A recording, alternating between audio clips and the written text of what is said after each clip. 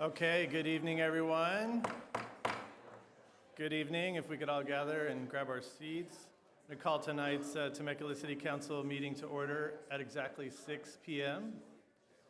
We're going to go ahead and start off the meeting with an invocation by Jim Willis of Center for Spiritual Living, Temecula Valley. And then I'm going to ask my council colleague, Curtis Brown, to lead us in the flag salute. Good evening, everyone. Let's all come together.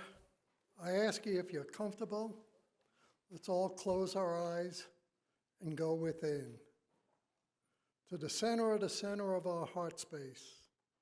For truly, that is where the presence of God resides in each and every one of us. For I know there is that one power, one presence, one creator, one divine intelligence, one all and everything, which I choose to call God. And I know that God is endowed with all the divine qualities of God, of justice and freedom and life and light and love, peace and joy, happiness and harmony, balance, beauty, divine wisdom, wholeness, and abundance in all and everything. And I know that I, being created spiritually in the image and likeness of the one, that I too am endowed with all those same divine qualities, for it is my birthright. And as I know this to be true for myself, I know this to be true for each and every person within the sound of my voice. And I know and declare that tonight's meeting flows with grace and ease, that all that needs to be discussed is discussed, and all that needs to be said is said. And I call it all good because it's all God, and God is goodness itself. And I simply allow it to be as we together say, Amen.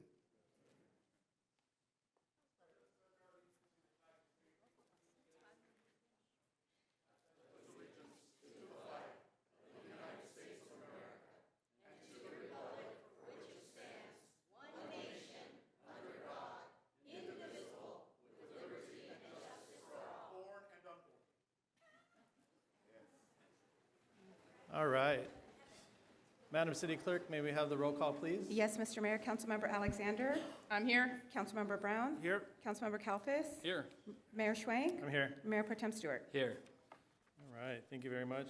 All right, in consultation with the Mayor Pro Tem, and given the fact that everyone's here for the business portion of this agenda, we are going to move straight to item number 11, which is consider reorganization of Old Town Local Review Board and provide direction regarding the same.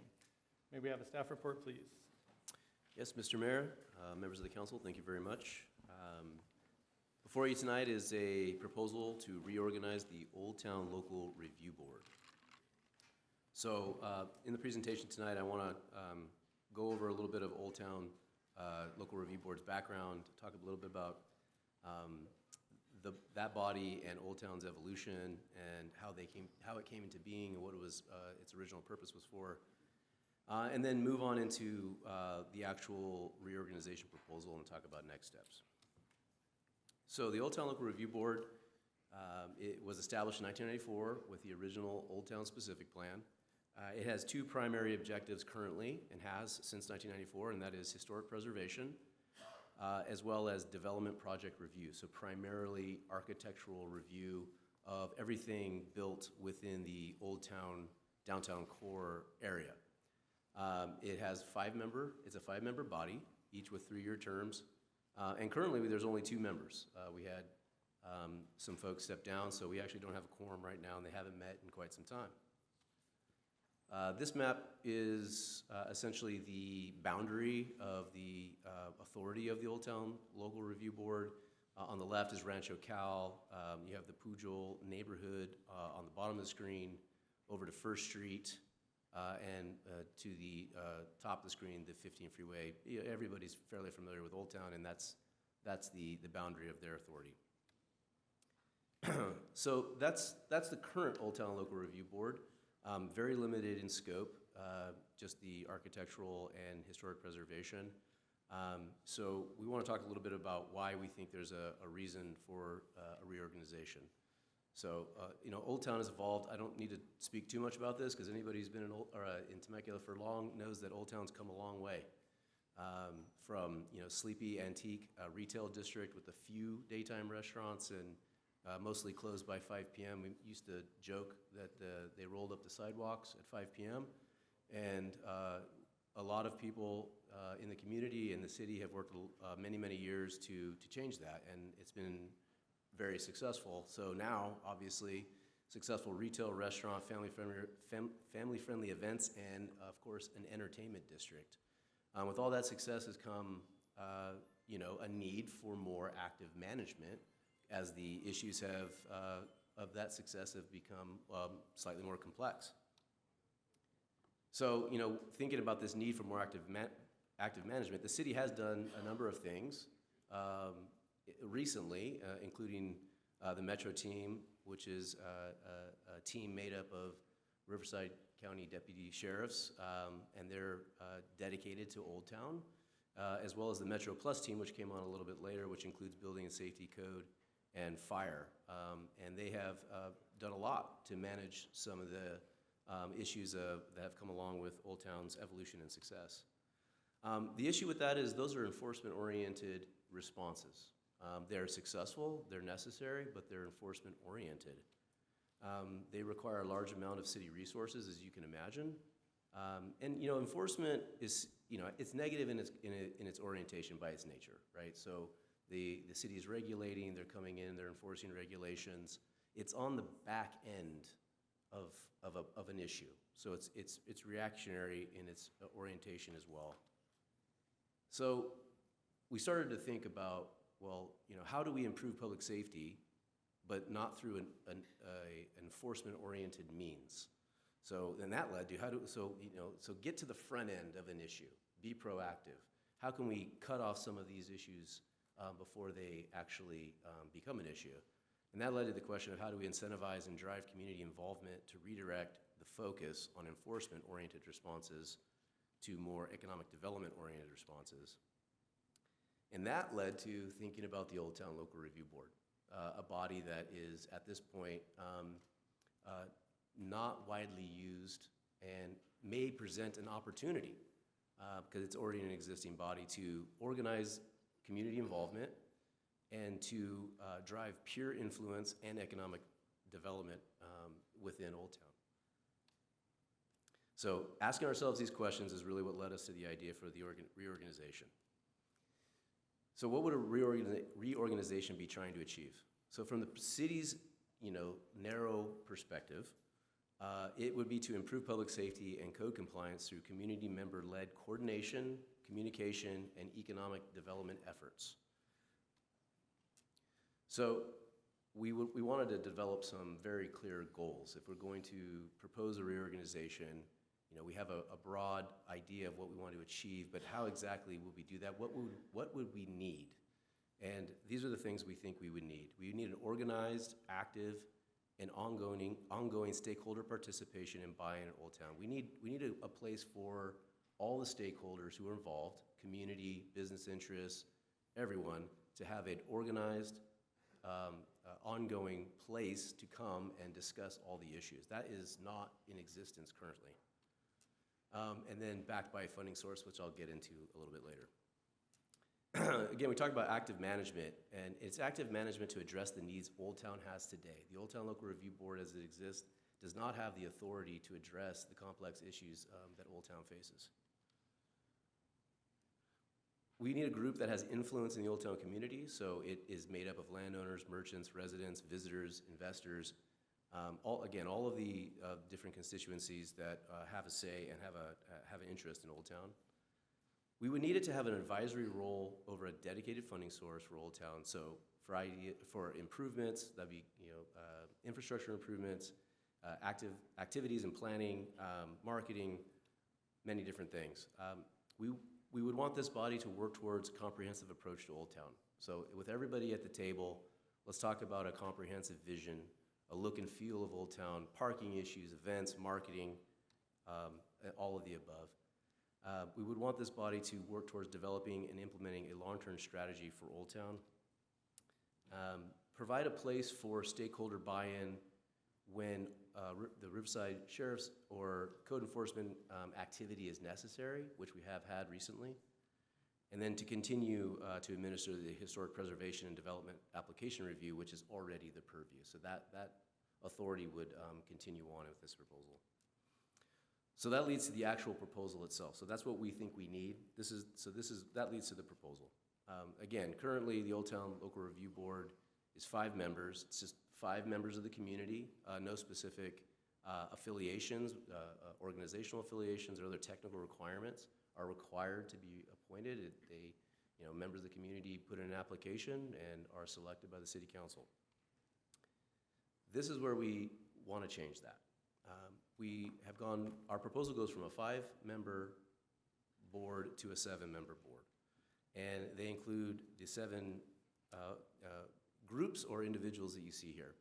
So first would be Visit Temecula Valley, which of course is our tourism folks and who do a great job.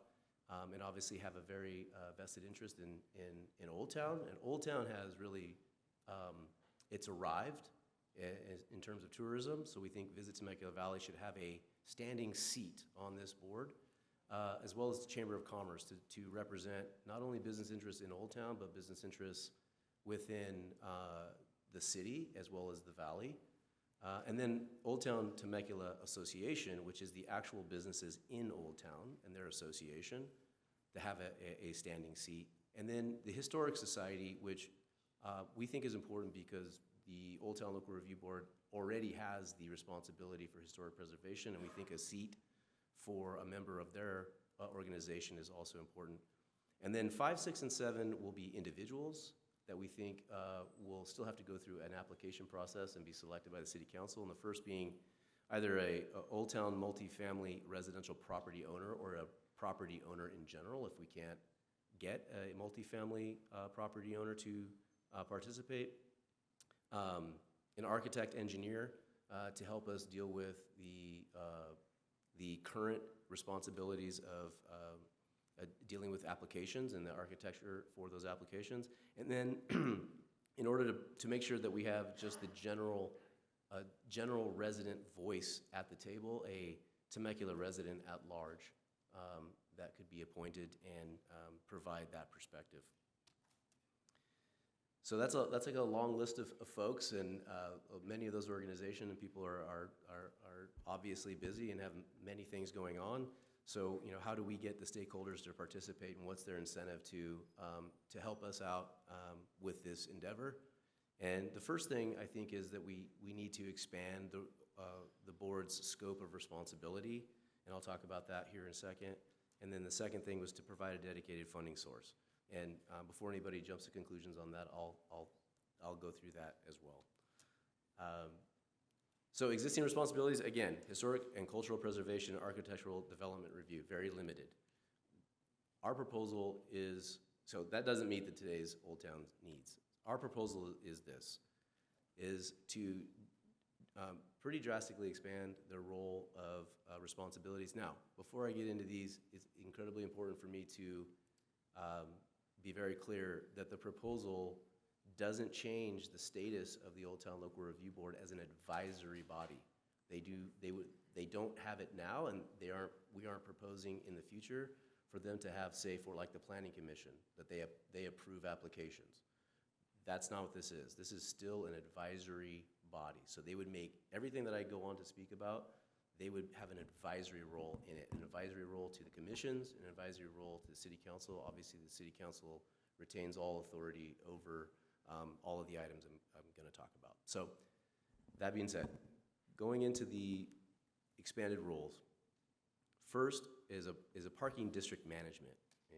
This is a can of worms. We don't have to get into it tonight, but I think that there is a need for parking management in Old Town, long-term, short-term and long-term, and this body would be kind of the governing board of parking in Old Town, all the issues related to that. They would make recommendations to the Planning Commission and City Council on parking revenues. If we used to have grant and loan programs in Old Town, and if we ever did, This would be the body that would oversee that. Involvement in determining priority of Old Town infrastructure, so making recommendations on infrastructure improvements. Now this is another different one, is the ability to make proposals and for those proposals to be studied. The current local review board is just implementing the specific plan. That's it.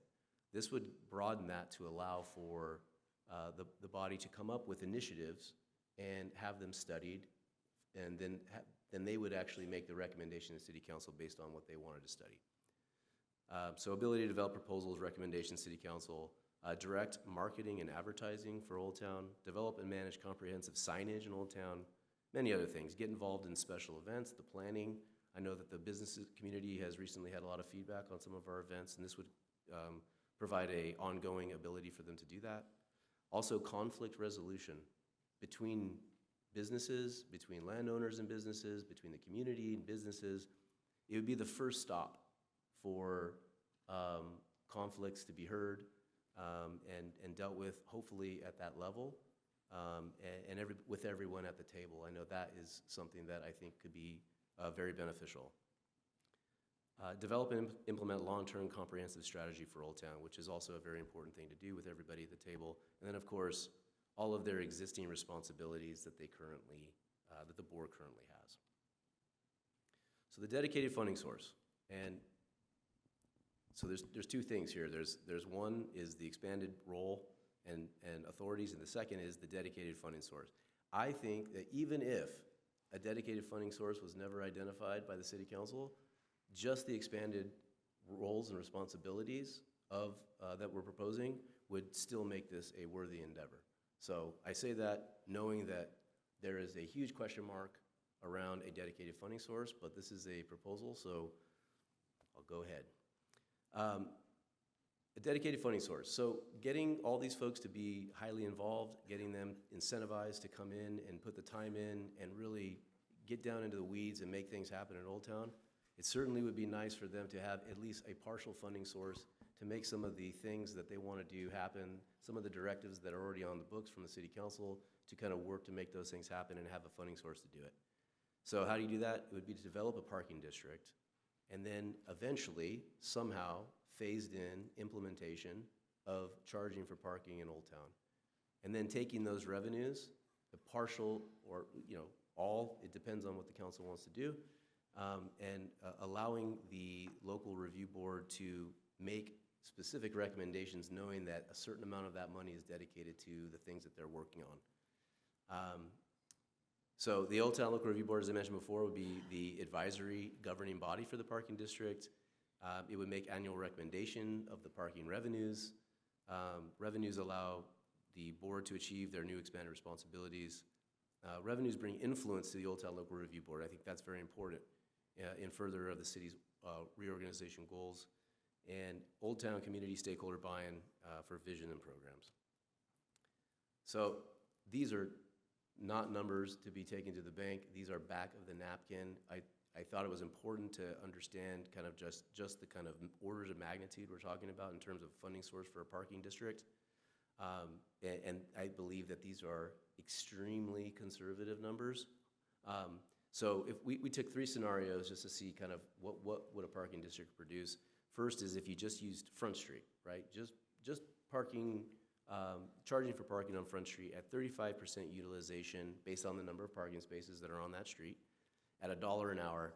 And 35% utilization I think is incredibly low, but you have to think about overnight as well. There's not a lot of parking overnight. And that's $1.2 million a year. If you add in the side streets, 25% utilization, $1 is probably pretty low, and you can see 1.6. And then if you look at 1,300 spaces, there are more than 1,300 public spaces in Old Town, but if just taking 1,300 spaces at 20% utilization, $1 an hour, it's $2.2 million a year. So the opportunity or the potential for revenue is, you can see it's substantial. And then also to make it enticing for folks to come on board and put the time in, we've already put together a multi-year work plan. Now this can change, but we wanted to let the potential participants know that that their time won't be wasted and that they will hit the ground running and that there are a lot of things to work on already. So you can see in year one, obviously, a lot of work will go into taking a look at the parking district, studying that, and hopefully making a proposal one way or another to the city council by the end of the year. Working on some of the parking technology we'll need for that, deploying it in pilot program, and then potentially citywide. Put together a parking revenue estimate and phasing plan. Develop and implement the Parklet program, which is already underway and funded with other funding source, so they'll be able to work on that. And then get involved in the special events, of course. Year two, again, this is just aspirational at this point, but establish a parking district, develop a strategic plan, finish up a strategic plan for Old Town, implement phase one of the parking, charging for parking plan, and then, of course, the ongoing yearly responsibilities. And year three, similar thing, just ongoing. We have a number of things, and these are just the highlights. There are still many, many things that we haven't listed out that this body would be involved in the first 3 years. So that's the proposal, and I just put this is the original goals that we had sent out, the things we thought we would need in order to achieve a reorganization that would be effective and meaningful. And I think if we look back at these initial goals, I think the proposal meets these needs, at least in large part. It's not the only thing that needs to be done, but I think it is a big stepping stone in moving us forward. And again, these are the proposed participants and bodies for the board. And so what are the next steps in the process? So if directed tonight, we'll return to City Council at a future meeting with a formal action to establish the new responsibilities. And there will still be many questions we still need to answer. I know we have to work with legal on some things, and that would all be fleshed out before we returned. We would work with the Old Town Steering Committee as well in an effort to do that. And then, of course, if council were to adopt some kind of action, we would be asking at that meeting to direct us to go out and begin the recruitment for the landowner, architect, and resident at large. And again, this staff met twice with the Old Town Steering Committee on this matter, and this proposal does come at their recommendation. And so with that, staff's recommendation is for the City Council to discuss this proposal and then potentially direct staff to return with a formal action on the new responsibilities and begin board member recruitment. Thank you. All right, thank you very much, Luke, for the presentation. Before we go to public comments, do we have any questions of staff from my colleague? Okay. Madam City Clerk, do we have any public comments on this item? Yes, Mr. Mayor, we have one public speaker for this item, Skylar Temple. Okay. Welcome. Hey, council, staff, and members of the public here tonight. First of all, Luke, thank you. Your team did excellent work on this, and I'm really excited to see this item coming back. As a regular patron of the Old Town Temecula Historical District, nightlife, this is an important item to be coming back. And I really think that it's important that the stakeholders involved in this, that you highlighted, both business owners, historical society, and residents. I think that's a great mix. I would recommend that the sixth member that you referenced there, you said specifically a property owner. I think Old Town resident is a little bit more fitting. We have a lot of people that rent in Old Town, and I think their voice is just as important as a landowner. I feel like that's a little bit more inclusive. And then I do think that in the long run that this Old Town Local Review Board can do a lot of really good things to make sure that not only is the vision that we all have for Old Town preserved, but also it continues to grow. This economic growth that we've had over the last decade plus is phenomenal. As a 25-year resident, I think this is a true testament to this community. So thank you, and please bring this item back for a full adoption. Thank you. Thank Mr. you. Mayor, that's the only speaker. Okay. We'll go ahead and move to comments from my colleagues, a little discussion. Mayor Pro Tem? Yeah, so this was an item that was very important to me too, because I spent a lot of time here in Old Town cruising. And so it's such a jewel to this valley that I want to see it protected. And like Skylar was saying, the mix of the board is going to be a good overview of what is, they could be our eyes and our ears on certain items that we, as city councilmen, we don't have the insight into. So I'm very happy with what Luke and his team came up with, and I'm in full support of this. Right? Anything else from my colleagues? Councilmember Alexander, anything? All right, just pretty much what Stu had just said. I am definitely in support of this. I was working with the Old Town Local Review Board before, and this kind of started coming up as conversation initially. And so to see this now in play and the reasons of why we need to have this in Old Town is very important to building up Old Town and giving it the family-friendly business drive that this city needs. And I love that. I really want to, again, appreciate Luke and his team and all that they did, because I know that it's been a lot of work. It's not just like they just did this overnight. This has been conversations in the background before this started to get implemented or in its way. I also want to thank my two council members for rolling up your sleeves and putting this together as well. So we know that there's always a lot of work in this, and so I thank you. The only thing that I really am still pondering on, and I would love to get more feedback from the residents, would just be charging for parking. I don't think I'm ready for that just yet. I don't know how far out that looks right now. That would be my only hesitation right now to move forward with that area, knowing that we're still going to need funding for Old Town. I know that our city could definitely move forward in doing that, but at the same time, I don't think the city is ready for parking just yet. I'd like to kind of give it a little bit of time and see how we economically open up and see where things are going right now. So that is it. Other than that, I absolutely love this presentation. I love everything that we are doing here, and so thank you all to you. Councilmember Brown, anything? Yeah, just being part of the committee, I do like the makeup of the stakeholder organizations that is in the proposal. I do agree with Jessica regarding the parking, but I think, Luke, if not mistaken, that would be like one of the first actions that the makeup would bring as part of the multi-year plan is to look at the parking, correct? That's correct. Yeah. So, All right. thank you for the work. Yeah, and I'll sort of echo some of those comments. Luke, when you brought this to the subcommittee, I was blown away, and I think I said it in that meeting.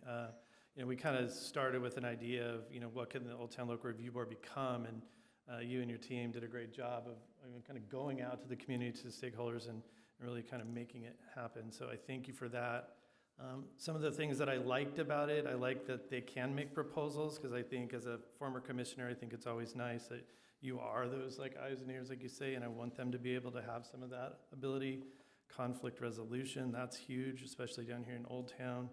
I'm more pro-parking district maybe than some of my colleagues, and I think as this new board moves through it, we're going to study it. We're not going to sort of jump to full paid parking right away, but it's something that I think when you look at the public realm, parking specifically, the street as a resource, we need to make sure that we manage that resource. I think it's important that we manage it. And I think this is just one piece of the puzzle of sort of continuing the great work that's been going on down here in Old Town. So I think this is a really good step. I do agree with the speaker. I think if we have a resident member at large, I think we should try to prioritize an Old Town resident. And if someone steps up, that's awesome.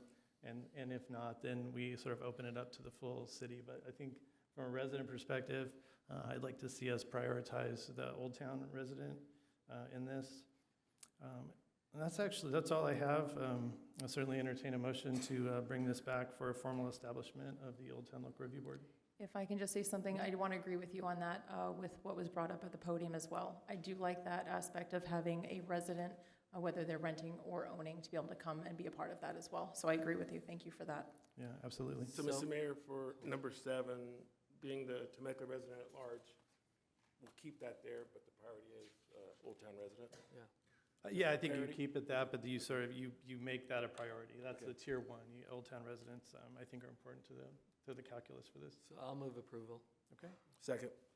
All right, we have a motion and a second. Let us vote.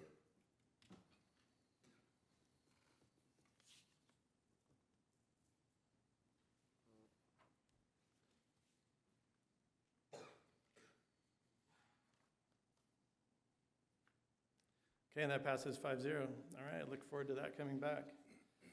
Okay, item number 12 is introduce ordinance amending section 2.04.050 of the Temecula Municipal Code, revising the salary for council members to $1,900 per month pursuant to Government Code Section 36516. May we have a staff report, please? Yes, Mr. Mayor, and we're going to just go ahead and bring up the slides for item number 12. As mentioned, this is agenda item number 12, the council salary ordinance. This particular ordinance is an introduction. As you all know, Temecula is a general law city established pursuant to the laws of the state of California. Council compensation is specifically set pursuant to the government code. The current council compensation is $600 per month. It is set forth in the Temecula Municipal Code as well. The last time it was adjusted was 2003. SB 329 passed and was signed into law on June 2023, and it increased the maximum amount of council salaries based upon population size. It does permit salary adjustment by ordinance at 2 public meetings, so an introduction and an adoption. We are here tonight for introduction purposes based on council direction previously. SB 329 is a permissive piece of legislation. It does prohibit automatic adjustments. For cities 75,000 to 150,000 in population, the compensation is set at a maximum amount of $1,900 per month. Next slide, please.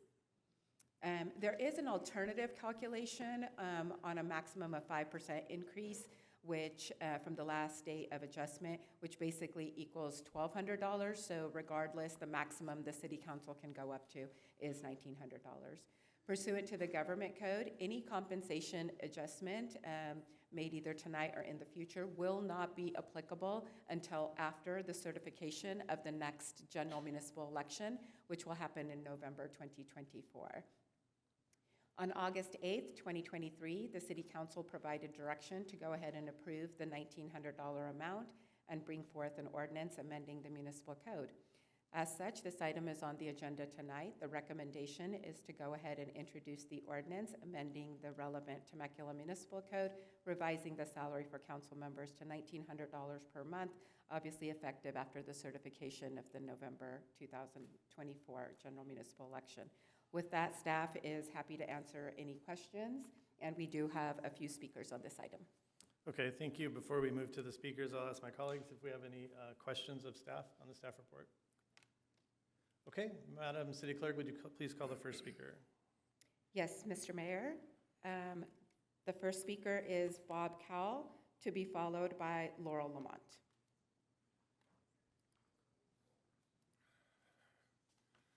Hello, Council. In 2007, Murrieta, I live in Murrieta, we looked at the amount of money that the City Council was making. It was $600 stipend. It's called a stipend, not a salary, but they called it a salary in order to be able to get other benefits. When I looked at we looked at how much money they were actually making. They were making the $600 plus $1,300 in healthcare benefits, plus other benefits, plus cars, plus this and that and the other thing. It was $55,000 per council person per year. So that seemed to be a lot of money for us. So what we did is we cut it down to 15% of the median family income of the people of the city of Murrieta. So let's just make it up and say it was $100,000, which it was not. It was more in the $60,000 to $80,000 range. If it was $100,000, that would 15% would be $15,000 a year. So that would give you about $1,100 something per month, I think, about that. And that was for everything. If you needed more money, you could go back to the council and ask for it. If you were going to go to, for instance, Rick Gibbs went to, I think with another person, went to China. So it was a special trip. They could ask for the money and they got it. So they flew there, but it was an extraordinary thing. And if you're going to some extraordinary event, you can ask for the money for that too. So anyway, I asked that you consider that as a possibility. It passed overwhelmingly. It was on the voted by the people. It was 70% of the people, approximately, 69.9 something, I think, voted for it. So it was overwhelmingly voted for. Thank you. All right, thank you. Next speaker. The next speaker is Laurel Lamont, to be followed by Melissa Bourbonnais. Welcome. Hi. All right, so I'm a proponent for you guys getting a larger stipend if you do the job. But if you're just pushing out city staff's agenda and you're not taking the time to get to know the constituency, what are we paying you for? We're paying city staff. So, I mean, I've asked Zach, we've had conversations in the past, long before we had a Jessica on the board, and I said, when are we gonna bring housing to the agenda? And you said, I'm one of 5. It's called leadership. We step up. But if you're not gonna step up, why are we gonna give you a bigger salary, stipend, whatever you wanna call it? We do not have lived experience up there. And so I'm a bigger proponent for an increased salary, so hopefully somebody of the workforce will run for those seats and we can get fair representation and we can start talking about housing and what affects the constituency. And we can get you to actually come talk to us.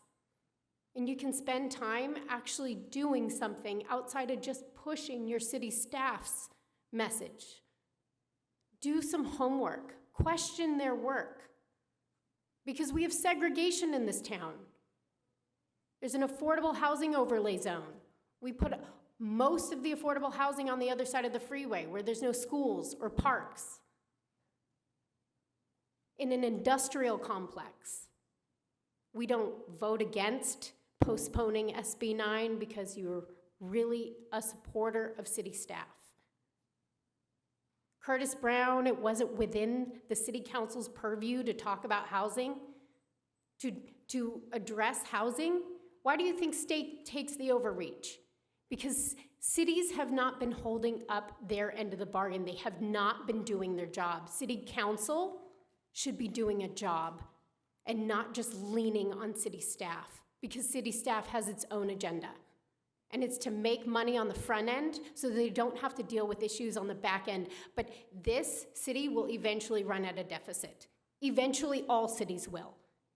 Because you're designed to make money now, so you don't have, until you're not here anymore, until city staff isn't here anymore and it's somebody else's problem.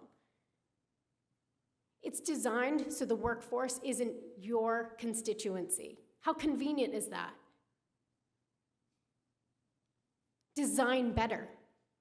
Question the work of city staff and their agenda. Reach out to the constituency.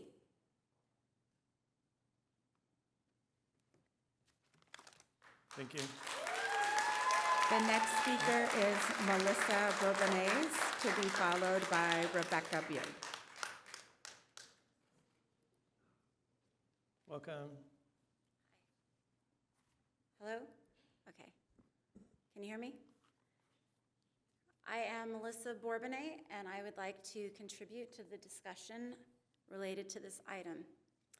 I also very much support the idea of council members getting a raise. If you're doing your job as you were elected to do, if you are doing your job according to the oath that you took, then it's more than a full-time job, and you deserve to be compensated, as all of us deserve to be compensated when we work hard, when we work.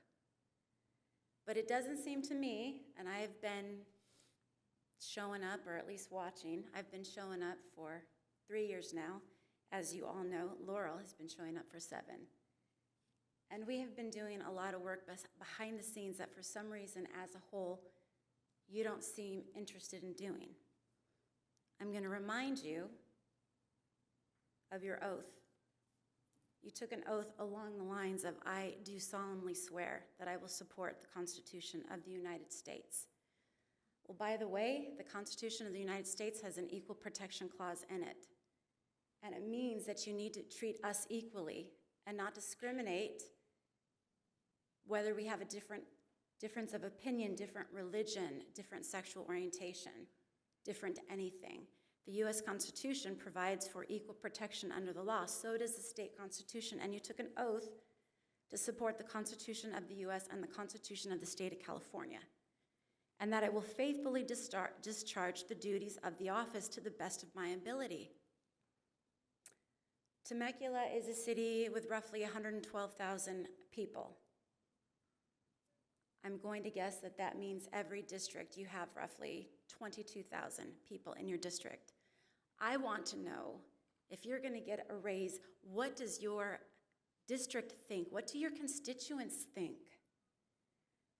Because I can guarantee the working class, the local economic workforce, they're not here tonight. Well, a couple are, which is cool, but for the most part, they're not here tonight because they're at work, because they're taking care of their children, because they're helping their kids with homework, because they're making dinner. They're not here, but we're not a theocracy.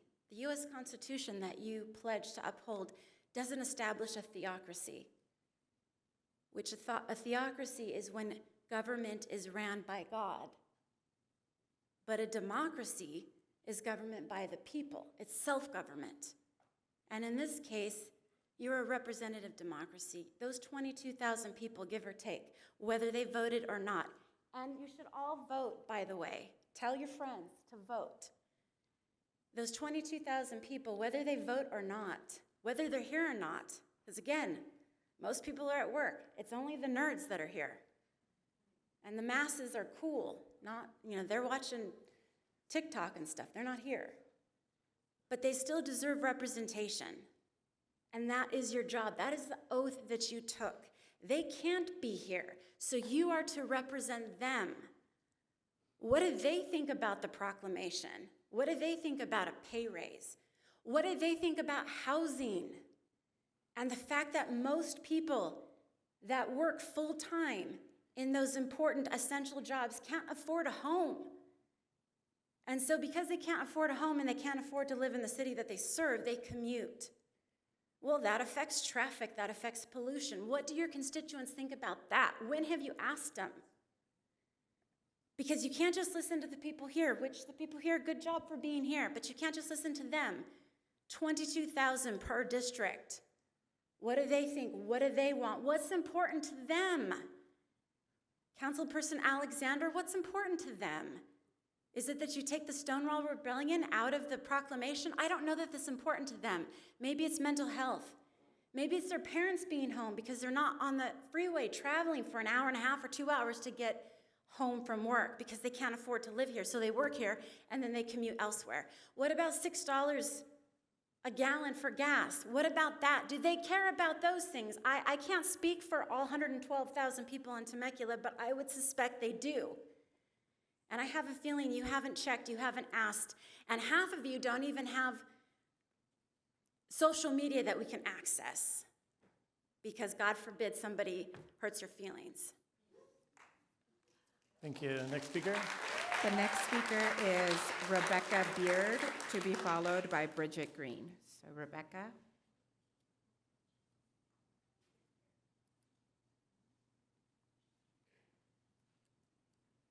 Good evening. Welcome.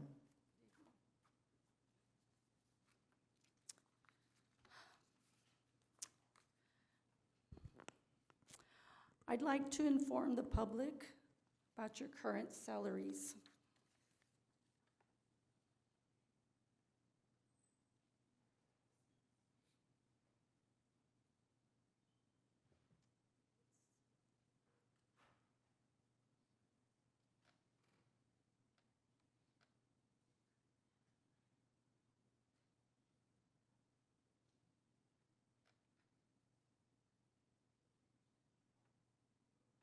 Got it. Thank you. So basically, you guys get a base salary of $600 per month. Then you get a car allowance, $400 per month. You get a cafeteria allowance of $1,200 per month. But don't let that name fool you. This can be used towards health insurance, retirement, flex care, which can be used for school tuition. for a grand total of $2,200 per month. That's the real current income. So now you're wanting $1,900 raise, which is, or base salary, which is $1,300 more per month. That's a grand total of $3,500 per month. In addition, trips to Sacramento are covered at 100%. That includes airfare, hotel, rental car, and meals. That's an additional travel income. So that's about $1,000 estimated to $2,000 per trip. And I'm sure there's other things I didn't have a chance that you guys get benefits for.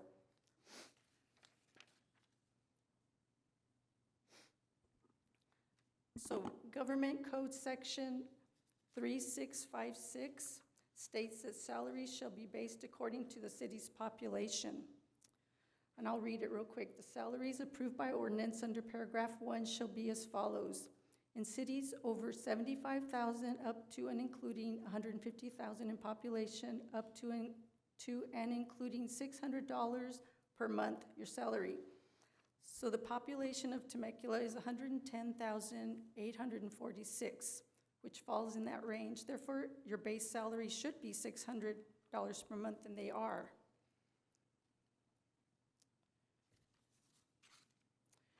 There is no need for a salary increase, especially because California is in a financial crisis and is running a deficit. Did you know that California is currently in a deficit of about $30 billion and is nearing bankruptcy? It is. We voted out people from the previous city council partly because they were getting enriched with being in this position and they acquired big houses up on hills.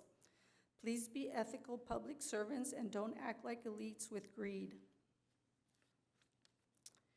If you have city dollar reserves, then allocate those dollar reserves for things like street repairs. I can't go to the grocery store without hitting a pothole at every turn. Our streets are in disrepair and they're tearing up our cars. Don't let our town start looking like a third world country all the while you're enriching your pocketbooks. Don't be elitists. Please be responsible and ethical public servants that serve we the people of your city. We are watching how you will vote on this, and we will not forget how you vote. Please reconsider this agenda item, and I hope you will vote 5-0 against it for all of the reasons mentioned. Thank you. Thank you. The next speaker is Bridget Green, and then the final speaker is Skylar Temple. Okay, thank you. Good evening, welcome. Good evening, everyone. I'm not going to make it very complicated. I think it's very simple. $600 to me is not a big breaking point in the sense of not having an increase since then, and that's over 20 years, I think. It's 2003, you said, to 2023. So I think a reasonable number would be like $1,200, like they suggested. And I think we have a lot more problems than just that in the city, including traffic and other things. And there is a difference, in case some people don't know, there is a difference between affordable housing and Section 8 housing. And I think the city has done a very good job in that department. Thank you. Thank you. Next speaker. The last speaker is Skylar Temple. Good evening, welcome again. Hey again. 2 times in one night, right? Don't worry, you'll hear from me a couple more times. This is really just a quality of life thing I think that we're speaking about, right? Like, imagine if you didn't get a raise for 20 years. And yeah, sure, public servants, right? At the end of the day, we're trying to foster a community in which regular people can go and serve their communities. You can't do that at $600 a month for the hours that you put in as a council member. Anyone who's talked to our local city council members knows that they put in a lot of work, right? 20, 30, 40 hours a week, upwards.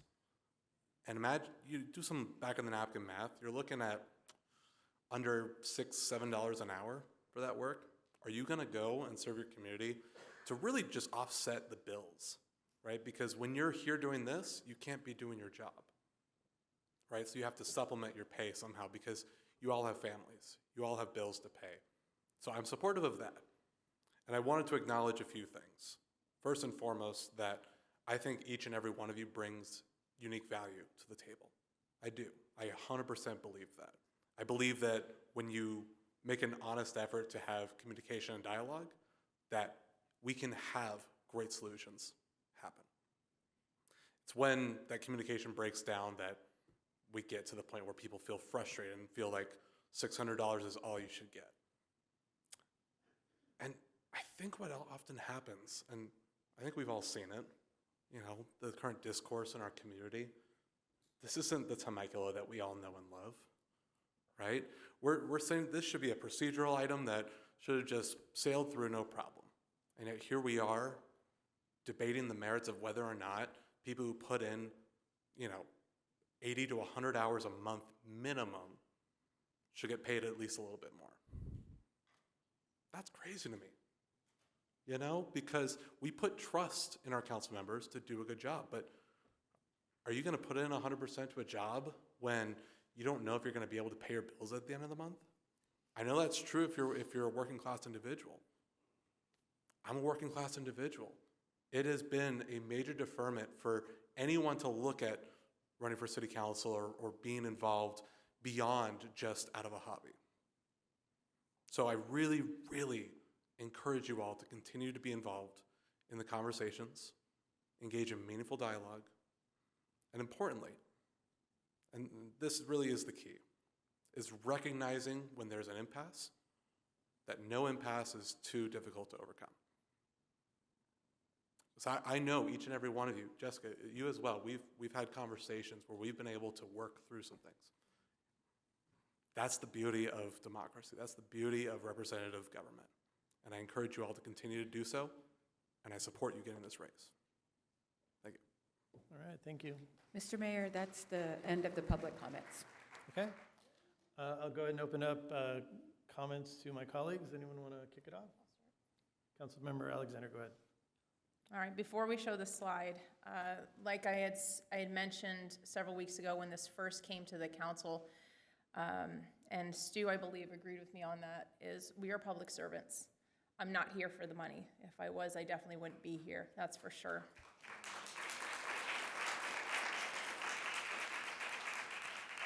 That being said, I do this because of the love of the job. I do this because of the love of the people that I do serve, and that's everybody.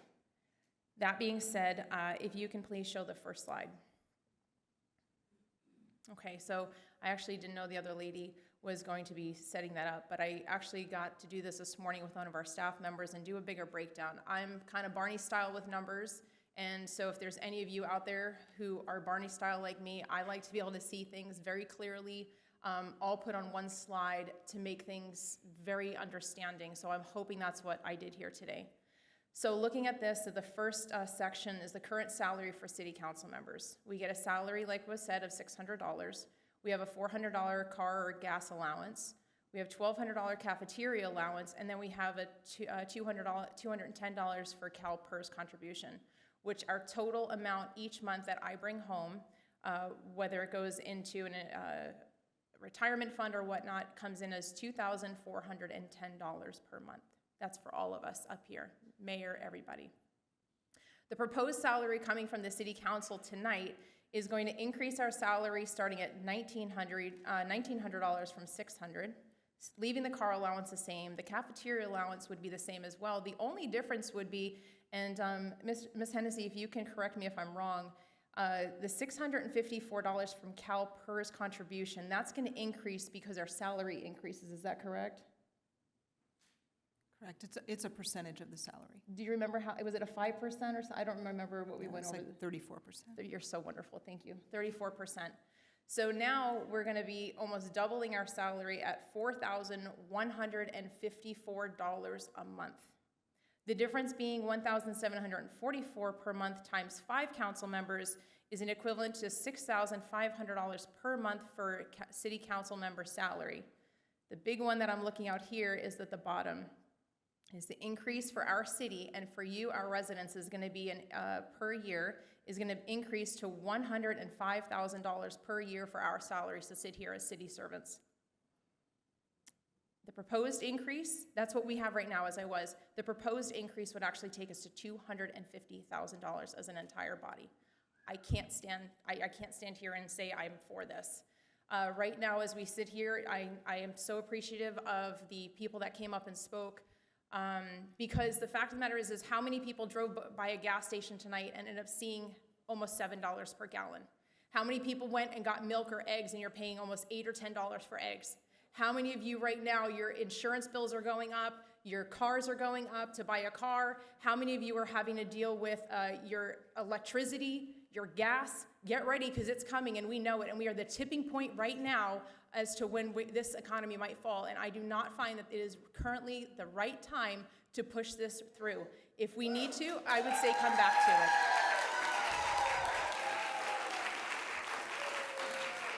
So my proposal tonight would be to postpone this agenda to maybe next year or after the new council is on, to be able to give some time to see where our economy is at, to give some time to see where we are as a city financially, to make a wise decision right now and be financially conservative. So I thank you for your time.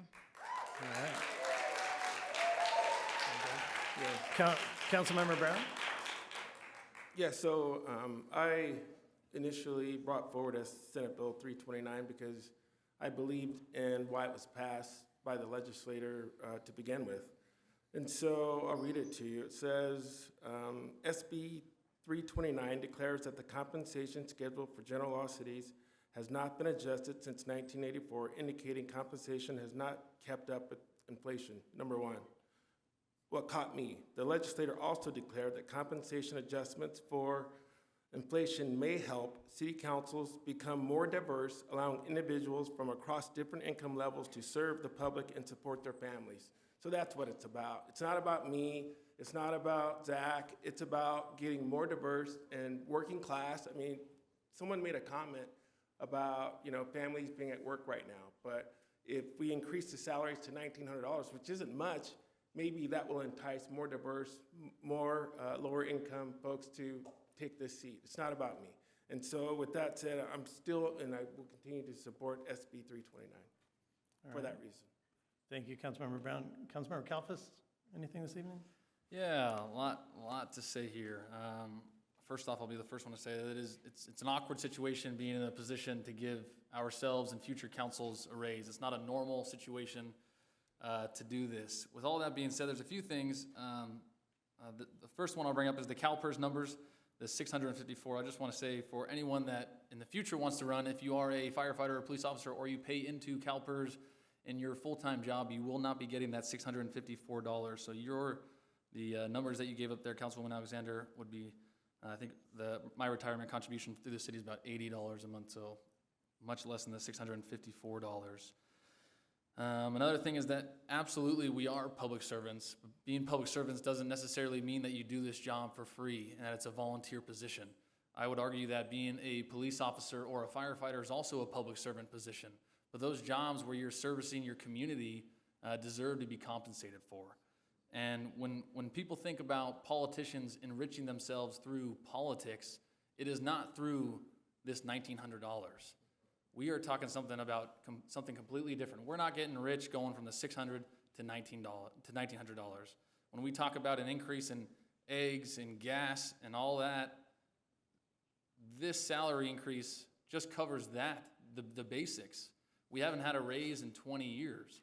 So the current council up here is in the hard position of giving ourselves, or not giving ourselves, the first raise in 20 years. And my hope would be for the councils moving forward to not place yourself in this awkward position, would be to place this item on the agenda every year. That way there's not this big discussion where there's this big gap from $600 to $1,900. It's only a couple $100 or even $100, whatever the councils decide. And I believe that if we do put this off longer, it just kicks the bucket down the road for the next council to do the same thing and have the same discussion. But my hope would be, like I said tonight, that we do push this forward. It will create a more diverse group of applicants. And I encourage everyone to run for this position, to sit in this seat and then tell me that $1,900 or the take home of $3,500 is enough.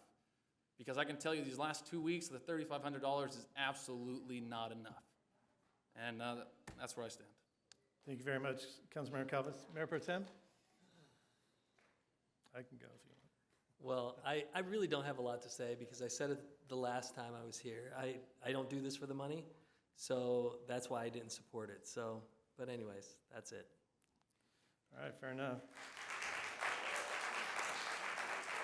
Mayor, I do have one more comment. We do have in the contract, any city council member has the ability to forego their entire salary. So let's not forget that. If we don't, and I know that you guys are all being honest, and we don't do it for the money, and we truly don't do it for the money, because like I said, the money is not enough. With that being said, every single council member sitting up here has the option to forego their entire salary. And I would, argue to take that salary, but donate it to a local cause that you believe in if it's not for the money. And I'll piggyback on that. That's exactly what I do with my salary. And I know Mary Ann did it, and most of the council members over the years basically donated their salaries to the local charities here in town, so.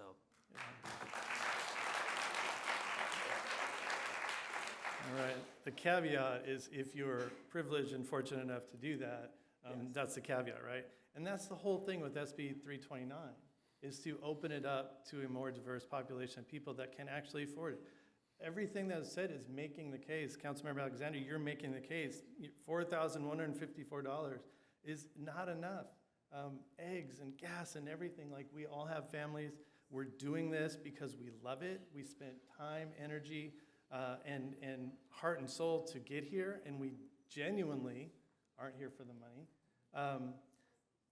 I think what we'll see, every city does things differently. I think you will see other cities start to do this. Councilmember Kalfas, you made some great points about, had there been annual or biannual sort of, adjustments, we wouldn't be in this predicament. It wouldn't look so vast of a gap.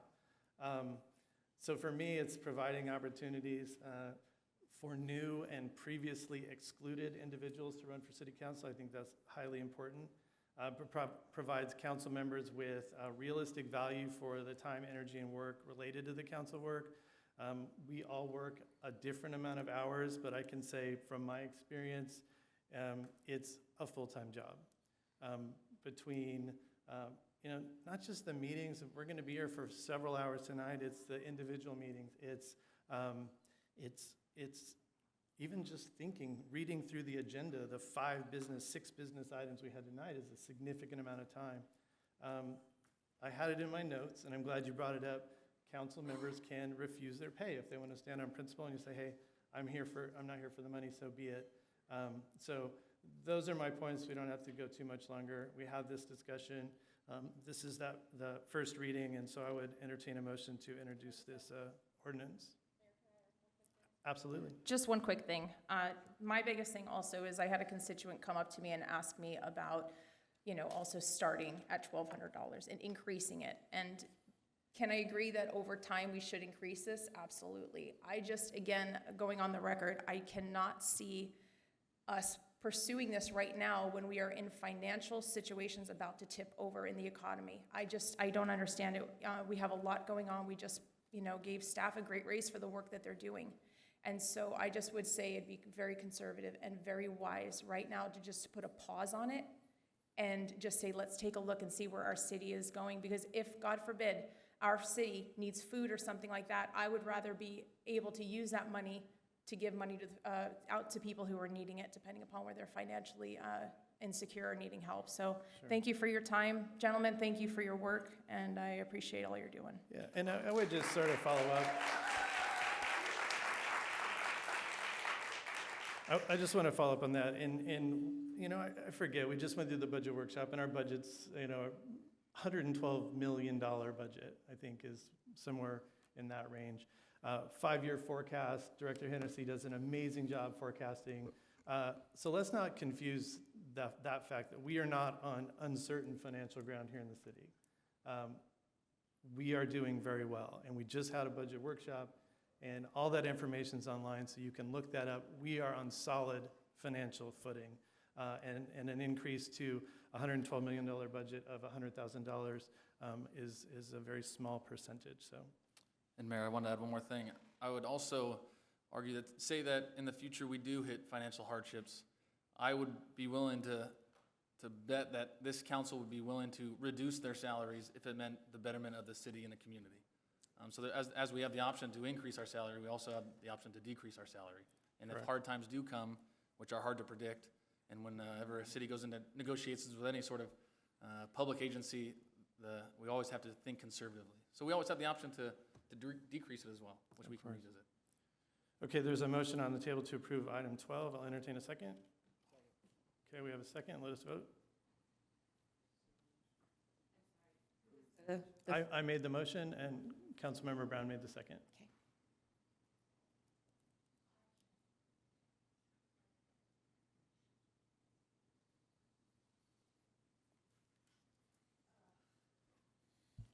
Okay, and that passes 3-2.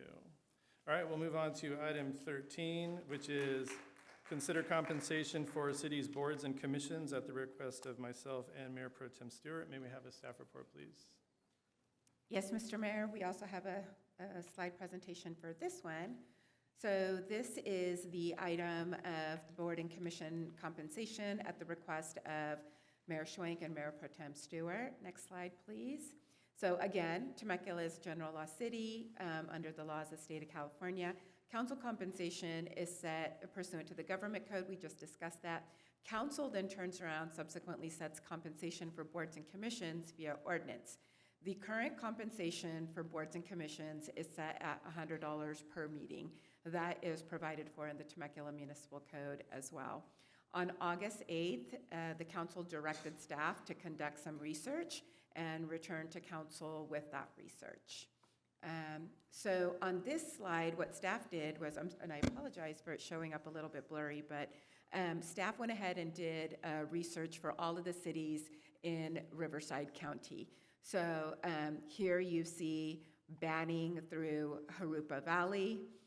Next slide, please. Here you see La Quinta to Palm Desert. And finally, you see Palm Springs through Wildemar. Next slide, please. Based on the research, most of our boards and commissions in Riverside County cities are not paid. They are the majority of them are voluntary based. That includes the cities that have many commissions and the cities that only have a few commissions. For those that are paid, Temecula is equal to or higher than all the cities in Riverside County, except for 2 cities. That is Lake Elsinore is $150 per meeting. However, they only have 1 commission, the Planning Commission. The city of Temecula does have 5. And then San Jacinto has 1 commission, the Planning Commission, and they pay $175 per month. So again, those are the conclusions from the research. We are happy to answer any questions. We will go ahead and take any direction that the council provides us. If your choices are basically to go ahead and leave as is or make any adjustments. If you make any adjustments, we will need to return at a future city council meeting with the same process, introduce an ordinance and amend the Temecula Municipal Code, and then also have a second reading for adoption. Mr. Mayor, I'm happy to answer any questions. Okay, thank you very much. Any questions of staff on this item? Okay, seeing none, I'll open it up for council discussion. Yeah, I guess I'll start. So the reason why this came up is we were at the appreciation luncheon for our commissioners, and I think it was Zach who accidentally said they made $150 a month, and then we were corrected, they only make $100 a month. And I thought that was incredibly cheap because I see what these people do. You know, I see the Ready Commission at, virtually everything. I see the Planning Commission go out on site views. And by the way, that is for a meeting that's in this chamber. So anything they do out there is on their time, their dime. So that's what kind of got me thinking, okay, are we, I didn't know so many were actually not getting paid. So, but I also feel that our commissioners do a whole lot for the city that even at 100, 150 is just so dirt cheap for what they're doing, and just compensating them for gas going to these different events, doing all this other stuff. We all know gas is almost $7 a gallon. So that's what got this whole discussion started. So now that we have the data, I'm interested to hear what the rest of you have to say. Yeah, and since I'm on we brought this item forward, I'll go really quick. Yeah, Mayor Pro Tem Stewart, you're right. We were at the appreciation breakfast, and we sort of started having conversation with a couple of our commissioners about it. And I had said, in 2012 when I was first appointed, it was $50 a meeting. It was like, wow, you got $50 a meeting. And you quickly realize, as I look around and I see commissioners here and at all of our events and ribbon cuttings and business events and whatnot, you do quite a lot. And I think that's the standard here, the Temecula way, I guess, is what we call it. And I think it's important to make sure that we do support our commissioners. So it was interesting to see that, many cities only have one commission, they only have planning commission. It's so the fact that we have 5 commissions, I think, is really a testament, again, to the Temecula way, the things that we do and how we do it here, and the expectation, what it means to be a commissioner and part of the community. It's hard to not want to pay our commissioners more, I'll be honest. You all do a ton of work, and it's good work. And so, $100 a month, again, doesn't cover the gas to the meetings, or if you ride your bike for some of our bike commissioners, it doesn't cover a lot of those things. So, but looking at the data, you see that, most cities don't pay anything. So I guess we're better than most cities in Riverside County in that respect. So I'll open it up to the balance of the council. Yeah, I support your comments as well as Steve's comments. Mr. Mayor, we also have one public comment. Oh, I'm sorry. Yes. May we we'll go ahead and take the public speaker now. Okay, the only public speaker on this comment is, or on this item is Bob Cal. Oh, okay. All right, welcome. Sorry, I should have deferred to you first there. No problem. I got some insight maybe from what you were saying. Yeah, I looked at the numbers that were up there, and I saw that the poorest cities paid for their commissioners. The richest cities did not. And I would say that maybe there's something to that, because usually the poor cities have the most corruption. So when you start giving money, how many commissions do you have? 5? If you have 6 commissioners on each one, that's 30. If you give each one $1,000 a month, that's $3,000. It doesn't sound like much, but when you start raising it to 200, 300, 400, where does it end? I'd say 0. 0 is my number. Thank you. All right. That's the only public comment. Okay. I'll go ahead and open it up to Councilmember Alexander, if you'd like to say anything. Just hold off on my slide for just one quick second. If I can ask Randy, because I know you are all in the know with this, how many people would you say typically would we see for an interview for a commissioner position? On average, I know it varies and it depends on the commission, but if you can throw out a number, what would you say on an average? Okay, a lot, a little. Yeah, so it really does depend. We've had years where we've been shaking the bushes and had to go out to extend the recruitment because we didn't have enough applicants. And then I think the biggest year was when we started Ready and we had 80 applicants. So, and it could be like anywhere in between that. So. Right.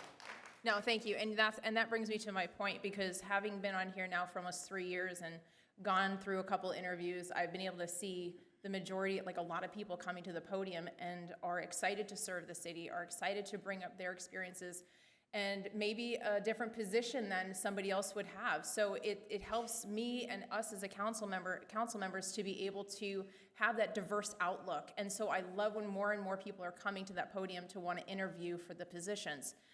That being said as well, I look at our commissioners, and I can tell each one of you that are out there right now, you guys have a heart to serve your community, everybody. And I just can't thank you enough for everything that you do on a daily basis, because I know you guys are usually answering emails, text messages, Facebook, whatever that looks like, showing up for ribbon cuttings. I see all of you all the time. Mr. Eric Faulkner, I don't think I've ever gone to an event where you are not there. So, and there's many like you. I just had him right in my purview. And again, the other two ladies as well for commissioners, you're always there, and I want to thank you for that. I want to thank you for your jobs, for what you're doing. But again, as I'm seeing that other cities don't even pay, it breaks my heart to want to. I think there should be a salary. I'm okay with that. I'm very comfortable with $100. Again, I'm not going to beat a dead horse right now. I just don't think it's time, even though it may be a little bit of money. If somebody can, if you can just put on my slide for me, please. Just a quick rundown. So here are the commissioners, the community services commissioners, planning commission, ready, traffic safety. This is what everybody is making for compensation, and by the time for the annual commissioner compensation comes out to $41,000 per year. If you can go to the next one, that's current right now. If we go up from there, this is what we look like as far as paying out for our commissioners. Again, do they do a great work?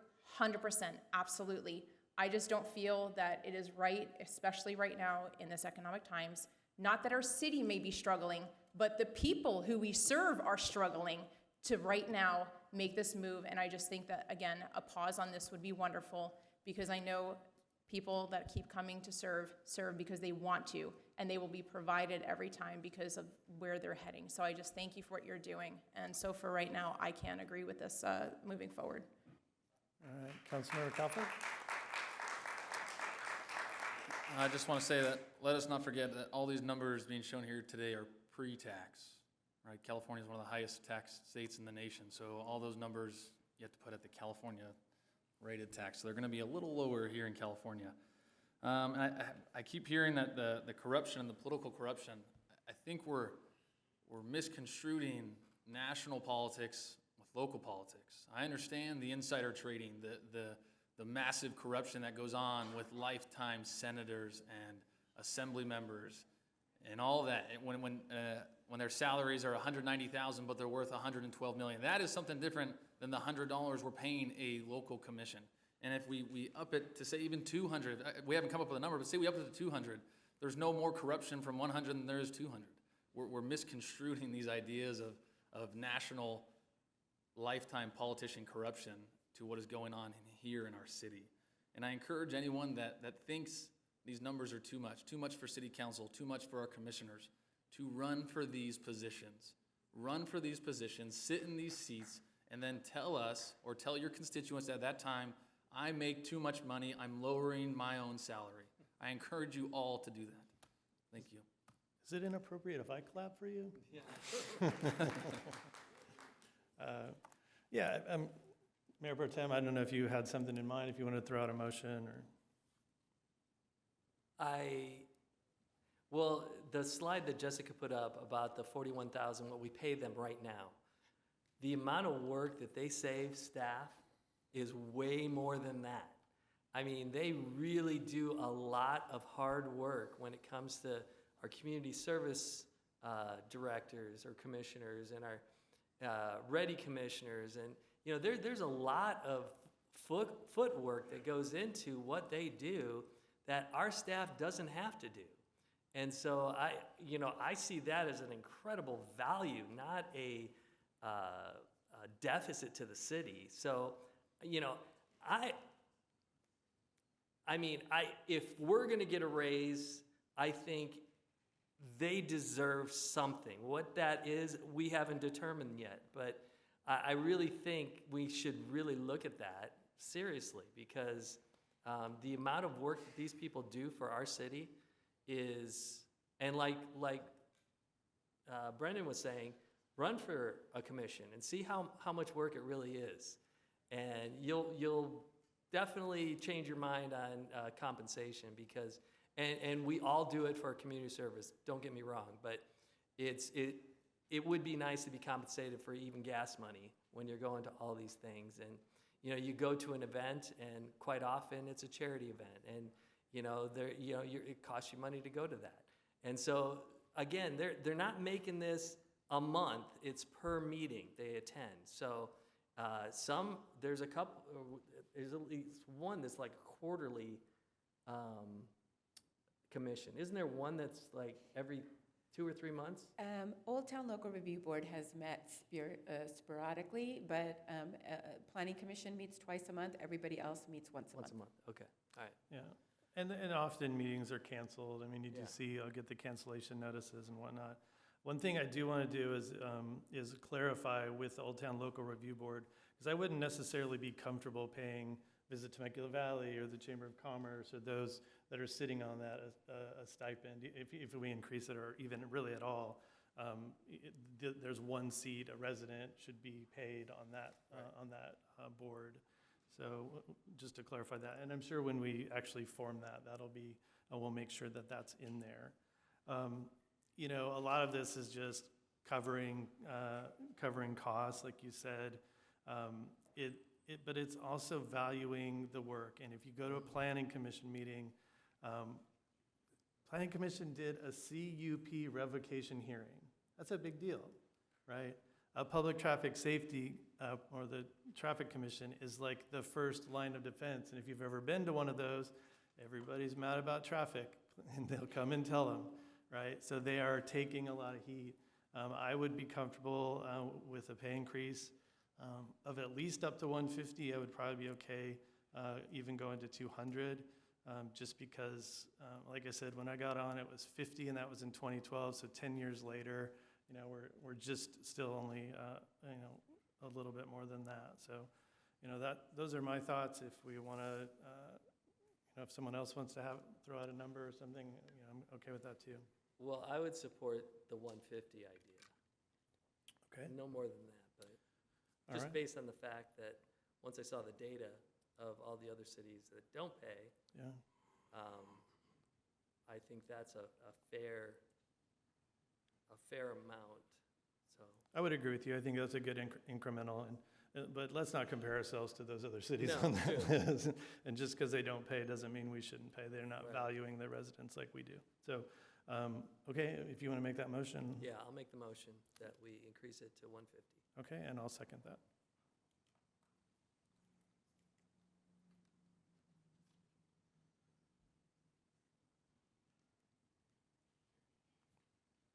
Okay, and that passes 4-1. I got a quick note from one of my colleagues that they would like to take a quick bathroom break before we have 3 more business items. So I'm going to just adjourn this meeting for, let's say, no more than 5 minutes.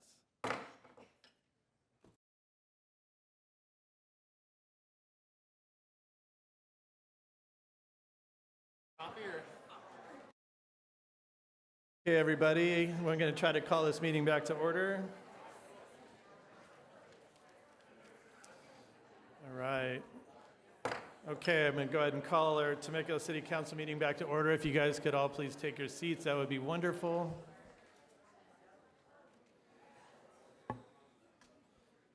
We're going to move on to, so thank you for indulging us in a quick break. We know these next items may take a little bit of time, and we wanted to all be prepared for them. All right, item number 14 is consider amendments to Pride Proclamation text and proclamation program recipients and provide direction regarding the same. This is at the request of subcommittee members, Mayor Pro Tem Stewart and Councilmember Alexander. Do we have a staff report for this item?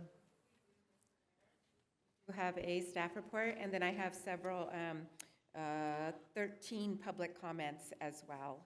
This item has been called, so we will not be receiving any more speaker slips on this item. This particular item is at the request of the subcommittee. As a reminder, on January 10th, the City Council approved the current public recognitions policy and the 2023 proclamation list.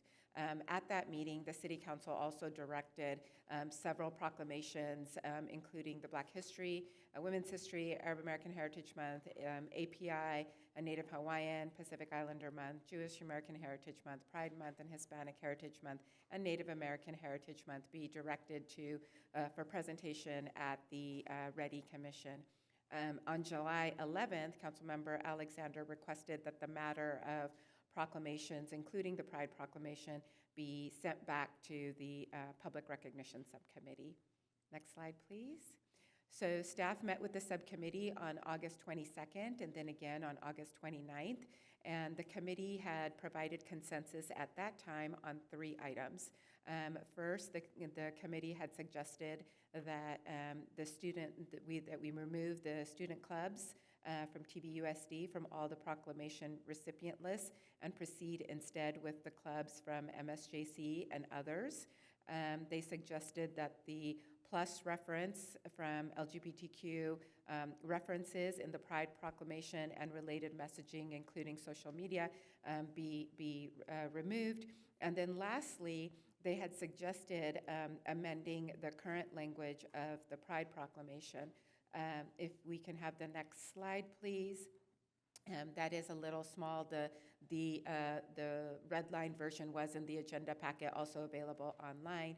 And essentially, they are suggesting that with the plus references removed, the Stonewall reference removed, the recipients, previously TVUSD student clubs removed, and some additional language changes that the City Council go ahead and suggest those 3, consider and discuss those 3 items. Next slide, please. Now, all proclamations sent to the Ready Commission in January 2023 have been presented for the 2023 calendar, with the exception of Native American Heritage Month. That particular proclamation is scheduled for November 2023. Contact has already been made. So whatever direction the staff receives from the City Council, we will be making it applicable after the presentation of the last proclamation, unless Council directs otherwise. With that, we would turn it back over to the subcommittee members, Councilmember Alexander and Mayor Pro Tem Stewart, for any additional comments and requests that the council discuss and provide general direction as desired. As a reminder, we do have several public comments, Mr. Mayor. Okay, thank you very much, Madam City Clerk. So I will open it up to the subcommittee if they'd like, or we can go straight to public comments, whatever you prefer. Okay, we'll go ahead and move straight to public comments, Madam City Clerk. Okay, the first comment, first speaker is Bob Cowell, to be followed by Eric Faulkner. Good evening. Okay, hold on a second. Hold on. I don't hear your mic. Can we make sure? Is it on? There we go. Go ahead. Okay, I agree with Jessica and Stu. I think it's on this one. Yes, Stu, I agree with you on this one. That flag should be limited because I might want my favorite sport team on. This is not that item. We're the item before that. Oh, which item is it? 14. Oh, Pride Proclamation text. I agree with that one too. So surprise. The text is in there. There's just a few things that have been taken out that shouldn't. It doesn't matter. For me, it's better it's not in there. And so I would rather it just be taken out. Thank you for doing that. That's all I have to say. Okay, next speaker. The next speaker is Eric Faulkner, to be followed by Bob Quaid. Welcome. Thank you. Hello, everyone. First of all, let me start with some positive news. My daughter got married on the 17th of September. Yay. So we're going to start there first so we can lighten the room up a little bit. I'll make a statement. Councilman Kalfas, I'll give my little stipend up too if the city goes under. So I'm willing to give my money up as well. Again, proclamations were presented to student unions prior to the council voting to send our proclamations to the Ready Commission. This was a standard that was already set. Remember, you chose to delegate this responsibility to the Ready Commission, and the Ready Commission took it and has made it something special. Our proclamation meetings are the most attended meetings out of any commission, and on many occasions exceeds the city council meeting attendance. We should continue with the precedents established by City Council by presenting proclamations to high school student unions, and there is nothing wrong with combining with local college student unions as well as an extension of what we're already doing. Let's be clear about what this is. was the attack on the LGBTQ+ proclamation. When we had the discussion, the reason those came down is because of that specific proclamation. Had it not been one of the proclamations, we would probably be still having those proclamations here. So I want to be clear about that. So again, proclamation into preventing looking discriminatory and not inclusive. All the proclamations were connected with the scrutiny of the student unions. Presenting proclamations to student unions poses no clear and present danger to our community. We continue to strive to build a city that is inclusive of the diverse community that we reside in. The politics of this is getting out of hand. The president, the governor, our military recognizes these proclamations without scrutiny and many others, so why are we spending so much time on this? In conclusion, there is nothing wrong with the current presentation of proclamations to student unions by the Ready Commission. So I respectfully request that you continue with the process established with Ready Commission and initiated by the City Council who were presenting these to the student unions. Let's get to the business of protecting and respecting each other and uniting the city through a nonpartisan approach to leadership. Thank you. The next speaker is Bob Quaid, to be followed by Sovereign. Good evening, welcome. Good evening, Honorable Mayor and members of the council. My name is Bob Quaid, and my wife Laura and I have been residents of the city of Temecula for 20 years. And we've always thought the Temecula Valley as a little piece of heaven, blessed by God because its founders and many of its current residents are church-going and God-honoring people. And God has blessed us because of that. And the Bible tells us that he does bless those who please him.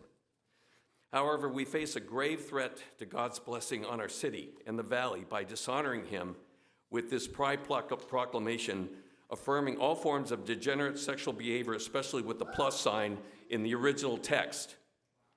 And I know somebody came up here and said, oh, well, we're not a theocracy, but we stood up here early and we said, I pledge allegiance one nation under God. We have in God we trust on our currency. We said a prayer before this meeting every single time that we have a meeting, and we ask God for his wisdom. So if we're not looking to God for wisdom and discernment, then what are we doing all this for? So let me tell you, and let me share with you what the Apostle Paul said in the Bible in his letter to the Romans. Okay, they had the same idea. They just kept thinking that their own ideas and their desires were higher than God's own heart. So let me tell you what he said to the Romans. So God abandoned them to whatever shameful things their heart desired. As a result, they did vile and degrading things with each other's bodies. They traded the truth for God for a lie. So they worshiped and served the things God created instead of the Creator himself, who is worthy of eternal praise. That is why God abandoned them to their sinful desires. Even women turned against the natural way to have sex, instead to indulge with sex with each other. And the men, instead of having normal sexual relationships with women, burned with lust for each other. Men did shameful things with each other, with other men. And as a result of this sin, they suffered within themselves the penalty they deserve. Since they thought it foolish to acknowledge God, he abandoned them to their foolish thinking and let them do things that should never be done.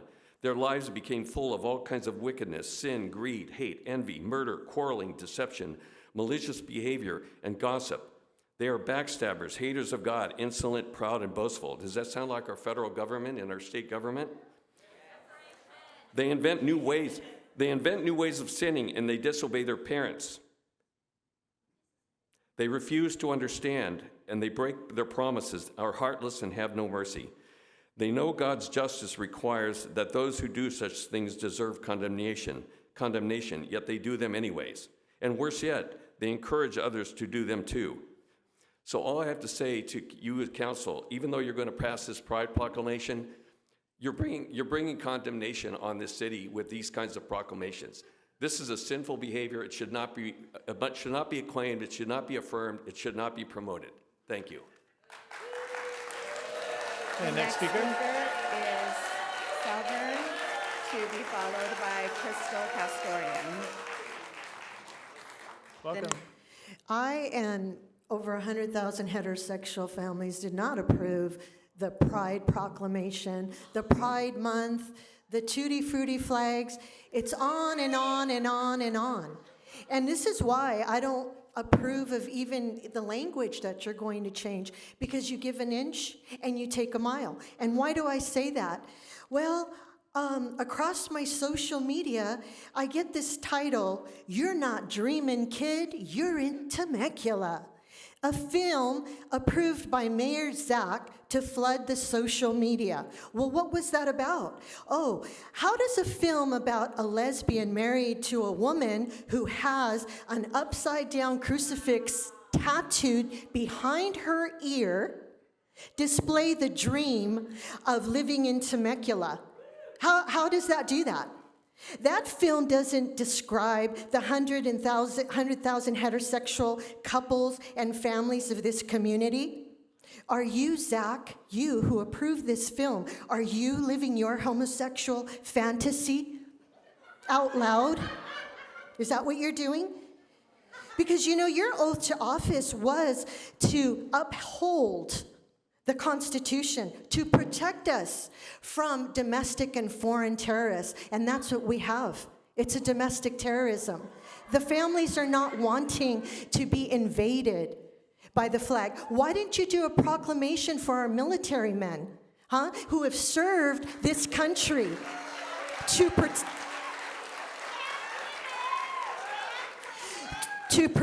your freedom, mine, and everybody else's? Why don't they get a month? Why isn't there a proclamation for them? They get 1 day.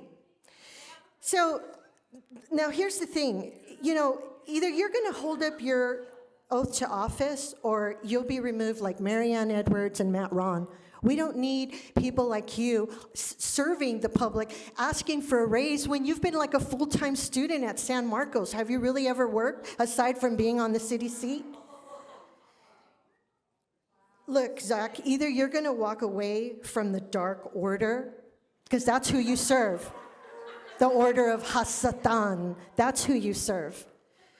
There is hope for you if you go by God's way, which is what Ezekiel 19:21 says. But if wicked people turn away from all their sins and begin to obey my decrees and do what is just and right, they will surely live and not die. The choice is yours. You stand with God and the people who elected you in this office, or you stand with Hasatan. The next speaker is Crystal Pastorian.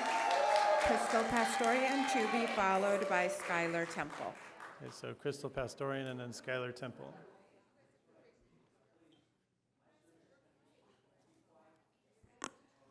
Good evening, everyone. Hold on, Crystal. If we could give some respect to the speaker, thank you. Go ahead. Good evening, everyone, members of the City Council and Mayor Schwank.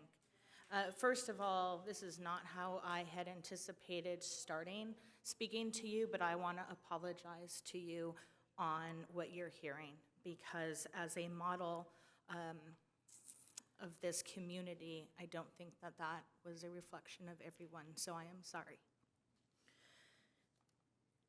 Language is important, and we know this. We know that how we use language is important. How we express ourselves and who we are communicating with is important. So what is Hispanic heritage without Cesar Chavez? And what is Black history without the 1963 March on Washington? And what is pride without 1969 Stonewall in New York City? These are points in history where people of underrepresented groups and cultures have found their voice. Why would we not want to acknowledge that? Why would we not want to pay tribute and look at that as a place of a root where people have found their voice? The proclamations were placed in the inclusive space that you created, better known as Ready. And now here we are. The impact of local government recognition goes a very long way with our youth, specifically our high school youth. To remove them from receiving this proclamation is an exclusive act and not one of inclusion. Our high school students deserve to be seen and heard. Students deserve to have a community and a space that they feel safe in and where that they can be heard and, most importantly, come as their authentic self. In order to have a better community and a continued place where we can uphold these values, as is reflected in our own core value as a community, we have to do better. We have to stop creating a divide, and we must become unified. Whether you agree or not, we must become unified. We have to remember that we model what we want to see. And I want to see our youth in TVUSD, all of our youth, stand up here and receive the recognition that is deserved. And while it should be coming from the City Council itself, Ready is a space where they are accepted, every single person, and where we can pay tribute and acknowledge and create that safe space. So I ask you to leave the language alone and understand that what you have already done is inclusive and not create an exclusive place. Let it be. Thank you. Okay, next speaker. The next speaker is Skylar Temple, to be followed by Preston James Miller. Hey, welcome. Crystal, thank you for speaking so much about unifying this community. Because, hang on, does anyone smell that right now? I think I smell a lot of hateful bigotry in this room right now. I think I smell it coming from someone really particular up there who just really seems to hate the queer community in Temecula, who hates the allies of the queer community here in Temecula, who has made every effort to demonize, vilify, and really just be a hateful person. It sucks. Sitting there from the dais, looking out on this room full of beautiful people, and you think that some people in this room don't belong. You think that some people in this room aren't deserving of a simple recognition that we value the sacrifice that those who came before you and those now are making for civil rights. You know, I did a little bit of annotation here on these markups that you did, and I'm sure you must have done so as well before you submitted this frankly hateful changes. And I was chuckling at the very end here when you added, to be protected from abuse, enjoy equal protection under the law. And I'm like, that's an excellent addition. But then it immediately is followed by a crossing out of the ability for those to live in a happy home supported by friends and neighbors. Isn't Temecula the place where neighborhoodly love and a strong community foundation, isn't that why people move here? People choose to live here? Time and time again, I don't think you get what Temecula is really about. I mean, you moved here 2 or 3 years before you even got on the city council, so I can't really say that you know about the true foundations of this community. I was struck when, education about the importance of Pechanga's Pulaski Mountain Day was needed. Because from what I can tell, the fight against Liberty Quarry was a foundational aspect to even love this community. Because that was what being a Temeculanan was about. Coming together regardless of our differences on national politics.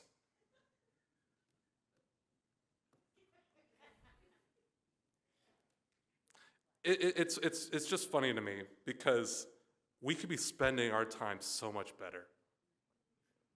We talked about some really important things earlier, right? We talked about the Old Town Local Review Board, something that truly is necessary.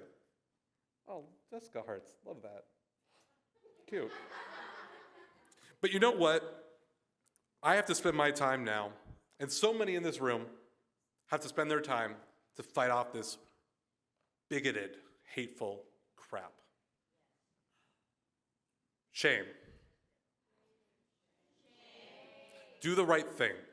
Uphold this proclamation in its original intent.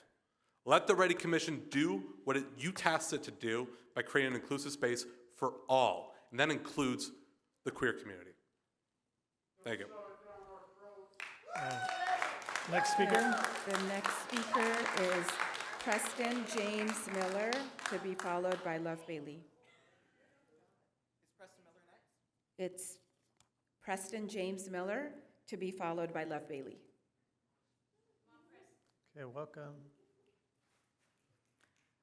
I don't think most people ever think about attending a school board meeting or a city council meeting, but when you start attacking minority groups in underhanded ways, people tend to notice. My name is Preston Miller, proud gay man.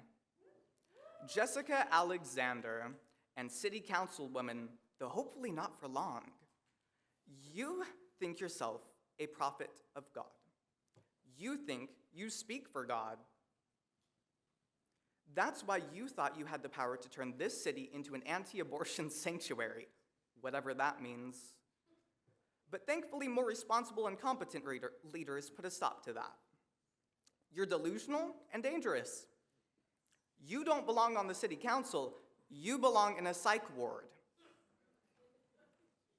The voices in your head tell you to hurt LGBTQ plus people. You think the downfall of the city comes from a place of acceptance and understanding? The downfall of this city comes from bad people who lack basic intellect, who think themselves to speak on behalf of a God such as yourself. When you open your mouth, that's not the voice of God. That's Satan using your voice to spew hate every time you oppose a group of people for existing. Now that this city has seen you for what you are, I've no doubt that they will have enough critical thinking skills and empathy to understand why you are horrible at governance and just an all-around terrible person and vote you out at their earliest convenience. You want to remove the plus in LGBTQ+, which, again, you think you have the power to do something? You think you have the power to do so because you are delusional. And you said you want to do so because the plus stands for pedophilia and bestiality? What do you think the plus stands for? That's just factually incorrect. That's not what it stands for. Once again, proving your ignorance. Your direct attacks on the LGBTQ+ community will not go unnoticed. Our existence, the way we are born, will not go punished. I'm a man who's attracted to men. Cry about it, if you so choose. Once again, you're doing another power grab, attempting to make Temecula a parental rights sanctuary. Again, whatever the hell that means. The city council is supposed to serve all of its citizens, not just non-queer people. We get it. You don't want queer people in your city, but we're here, and we're not going anywhere. Also, you want to give yourselves a raise? I don't think incompetence and hatred that results in bad governance should be rewarded. You shouldn't be rewarded for giving the city so much bad press. I would be all for a raise if you stopped coming for queer communities' throats. I agree with Curtis Brown. An increase in pay would likely encourage more diversity. That would be outstanding. Trust me, I know how it goes to do services and go unpaid. The city council deserves more than a living wage if they do their jobs and stop attacking certain groups of people. Also, Jessica, I think you would have enough money, seeing as how so much of your donation money for anti-abortion clinics disappeared from the record, lining your pockets and not actually going to the clients themselves. But I wasn't supposed to know about that. Yeah, I'm sure. You're not here for the money. You get plenty of it. You want to adjust the Pride Proclamation to avoid mentions of the Stonewall riots. Those riots happened because queer people had had enough of the discrimination against them. They were brave enough to revolt against people who did not care for them, who were ignorant of them. You cannot erase history to make yourselves feel better, to erase the fact that it got so bad we had to quite literally fight for our right to exist equally. And clearly, due to me having to come here and speak to oppose you, we have to still keep fighting. It's not over, as much as I would love for it to be. My vision for Temecula is one of equality and acceptance of all sexualities, all religions, all genders, all races, not the poisoned and diluted vision you have. I'm currently organizing a protest against you and our bigoted, incompetent school board. If anybody wants to stay updated on that, I'll post updates on my Instagram. The handle for that is ironic username, but with a C after the first I. So on that note, City Council, trust, you will be dealt with. and queer people will have the equality they deserve. All people will. Next speaker. Love Bailey, to be followed by Sue Evans. Next speaker. Love Bailey, to be followed by Sue Evans. So I'm speaking on 15. Do you want me to speak now? Oh, no, then it'll be on 15. Okay, great. Okay, so Sue Evans, to be followed by Melissa Bourbonnais. Welcome. Hi, good evening, council people and staff members and members of the public. I am a long-term resident of Temecula. I'm also a COO of a nonprofit that provides services to youth. I am adamantly opposed to the proposed changes in the proclamation. It is very, very concerning to me the negative and harmful messages we are sending to our LGBTQ+ youth. Public schools should be a safe place where our youth are affirmed and welcomed. And removing reference to both youth and schools and the plus and reference to Stonewall is not creating a welcoming and affirming community. The Trevor Project reports that 71% of our LGBTQ+ youth stated that laws restricting their rights have negatively impacted their mental health.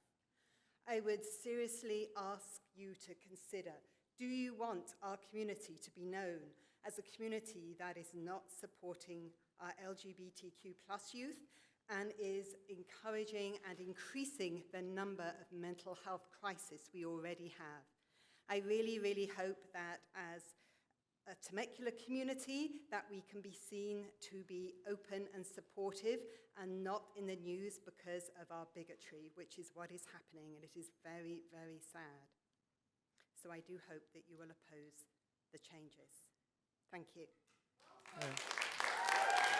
The next speaker is Melissa Bourbonnais, to be followed by Julie Gary. Melissa, and then Julie Gary. Welcome. Hello. Let me start with the Stonewall Rebellion. Words are important. They do matter. June of 2019, the New York commissioner, the NYPD commissioner, James O'Neill, rendered a formal apology for the actions of officers at Stonewall. It's accepted today that the police officers acted in a corrupt way. They were often accepting bribes from the mafia, and the mafia owned the Stonewall Inn. And it's established that they were mistreating the gay community. I don't think that's something that we need to take issue with. I think that's something that if the constituents, the LGBTQ constituents want that recognition in for that uprising, and it was not just an uprising against blatant discrimination and oppression, but it was actually an uprising against the mafia as well, because the mafia was taking advantage of the circumstances to profit and paying off cops to let them get away with breaking the law. And some of those laws at the time in New York prohibited gay individuals from being served alcohol, gay couples from dancing. Some of the laws on the books at the time in New York would empower police officers to arrest somebody, anybody, that didn't have at least 3 articles of gender-appropriate clothes on. So I understand that it is a great victory and something to be proud of, and if the community wants it in their proclamation, then particularly if that community is part of your constituency, not necessarily a church, but your constituency, then it's something that you should honor. You took an oath, not to represent God, because that would be a theocracy, and we're under a democracy. You took an oath to represent your constituents in the city of Temecula. That's who you're supposed to represent. Part of being under a democracy is what preserves our religious freedom. I don't know if you realize that, but the First Amendment preserves our religious freedom. I am a woman of faith. It's very important to me. It's more important to my politics. And anybody who knows me a little bit knows that I love my politics. But it comes first. So I very much embrace the First Amendment and the concept of separation of church and state. I understand that that word is not in the First Amendment, I know my Constitution and my Bill of Rights, but the concept is there. And Thomas Jefferson was a proponent of separation of church and state. And I know Christians tend to love Thomas Jefferson and the framers that put together the Constitution that members of the City Council have been sworn to uphold, the Equal Protection Clause of the Constitution. And when we live within a democracy that honors separation of church and state, that means I get to, in the best way possible, in the most protected way possible, worship my Lord, worship my God. And that's something that I want to preserve. That's something that church members should want to preserve. Because what happens if we set this precedent of a theocracy? What happens when we start to get Mormons elected to city council? What happens when it's Jehovah's Witness? What happens when it's Muslims? What about then Christians? I would ask Christians, politically engaged Christians. What happens when you set, because I'm not going to associate myself with that kind of Christian, but what happens when you set, because again, we're not a theocracy, if you read the Constitution, you set a precedent of legislating based on your Bible, your views, and then we get a Muslim elected to office that wants to do the same thing, or any other religion, then you would be up here calling that evil as well. And I almost feel like defending you, Mayor. I'm going to remind, because I only have 30 seconds left, I'm going to remind you that you have to honor the Equal Protection Clause of both the U.S. and the state constitution. And if you are fiscally responsible, you're going to want to do that and not discriminate against the gay community, not target them, because otherwise you're setting yourselves up for a lawsuit. And I also want to remind you that it's not in 1 Corinthians 5, 12, 13, what business of it is mine to judge those outside the church? Christians, what business of it is of yours to judge outside the church? The next speaker is Julie Gary, to be followed by Sandra Cox. So Julie Gary, to be followed by Sandra Cox. Good evening. Hi. I wanted to ask you, Jessica, if you had meetings with students from the queer community before you decided to take away the proclamation from them. Because it's really important that you listen to people in different groups. This proclamation isn't for you. It's not for me. We're not part of the queer community. And that's the thing. You need to respect diversity. You need to respect people and not take away from the students. I would love if this was expanded also for the students of MSJC. I think that would be fantastic. But we should not be excluding, and we should not be discriminating. That's not what Temecula is about. Temecula is about celebrating everyone in the community for who they are. I'm not trying to change who you are. You can be who you are. But you can't change who they are. You don't have that right.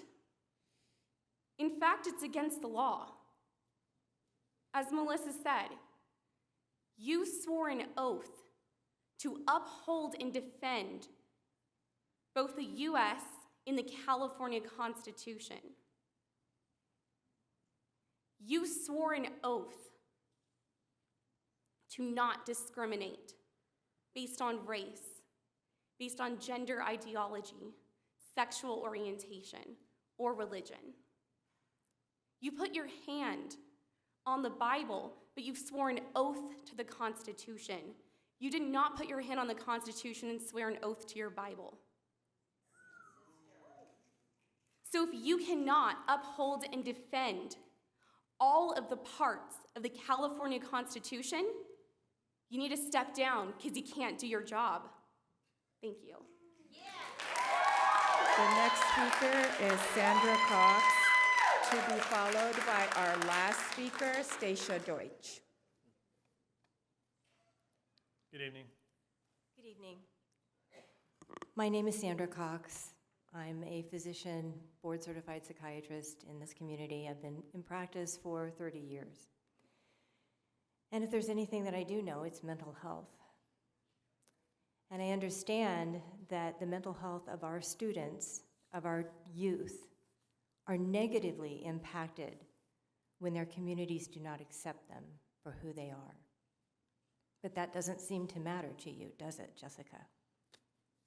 You see, we're a diverse community. We are people of all colors, all ethnicities, spiritualities, identities, and sexual orientations. And we are all your constituents that you represent. We have the freedom to be who we are with pride.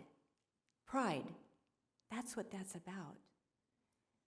Having pride in the freedom to be who we are. And that's what our founding fathers intended for us to enjoy. You are here, as many people have already said, to uphold the Constitution, not just of the United States, but also California. You have an opportunity to be a champion of that freedom given to us by the founding fathers and the people who wrote the Constitution of California, to make sure that Temecula's diversity is not just represented, but celebrated.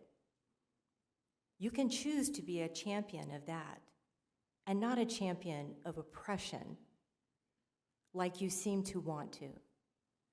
We are not all Christians here. We are all not straight, cis.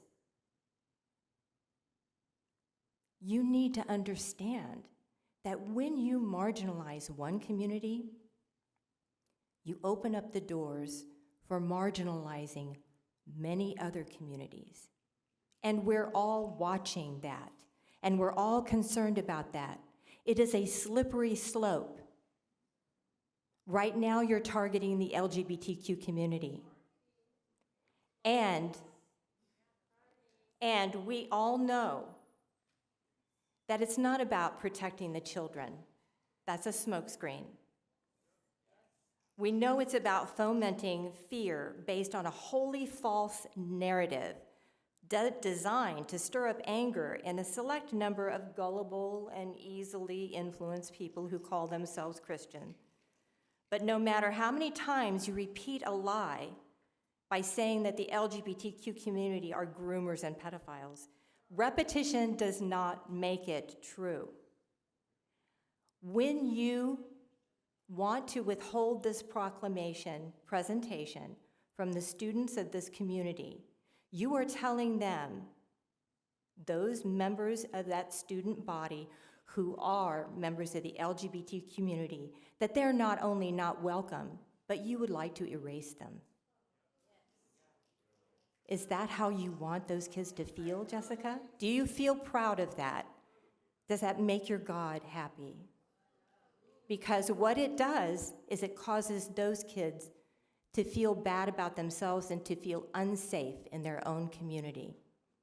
And that's not fair to them, and that's not who we are in Temecula. And that's not how I want this city known.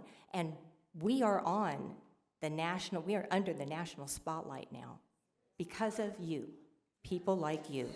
And it's not in a good way. It's not in a good way.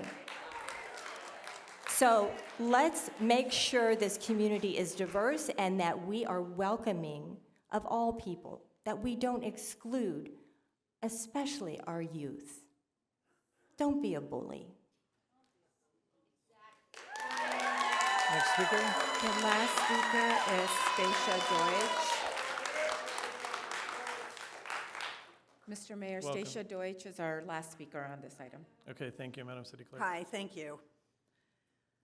First, I don't understand why we always act as if there's only one faith tradition here in Temecula.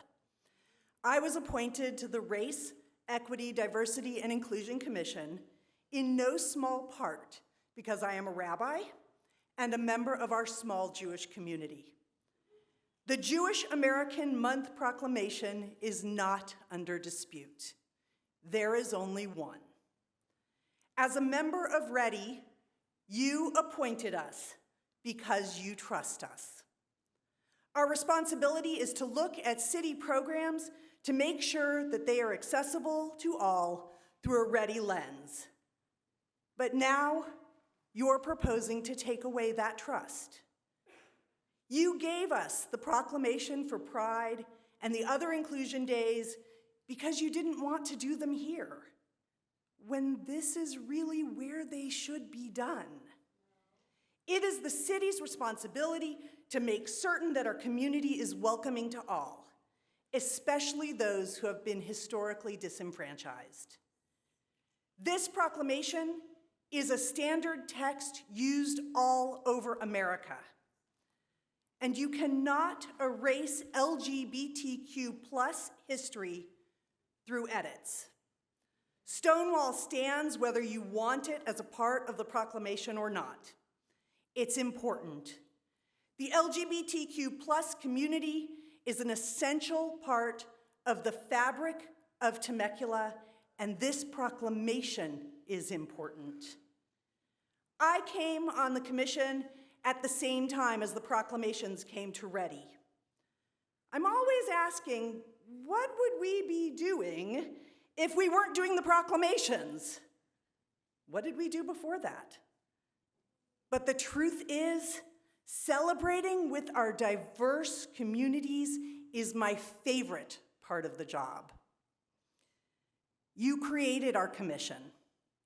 You asked us to be the place where we celebrate Temecula's diversity. In some ways, you asked us to do your job. Now, please, trust us to do it right. Thank you.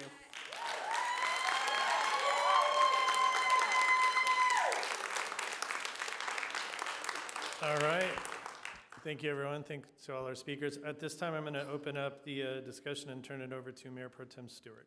Okay, so I was on the committee that was looking at this, and I'm glad everybody brought up the Constitution, because in my notes, I brought it up too, that we live in a constitutional republic, and that means majority doesn't rule. It's about individual rights in this country. It's not about, the mass. It's about individual rights. That's why we have a Bill of Rights. That's why the Constitution is so specific, and the Bill of Rights even more.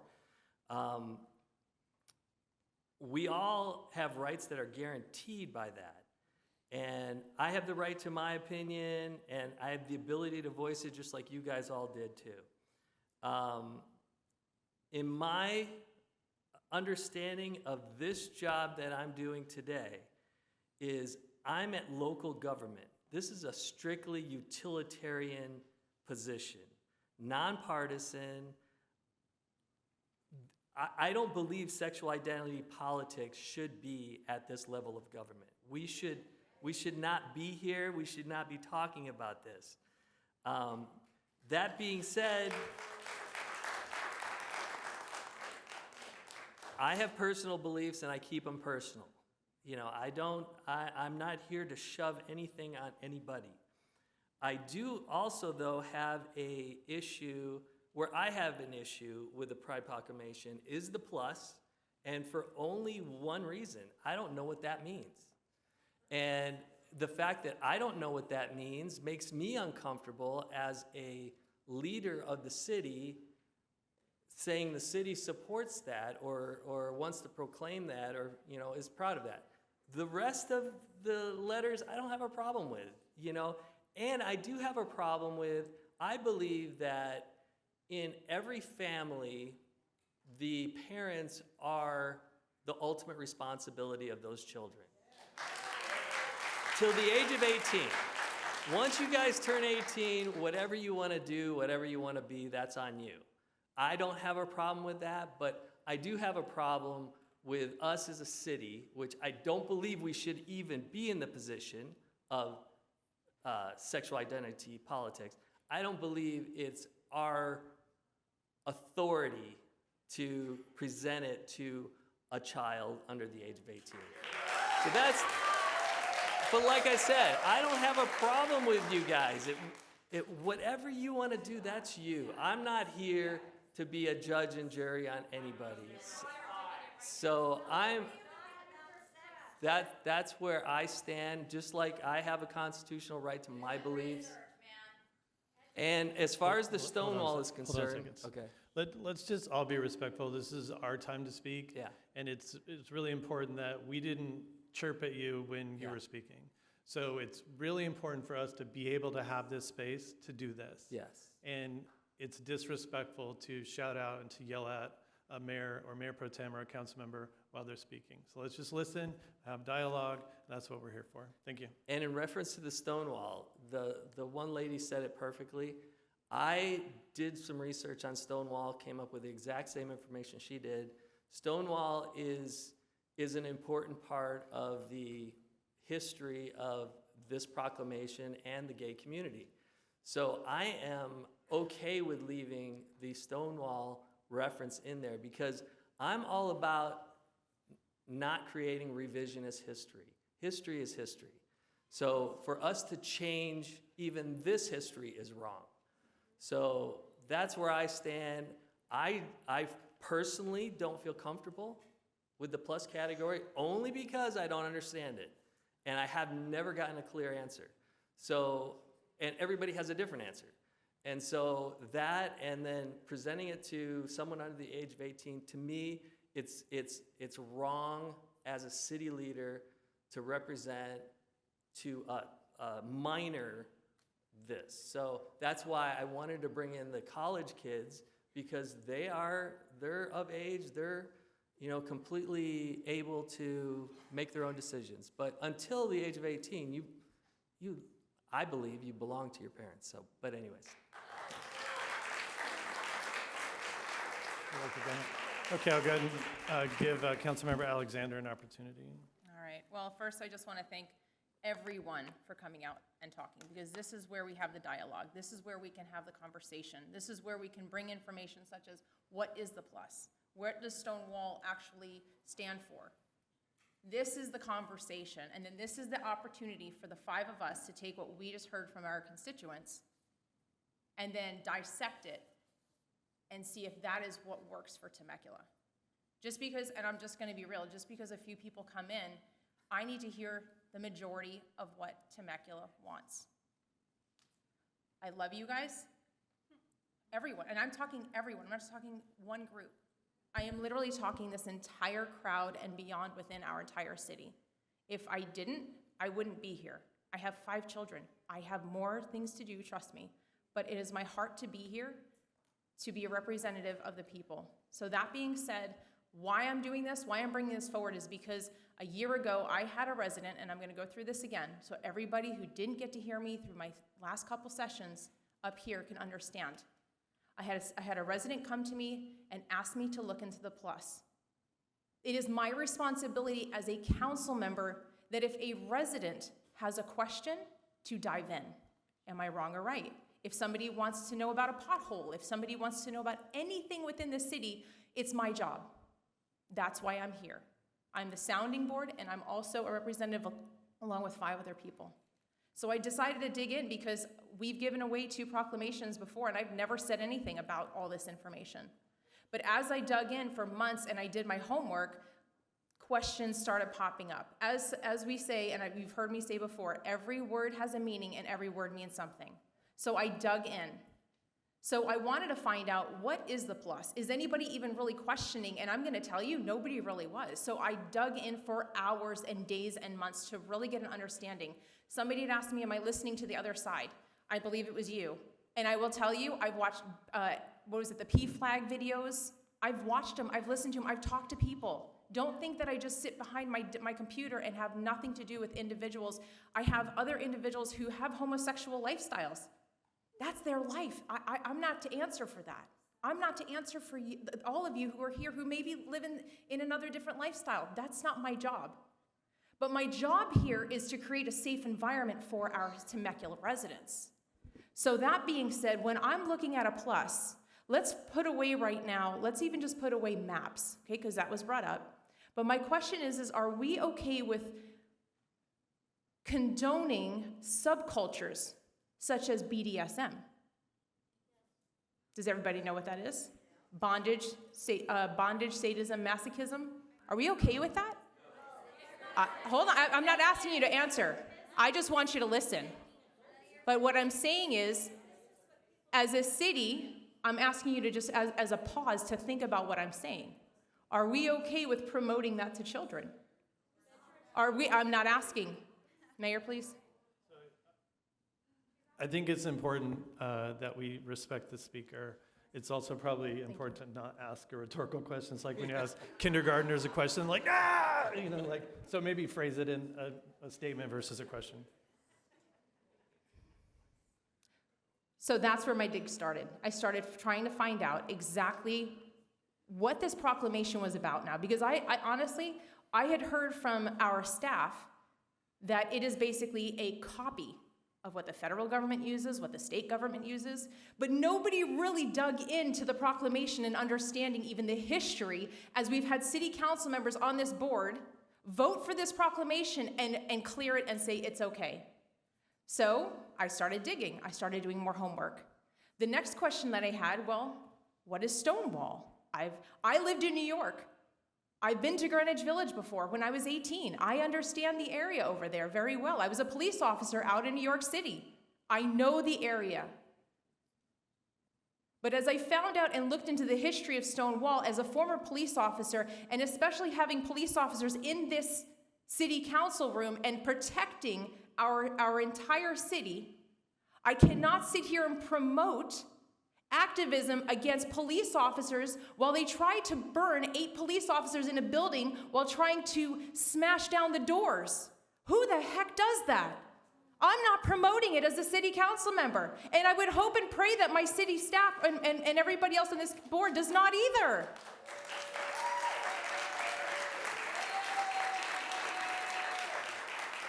So that dug into the next question, the children. As somebody had said, well, I must not like the children. You know something? That's wrong. And you can keep that. I have a heart for children. I have a heart for people. I want to tell you how much I have a heart for people. I'm going to show a video right now of an important young lady who at the age of 12 decided to actually move in a different way and transition in her life. 5 years, she's now 19 years old. I want the people to understand what I'm seeing and trying.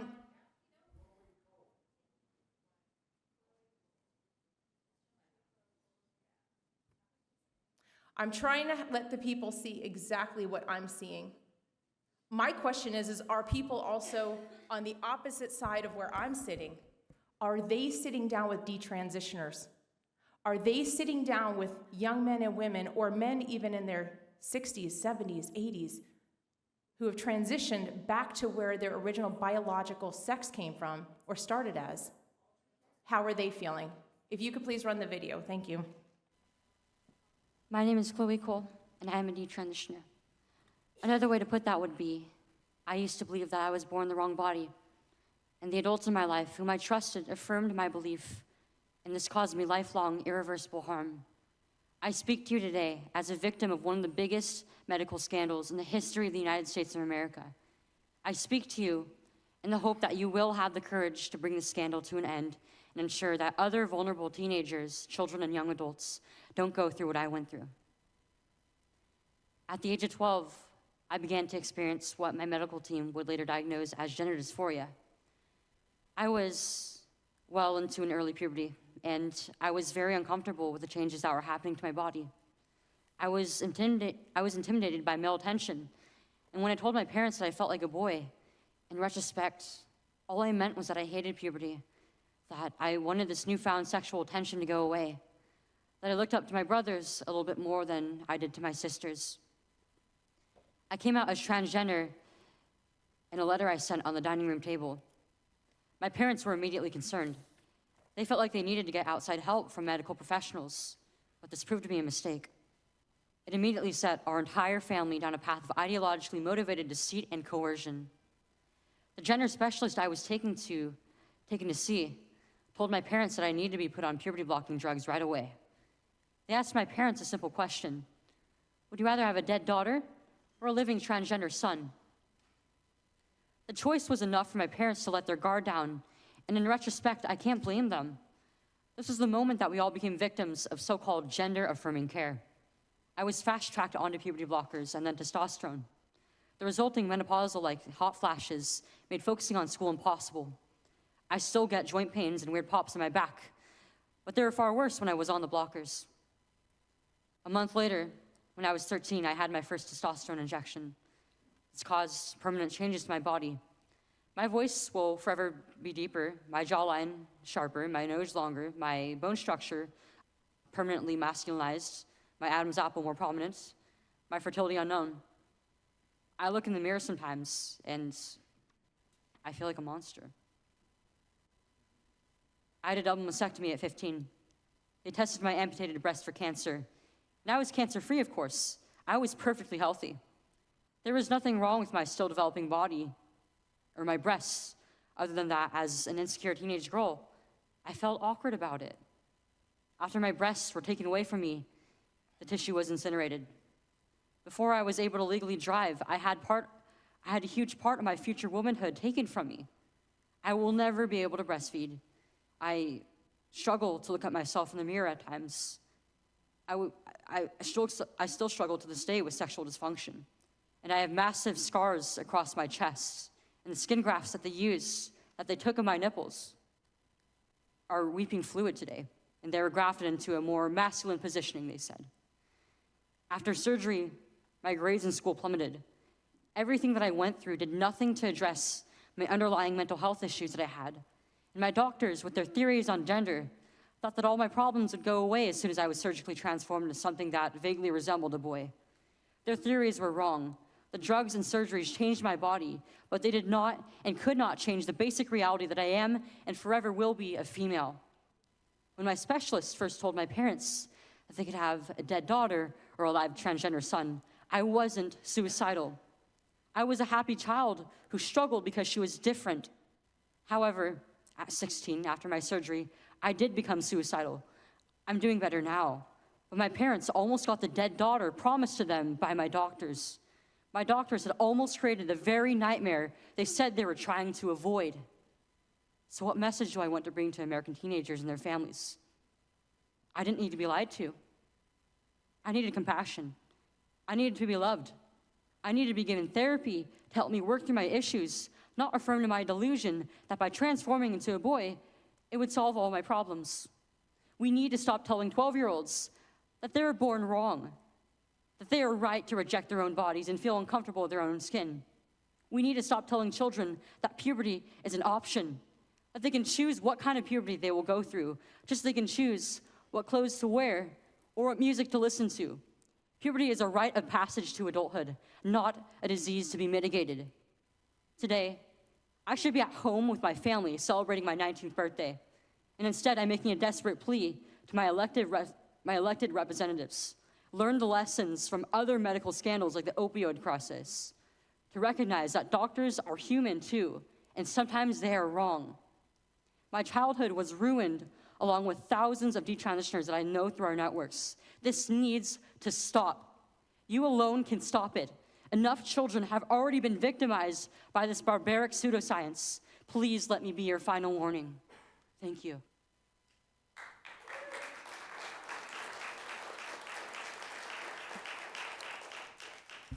Just in closing here, as I bring up a couple more points.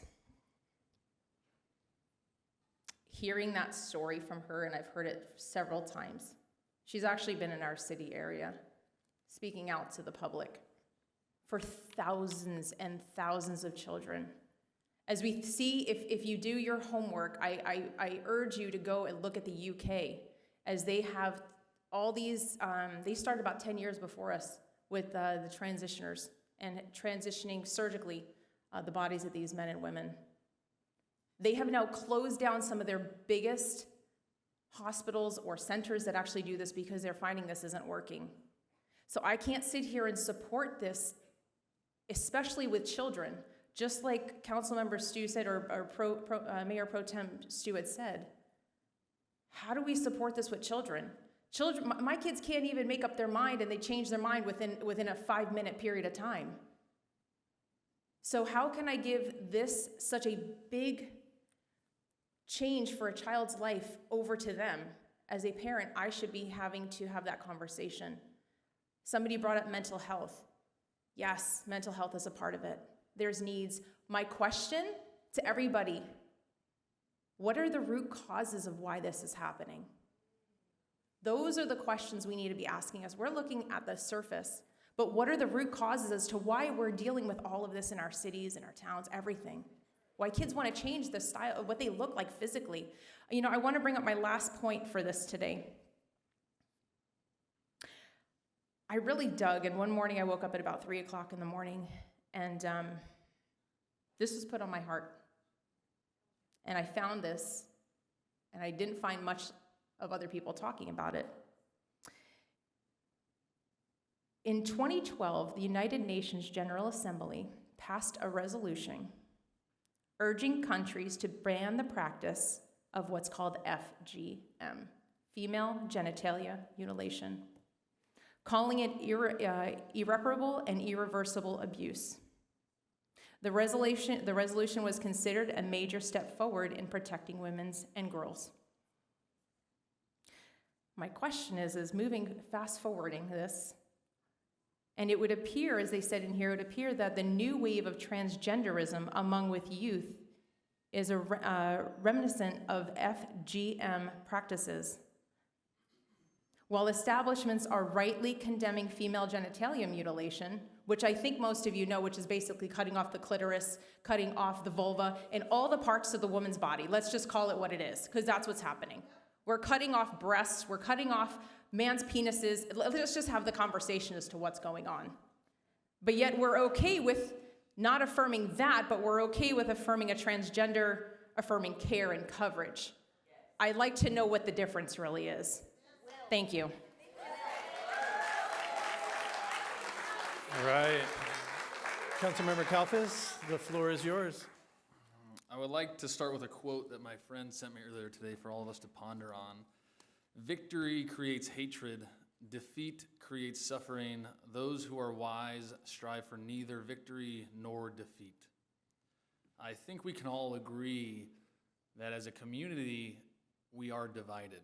There are certain issues, including this one, that have no conclusion, especially in this room today. Neither side is going to leave here feeling good. And if one side feels like they won or one side feels like they lost, how does that move us forward as a community? And I think both sides have gotten so in the weeds and forgotten that we're all humans trying just to live our lives and we're having a human experience. And there are issues that will not be dealt with and finished in this city hall. And I see a bunch of signs out there that say protect family bonds. That doesn't happen here. I can't protect your family from here, regardless of my belief. That happens at home. And absolutely, protect family bonds. Everybody would agree with that. Straight families, gay families, all of the families would say to protect family bonds. And it's subjective, right? What families are we talking about? We'll get into parental rights. Which parents, the parents that we agree with, their rights, or all parents? These are difficult discussions to have, including this one.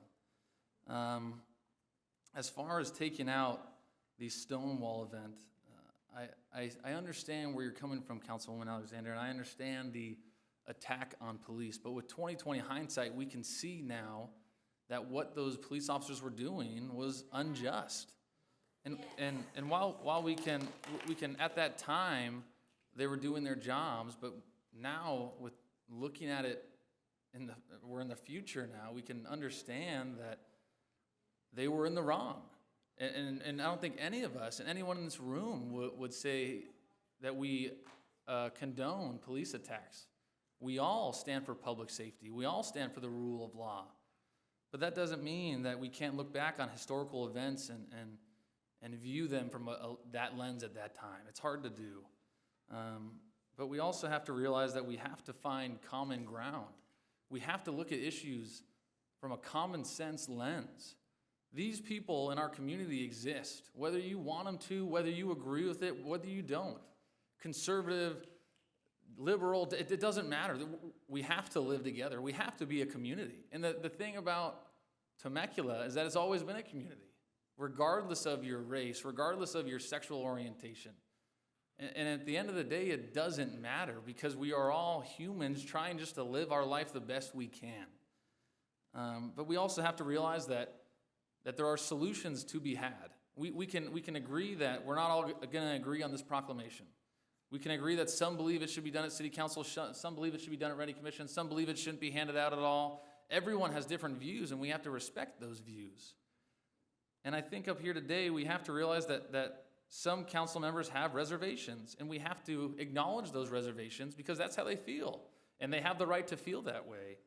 But I think there is a solution here today, and I wish there was a way to put this whole thing to bed, right? When we voted in January to put it to the Ready Commission, our hope was that, hey, it's at the Ready Commission now, the presentations are going to be there, they're going to be bigger, they're going to be better, you can come, you can present, and then the issue is off the city council business because it causes drama like tonight, when we're here tonight when we could be doing city business. But here we are again in September, we haven't even made it to the next year, and we're dealing with this issue again. And I guess one question I have for you, Councilwoman Alexander, is there anything we can put on this proclamation that would allow you to stay on the dais when we present it? Then why are we continuously going through corrections if you still don't approve of it? And you can answer that in a second, but we keep coming back to this. And it truly, there's a divide in the community. Everyone knows that we are absolutely divided. But that doesn't mean that we can't move forward together. We can realize our different points of views, realize our different points and perspectives, but move forward together in a cordial manner. It is possible. And the reason that I ran for city council and I didn't run for a state position or a national position is because change starts here. Change starts in small communities, and then it goes to bigger communities, and that's how you affect change, is in local levels. And it's amazing that we can look out into the crowd and we agree with people and disagree with people, but I know their names. And that's pretty cool. If we were in the state senate or assembly or at the federal level, that's not possible. But it is possible here, and this is where we can affect change. Like it or not, there are people out in this world that disagree with us. They have different political ideologies than us. They like the opposite sex or the same sex. The people believe different things, and that's okay. That is America. It is literally the definition of America. And to me, I know that the pride flag is going to come up, but to me, the flag of equality and diversity and inclusion is the American flag. And I know that America has you can say a troubled past like any country, and that's the same thing with 2020 hindsight. We can always look back on certain events, but we can move forward and acknowledge that we have done wrong. There have been wrongdoings, but move past those and move forward. And with that being said, I would say that I did my job if I left here and both sides hated me. So with that being said, my compromise and my lens from a common ground, because and the other side has to realize that it's hard for people to talk about this issue with the youth. That is just fact. Whether you like that or not, that is fact. People have a hard time talking to the youth about this. And especially individuals sitting on this council and individuals in the community, it's a hard subject. And again, it won't be solved here. But with that said, what I think could be possibly done, and we can talk about amongst us with the council, well, two things. I guess I'll hit on the plus before I go to that. The fear of the undefined plus. And the other side that wants to include the plus has to understand the fear of the plus. If we don't have a definition of something, how do we know what it includes? That goes for anything in life. If we don't have a definition, what are we voting yes on? What are we voting no on? But the solution to that, in my mind, would be for the Ready Commission, who presents this proclamation, to meet with the members of the LGBTQ plus community and define the plus. Define it for us. Define it for you. That way we know all the fear is gone, right? And I would agree with the plus community where it says pedophilia is not in it. All these different things are not in it. And like anything, there's always a fringe minority that tries to branch onto something. And I believe that is the case for the pedophilia and all the other stuff that these minority groups try to latch on to the plus. So if we define the plus, which I think is possible, I think that would make everyone up here more comfortable, because then we have a definitive, hey, this is what it includes. If it's 20 different things, this is what it includes. And the Ready commissioners could bring that back to the council, and we can discuss it and vote on it. And the second thing with the youth, and identifying that is a difficult issue for the council to get past, a solution would be to take out who we give it to. That way we're not excluding the adult population, we're not excluding the elderly population, we're including everybody. So it doesn't say we're handing this specifically to the youth. We're not handing this specifically to clubs. But what we are doing is acknowledging that this community exists. And when we present it at the Ready Commission, everyone is welcome to come. Whoever wants to come. If you're a high school student and you want to come, we can't not allow minors in the room, so they can still come and they can still accept that proclamation if they so choose. But on the proclamation itself, instead of directing it towards the youth and directing it towards these high school clubs, what we can do is acknowledge everyone, acknowledge the entire population, and and invite the entire population, and whoever wants to come to that meeting. And if you don't come because you don't support the LGBTQ plus community, then don't come. It's these issues that have become so far exacerbated where we forget the human element and we forget the community element. If you don't want to celebrate something, don't celebrate it. If you want to celebrate something, celebrate it. That is America. That is freedom. And we can't, under the Constitution and state law, we don't discriminate on these issues. And I think as conservatives and Democrats and whatever you are, that is a common sense, middle of the road approach to this. And I think as a society, we have to come to that conclusion. And we come to that conclusion at the local level first. We can't unite a nation if we can't even unite a city. So it starts here, and hopefully it branches out, because the nation's divided, the state's divided, and we are absolutely divided, but it doesn't have to be that way. We can affect change, and we can affect it today. Thank you. Councilmember Brown? Yeah, I think the proclamation itself has been vetted nationally. It's been vetted at the state. And so I think any change to the proclamation tonight or in the future is just going to create more divisiveness.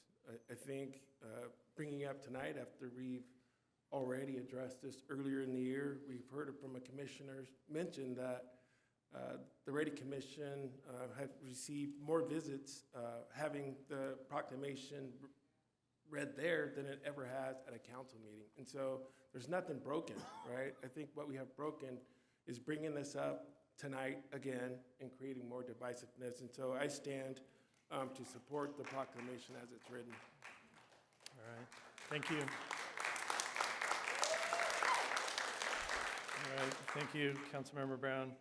Okay, so I have some notes that I'm going to read off, and I think I'll start at the top, though, because Councilmember Kalfas, I appreciate you asking the question, is there anything that we can do to this proclamation to make it so that you'll feel comfortable? And your answer was no, there isn't. And that kind of leads me through what I'm going to talk about. So when we talk about removing a historical reference, I just think that's just dangerous. That sets a dangerous precedent for thinking about history, and we don't have to sort of agree with what happened at the time, but that's what happened at the time. And I think that matters, that history matters, and it's important that we not overlook that. Striking language matters. Striking language from only one proclamation matters. We're not striking language from the other proclamations. We're striking language from which proclamation? The Pride Proclamation. So that's a problem. So you're telling that segment of the population that they're different. We're going to strike things away from it. You talk about removing the plus. I'm more comfortable with the plus than my colleagues are, some of my colleagues. I just feel like a rational person looks at it and sort of, I don't have to go to the dark web to understand that those things aren't part of the plus. The plus represents folks, right? They represent people.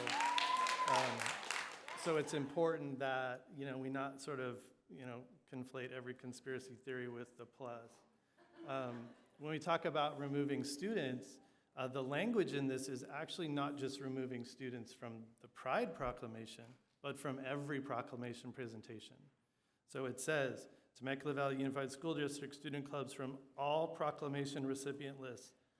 So every single student group is going to be removed from Black History Month, from Arab American Month, from Native American History Month. And I have a problem with that.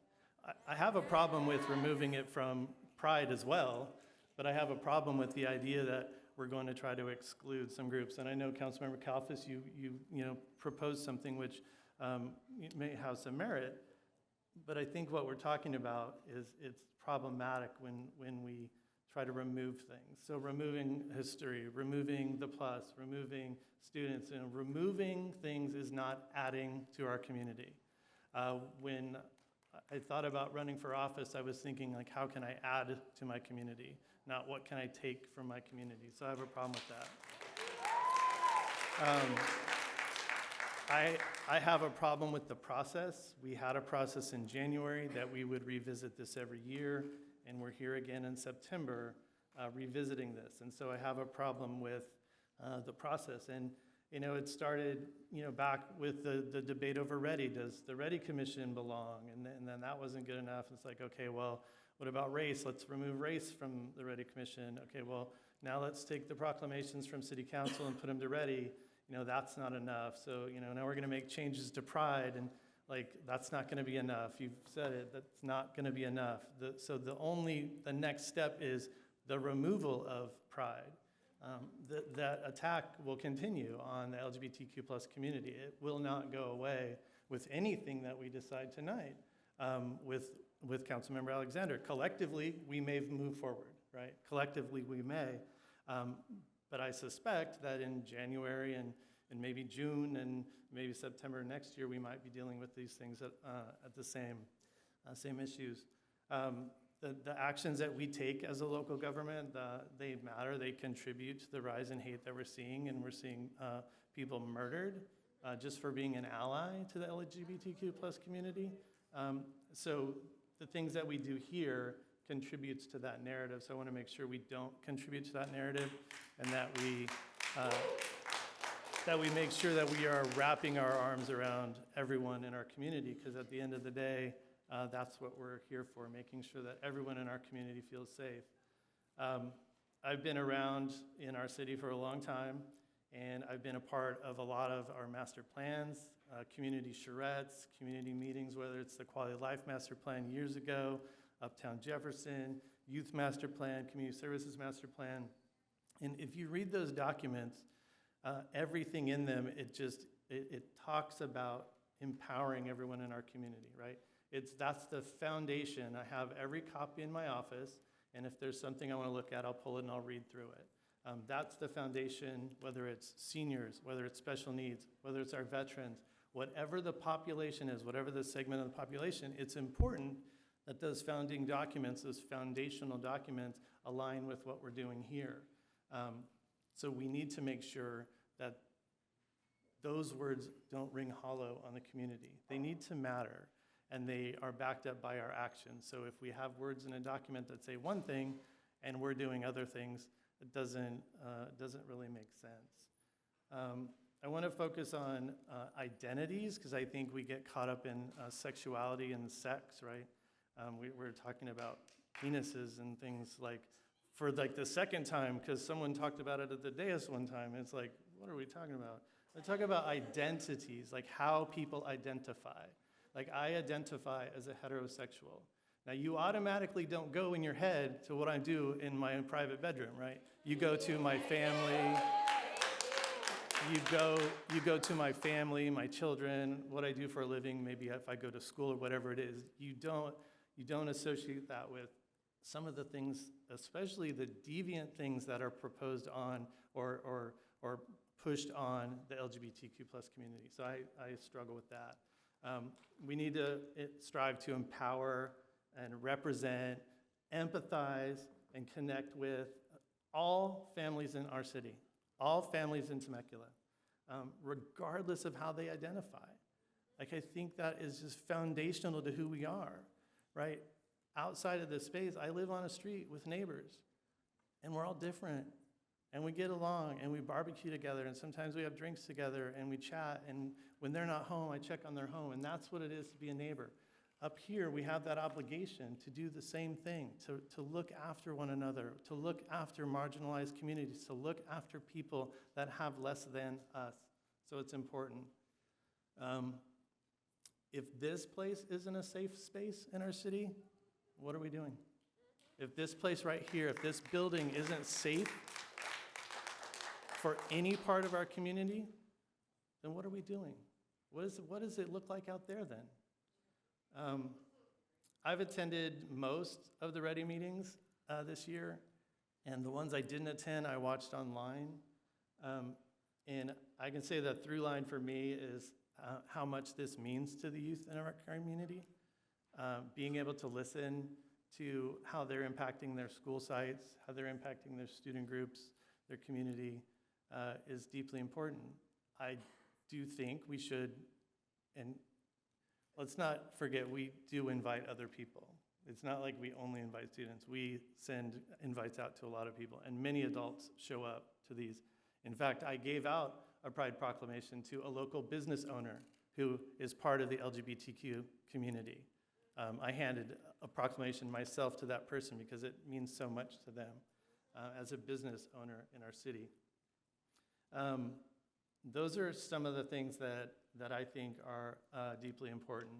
I think that we can try to compromise tonight, but Councilmember Alexander has made it clear that compromise will not matter. And I think for me, I stand by what we did 2 years ago and last year and now this year. I think, as our community changes, it's okay, right? It's okay that our community changes. Maybe we didn't give this Pride Proclamation out 10 years ago. You know what? Communities change. We have a historical lens where we can look back and say, maybe we should have. Why didn't we? Why did we not do that back then? Well, I'm so glad we're doing it now. I'm so glad we're doing Black History Month. I'm so glad we're doing Arab American Month, right? I'm so glad we're doing these things. I'm glad we're doing Puesca Mountain Day. I'm glad we're doing cultural days at our History Museum. I'm glad we're doing Culture Fest. I'm glad we're doing Juneteenth. Well, we didn't do those things a long time ago, and that's okay. And that's okay, but we're doing them now. And it's important that if you look out here, that this is a diverse group of folks. If you go to Costco, it's diverse. If you go to Walmart, it's diverse. It's different, and that's okay. We're all different, and we're okay, and that's fine. And we can be part of a community together. And I think it's important that we stand by this proclamation, and we leave it alone. We let Ready Commission do what Ready Commission does, and that would be something that I would support. That's all I got.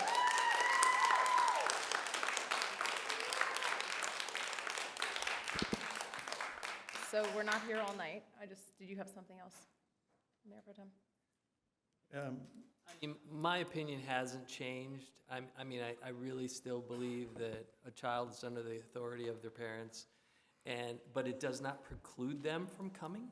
Right. They can come to the Ready Commission and accept, to be part of the Pride Proclamation. I just feel uncomfortable, us as a city, promoting something to a kid that their parents have the ultimate authority to affirm or not affirm, so that's just me.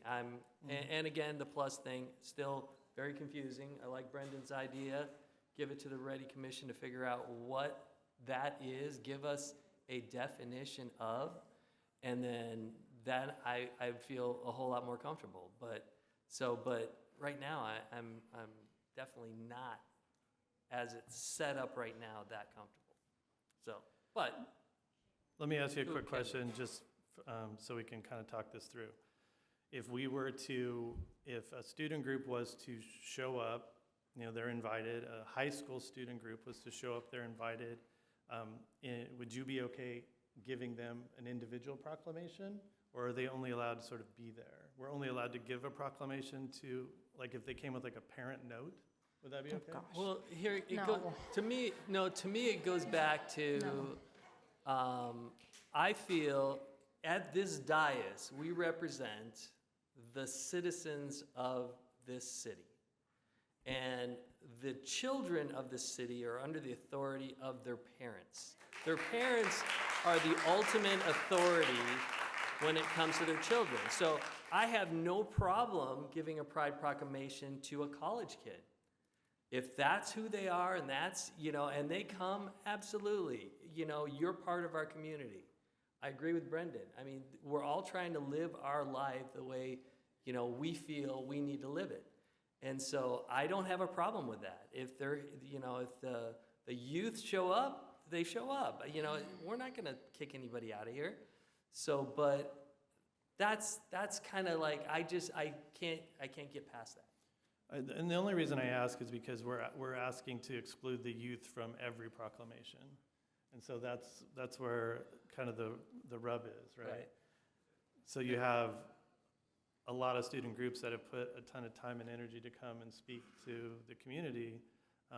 Well, that wouldn't prevent them from speaking to the community. Okay, that's what I'm getting at. Yeah, Like they could come to the dais and talk about their student unit groups, and that wouldn't be something that would be wrong.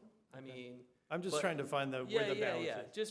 Just for me as a city leader to give a proclamation to a minor, I mean, to me, I represent the adults, and the adults represent the kids, their kids. Yes. So, Councilmember Alexander, did you want to add anything? Yes, Mayor, if I can. Yeah, absolutely. Go ahead. So we just got back from our California League of Cities over the week. And I just realized, I think I'd seen it before, but it just never really dawned on me. I don't know if the camera can really hone in on that. Can you guys get that? Okay, it's LGBTQ caucus. There's no plus. So why are we just not mimicking that? I mean, that's one of my questions. I mean, if this is coming from the California League of Cities, we should be copying them, right? So I think it's a very easy move. If they're not placing it as well, I mean, that's just encouragement to me that for whatever reason, and there's other organizations that don't put the plus on there as well as I dug in. So anyway, so that being said, and there's a lot of these subcultures. There's a lot of identity, sexuality. There's a lot of different areas that, again, I think people like possibly myself and Stu are not comfortable giving to children.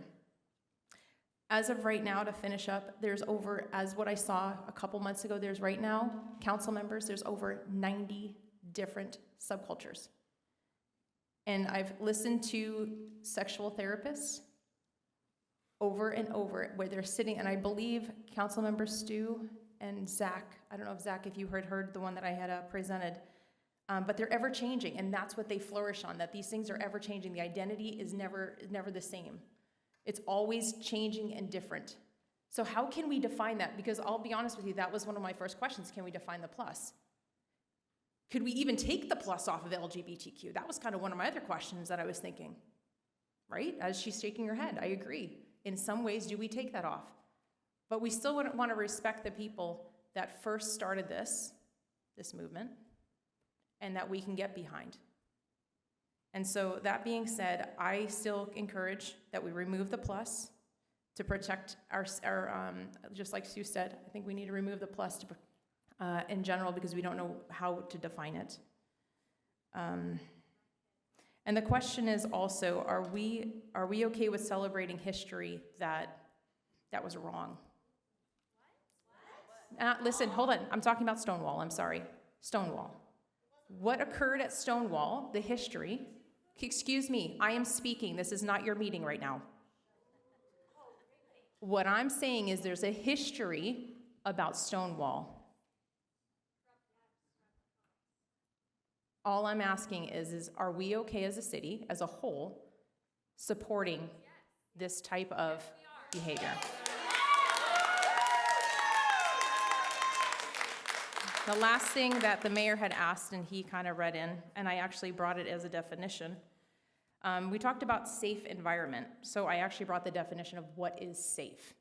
And safe is defined as secure from liability to harm, injury, danger, risk, free from hurt, injury, danger, or risk, involving little or no risk of mishaps, and careful to avoid danger. Again, going back to the transgender movement, and this is my last bit, I cannot support that kind of behavior when I'm reading the definition of safety and it's not a safe behavior, as we just heard the young lady just talk about what she went through. There were thousands. Thank you very much for your time, council members. I appreciate it. Thank you. All right, I feel like we're at a little bit of an impasse here. This conversation, I feel like, could, okay. After this item, okay, sorry, we're gonna take a quick break after this item. So I think that this conversation could continue all night. There's some points that I don't think, Councilmember Alexander, we're ever going to get to a safe place for you on. So I think we need to make a motion. I think we need to move this item and sort of cross our fingers and hope we don't see this again until January, when we're actually supposed to be dealing with these proclamations. You know, I really hesitate sending this to the Ready Commission to have them look at how to define things, right? Like, I'm not comfortable with that at all, because what's happening here will happen there. And then they're gonna come up with a recommendation that likely there's gonna be a council member that doesn't agree with that recommendation, and we're back here talking about it again. I really think leaving it alone is the right thing to do. I think it sends a message as a community, especially the youth of our community, that we're not taking things away from you, that we're trying to include you. I think when we try to assuage some of the fears of one person, we start removing things and trying to make everybody feel happy. You know, this civil rights is a battle. These rights are a battle and will continue to be a battle. This will never be a comfortable place. That's how our world is built. That's how everything happens in our community. It's a constant push and a pull. It's never changing. Like, think back to the civil rights movement. Think back to the founding of our country. It's a lot of violence in our country. I think we should just move this item without any changes and just deal with, if we don't want to do the Pride Proclamation in January, there's a policy set out for that versus changing and removing and striking and trying to define things. Yeah, I'll make that motion to leave the Pride Proclamation as written. And Mayor, if I can just, before we vote on this, I wouldn't be doing my due diligence if I didn't try to compromise at least one more time. And I understand the reservations of trying to define the plus. I absolutely do. But I would be remiss if I didn't try, and if I didn't try to at least compromise with individuals out there that fear the plus. And the fear may be unwarranted, but we can't know that until we explore what it is. And I know it's hard, but so I'm gonna urge one more time to compromise on that and have the Ready Commission meet with this community, and city council members that want to attend that meeting are absolutely allowed to attend the meeting and sit there and listen. But I agree with you that it is possible that individuals won't be okay with what the Ready Commission comes out with, and I do agree with that. But I would be remiss if we didn't try. And lastly, Councilmember Brown, you said that they're federally and they're state vetted, and I agree with that. But we do have the opportunity, and we do customize them, right? We give them to individual groups on the proclamation, so it's not just a copy and paste from the federal or state level. We can individualize it. And to me, the compromise and acknowledging the not wanting to give it to the youth, we have to understand that point of view. And for me, the compromise is, if we do this across the board for all of the groups, it would be more of a proclamation given to the community, and it's invited, the same groups are invited, everyone's invited, And whoever wants a printout can have a printout of the proclamation, but it's presented to the community. You know, at this meeting, we are presenting the Pride Proclamation. And then whoever wants a copy of the proclamation would be able to receive it, instead of individualizing it. And then members like you spoke about the business owner who accepted the award. He accepted an award that said this award is given to the club, so it wasn't even given to him. So I'm just thinking of almost the way I'm looking at it is we're including everybody. We're not excluding, but I understand also what you said where it's hard to take things out. So I understand both perspectives. I guess I just wanted to give one last shot at the compromise of trying to define the plus, as well as having the proclamations be more broad, but still including and sending out the invites to all the clubs. All the clubs can still come, they can still do their presentations. The Pride, the Black History Month, the Jewish American Heritage History Month, all these proclamations would still be presented. It would just be a very vague statement. It doesn't say the youth, it doesn't say the elderly, it just says it's presented to this community. That way it encompasses everybody, not just those specific age groups and those specific clubs. But again, that is my last little try for a compromise. So there is a motion on the floor, and I'd have to ask Councilmember Brown if he's willing to entertain any of those friendly amendments, any or one of those amendments. Like keeping it more general versus focused on the youth, because I think that's, his point is very valid. I mean, I think these proclamations should be to our community, not focused to specific, I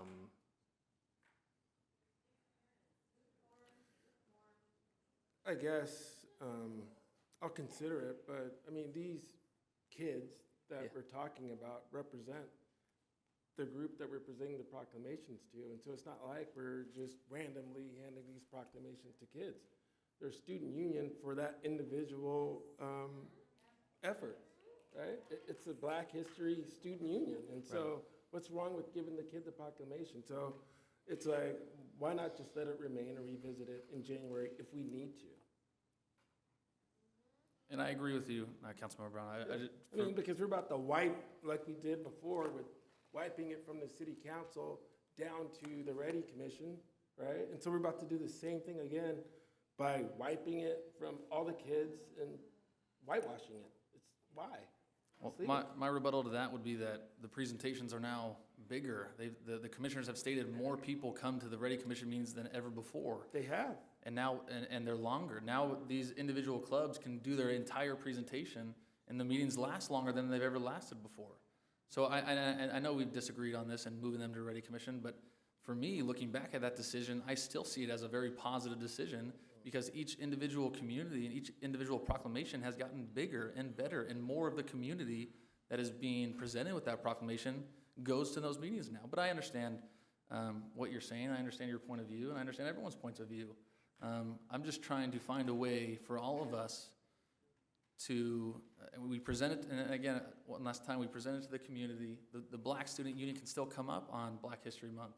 The Pride clubs at the high schools can still come up and have their public speak. Everyone has the First Amendment right to come up here and speak, and we present the proclamation to all of them, and if they want a copy of the proclamation, there's a copy of the proclamation. I don't know. Yeah, you make some really good points, especially about Ready. And I would be more willing to sort of change what we've had if the process was problematic, but like attending those meetings, it wasn't at all. Like, it was great, you know, even the Pride Proclamation, there were some folks that made comments, right, that weren't in support, but the overall, like, feeling there was great. So I'm always thinking, like, what are we trying to fix, you know? What are we trying, what are we trying to fix? You Well, know? if I can jump in for a second, I think everybody's getting off topic here for a second, because what Mayor Pro Tem and I ended up doing is we looked at this proclamation for kids. Like, are we supporting? Let's take out transgenderism. Let's take out all that stuff. Are we okay with kids having sex and like celebrating that? Let's get down to like really what it is. It's about sexual identity, talking about sexual identity, sexualization, but I'm just asking my council members, are we okay with that? Mayor, please, I'm trying to... Mayor, I'm trying to talk to you guys, and they're, thank you. So that's my question. Again, going back to the heart of it. Are we okay, the thing on the floor right now, is this council okay with giving it out to children in any form? I don't want to talk to kids about sex. I don't think it's any of our responsibility. So Anything. okay, all right, this is going exactly how I thought it was going to go. So, Councilmember Kalfas, you're okay giving it to students as long as we broaden the scope. Is that a correct statement? I am okay with students requesting a copy of the proclamation and receiving a copy of the proclamation. Okay. Okay, that's something I can wrap my brain around. I'm okay with that. Right. I'm okay with that. It's not, we're not excluding. So you're definitely in the camp of like, no kids allowed at all. And that's No, fine. I didn't say no kids allowed. I said no kids will receive it to be celebrated for them. Okay, so you and Councilmember Kalfas are on opposite ends of that. And here's the what I'm trying to explain, so we get on the same page. I hope we get on the same page. Is that how easy is it for someone to copy, scan, print a proclamation, and now a kid has it? Whether we give it to them or not, if they want their hands on a proclamation, they get their hands on a proclamation. Why does somebody need that proclamation and that Well, celebration? Why do they need a piece of paper to show the importance of who they are? Well, and this is, I don't really understand that. and it's a broad question, but communities like I'll use the Jewish American Heritage one because that's the one that I associate with. There are Jewish citizens in Temecula that just they want to be heard by the city, And they are. But here's They're the thing. here. Yeah, and They're but here here's the when thing they're is, listening. Do I want the Jewish American Heritage Proclamation presented to me? Not just necessarily, but if someone else wants it, why not let them have it? They can let me ask you, can they get it online? Absolutely. Randy And Joel, we- can they get it online? And we could even put them online and someone can print it out if that's what they want to do. I mean, I just don't think that our city should be giving out these proclamations to children. And That's it. And I think that's, I mean, I love you guys, but I can't go and move past that. You know, remember, this was brought back to our council in June. This was never continued, or it stopped in January and it came back in June when I had to walk off. And that was when things started heating back up again and I started digging in. Let's go back to the root again. I don't feel comfortable giving this to children. Could we agree that if it was not given to kids, you still would not stand on the dais being it presented to adults? Are you okay with discrediting my religion? But you have freedom of religion, no. So my freedom as a American Okay. citizen is to walk off the dais because it's my freedom of speech, is it not? Absolutely. it is. So yes, I will walk off because it is against my religion, just like a Muslim has their rights and everything else, and Jews and everybody else. It is my right to not be here. And that goes against my religion, the First Amendment in the Constitution. Mayor, and just, Councilwoman Alexander, I completely agree with you. And that is absolutely your right to walk off the dais at any moment. No one is stopping you, and no one is, you don't have, you know what I mean? Like, we are allowing you to do whatever you want to do. Right. But you had Okay. just asked me how I could not what would make it so I wouldn't? Right, because you said, are you okay with presenting this to children? And I said, would you be okay if we presented this to adults? And you said, But I'm not going to be there. So Right, it's exactly. down at the Ready Commission. But I'm just saying, are we okay? Listen, I'm here to make an informed information. I'm bringing it to you. You guys make an informed decision. We're grown adults. If you feel comfortable with it, go ahead and just vote. Because your constituents are out there, So- and mine too. So if that's the way you Given- want to vote, vote. It's okay. I'm not mad at anybody. I'm just bringing up truth of what I see. That's it. So given that, I think it's time that we call for the question. There is a motion on the floor. Okay, Mr. Mayor, can I please clarify Yep. the motion? Because I'm We're- going to we're- need... We're getting there. Okay. So assuming Councilmember Brown does not add any friendly amendments, I'd go ahead and ask for you to restate your motion. My motion is to leave the proclamation text as written with no changes. Okay. All right. Is there a second? And I'll second that. what happens if this is voted against is my question. We're going to have to make another motion. Okay. Okay, so I'll make a motion. Well, Let's. I'm sorry, Okay, we go have to ahead. vote. So we You need had a to second. vote. All right, my bad.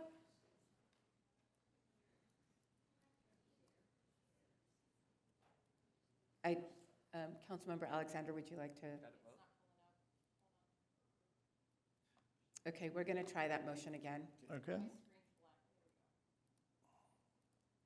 They're going to clear it and do it again? Okay, go ahead and vote again. All right, so that motion fails. Okay. So now we have an opportunity to make another motion. Is there another motion that a council member or Mayor Pro Tem would like to make?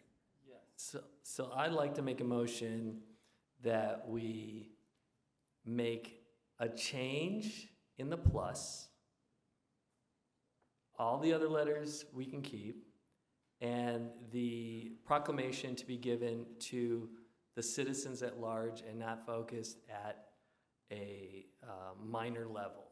So But students still have access students still have access, to still a can physical come. copy of the proclamation? If that's what they want, but it's not going to say to the student unit of. Okay. So, Mayor Pro Tem Stewart, can I please clarify your motion, because I want to make sure we have it correctly? Yeah. So what I'm understanding your motion to be is to go ahead and remove the plus from the LGBTQ+, Right. and then go ahead and issue the Pride Proclamation more broadly to the full community, Yes. of which all students and business owners can be a part of. Absolutely. As staff, we will administer the program so that it's more broad. Absolutely. We will, however, give copies of the Pride Proclamation to whoever requests it. Absolutely. Mayor Pro Tem, can I also clarify one other thing? All the other red line versions that were included in the staff report are not included in your motion? Correct. Other than the elimination of the plus? Correct. Okay. And Okay, the giving so of wait. the student unions, correct? And the writing in of the student unions and youth. Right, so Those are the also- proclamation itself will just be a generic proclamation that will be administered to anybody who wants it. Okay. So do But- we but- need to go back and change policy then? Because that was one of the things, Randy, that we talked about, is the policies that we had created.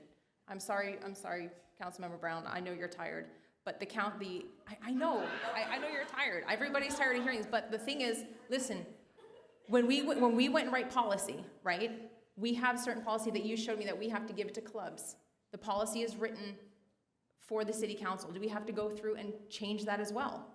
Tonight on your agenda is not only to consider the amendments to the Pride Proclamation text, but to also consider proclamation program recipients and provide direction regarding the same. That is why the policy was attached in here. And that's why that's added in, just so we it can- creates policy right now. So you are amending your policy right now. Right now. Okay. To go ahead and eliminate the plus from LGBTQ+ references, which was item number 1 on the agenda, and then also go ahead and broaden the proclamation to eliminate specific recipients and include the broader community. Yes. And then we're going to continue to keep Stonewall. Is that correct? Yes. And just so I'm clear, when I vote, that student groups will be allowed to physically receive Yes. a proclamation. Thank you. And it's only for the Pride Proclamation, or is it for all proclamations? No, this is, we have a program for all proclamations. We would basically expand all proclamations to include all sectors of all segments of the community, so that we can administer the program consistently. Sounds good. All right, there's a motion, and was there a second? Second.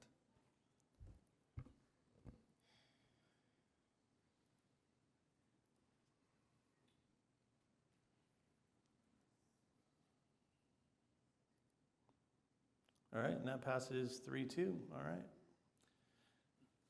1 down, 2 to go. Mr. Mayor, can we take a break, please? Oh, I'm sorry, that's right. We needed, well, let's do 10 minutes, everybody. We're adjourned.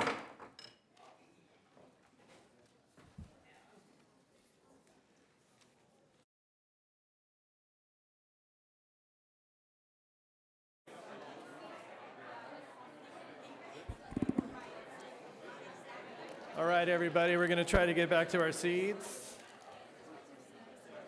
It's 9:30.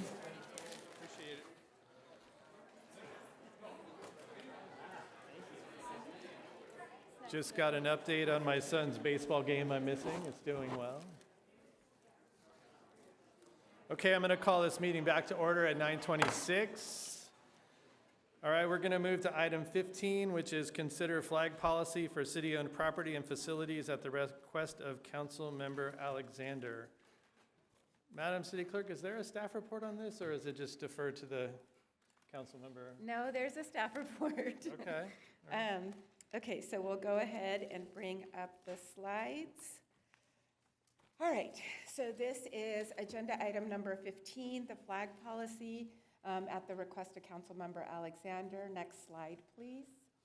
So on September 12th, the then present council approved the placement of a flag policy for discussion and direction on a future agenda, hence the item tonight on your agenda. As a general law city, again, Temecula is required to follow California law for operational matters such as flying the flag on public property. The city is obligated to follow the government code, and it's also has to follow the case of Shurtleff versus City of Boston in flying the city, state, and national flags on public property. While the city does not have a written flag policy indicating which, if any, flags are flown on public property, since incorporation and as a matter of long-standing practice, the city's practices are consistent with current law, as the city only flies the city, state, and national flags on its public properties, and then also the POW flag at Veterans Park and Duck Pond. The city does not have a practice of flying any other flags, including those from various groups. Should the current council wish to adopt a written flag policy or any other policy, it is not binding, and it is subject to change by either the existing council and or future council. So at this point, we would turn it over to Councilmember Alexander for any additional comments, and the recommendation is for council to discuss and provide direction on 2 items. First, does the council wish to have a flag policy? And second, if yes, what practices does the council wish to see in the policy? We did attach the government code sections and a sample policy from Huntington Beach at Councilmember Alexander's request. With that, Mr. Mayor, I'll turn it back over to you. All right, thank you very much. Councilmember Alexander, if you'd like, maybe a couple of seconds or a minute or whatever, if you want to lead it off, but do we have public comments on this item? Yes, Mr. Mayor, we have, looks like 8 public comments on this Okay, item. so we don't get too far into it before we bring in the public comments. I think I just have 4, maybe 5 small points here that are pretty short, going along with what Randy, the city clerk, had talked about. So the question is, number 1, do we have a verbal flag policy? And that's correct. Yes, we do have a verbal flag policy. So that is here. Right now, we fly the U.S. flag, the state flag, the city flag, and the POW flag. So first, I want to thank you, Mayor, for bringing up the POW flag at the last council meeting, because it was unsure if we could fly more than just those 3 flags. But after talking to the city attorney, he said, yes, we can do that. As policymakers, it's our responsibility to write policy and have discernment and wisdom to protect any future issues that our city may run into in the future. I'm proposing to codify our verbal policy into a clear, direct, and formal written policy for staff and our residents. So all I'm asking is, what we say, we just write it down. It's that simple. And I know that in the future, at any point in time, this policy can change, because that's why we have policymakers up here. But let us put into policy a place to give direction and understanding for future council in order to avoid litigation such as Boston. So that's all it is. It's just being able to take down what we say, write it down on paper, and create a policy. We create policies all the time. This is nothing new. So that's what I'm asking my council to do today. All right, thank you so much. We'll go ahead and move to public speakers on this item. Yes, Mr. Mayor, the first speaker is Bob Cowell, to be followed by Laurel Lamont. Hey, I must have got here early and to get first every single time. But I do support Jessica on this, and the reason is, I mean, let's say that we wanted a pirate flag out front. It was Halloween, we want pirate flags. No, we don't want pirate flags out front. We'd want the American flag, the California flag, the city flag, and or the POW flag. There's a lot of flags that people would want for, say, their team, that we might want to fly. It's decorum. It is a natural thing that we've done for years and years, have decorum in government. And this is decorum in government, having flags that we represent us, our country, our city, and POWs, of course. I also want to say 10 years ago, just on the last thing, 10 years ago, we didn't talk about the issue that we last talked about because nobody was that crazy 10 years ago to do something like that, except in Berkeley, it's true. Yeah, we went through COVID and we found out how crazy people were actually, the teachers were crazy enough to teach their kids crazy things like transgenderism. So I'll leave it at that. Next speaker.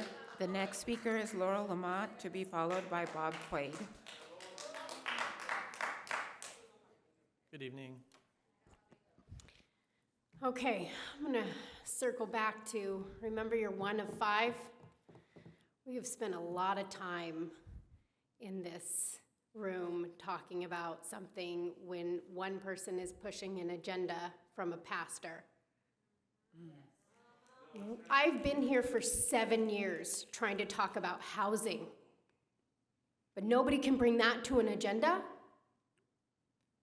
Where do all the LGBTQ plus community go when their extreme families ostracize them? We don't have housing. When are we going to come back to that? When are we going to start bringing other things to the agenda instead of letting Jessica run the show and make theater?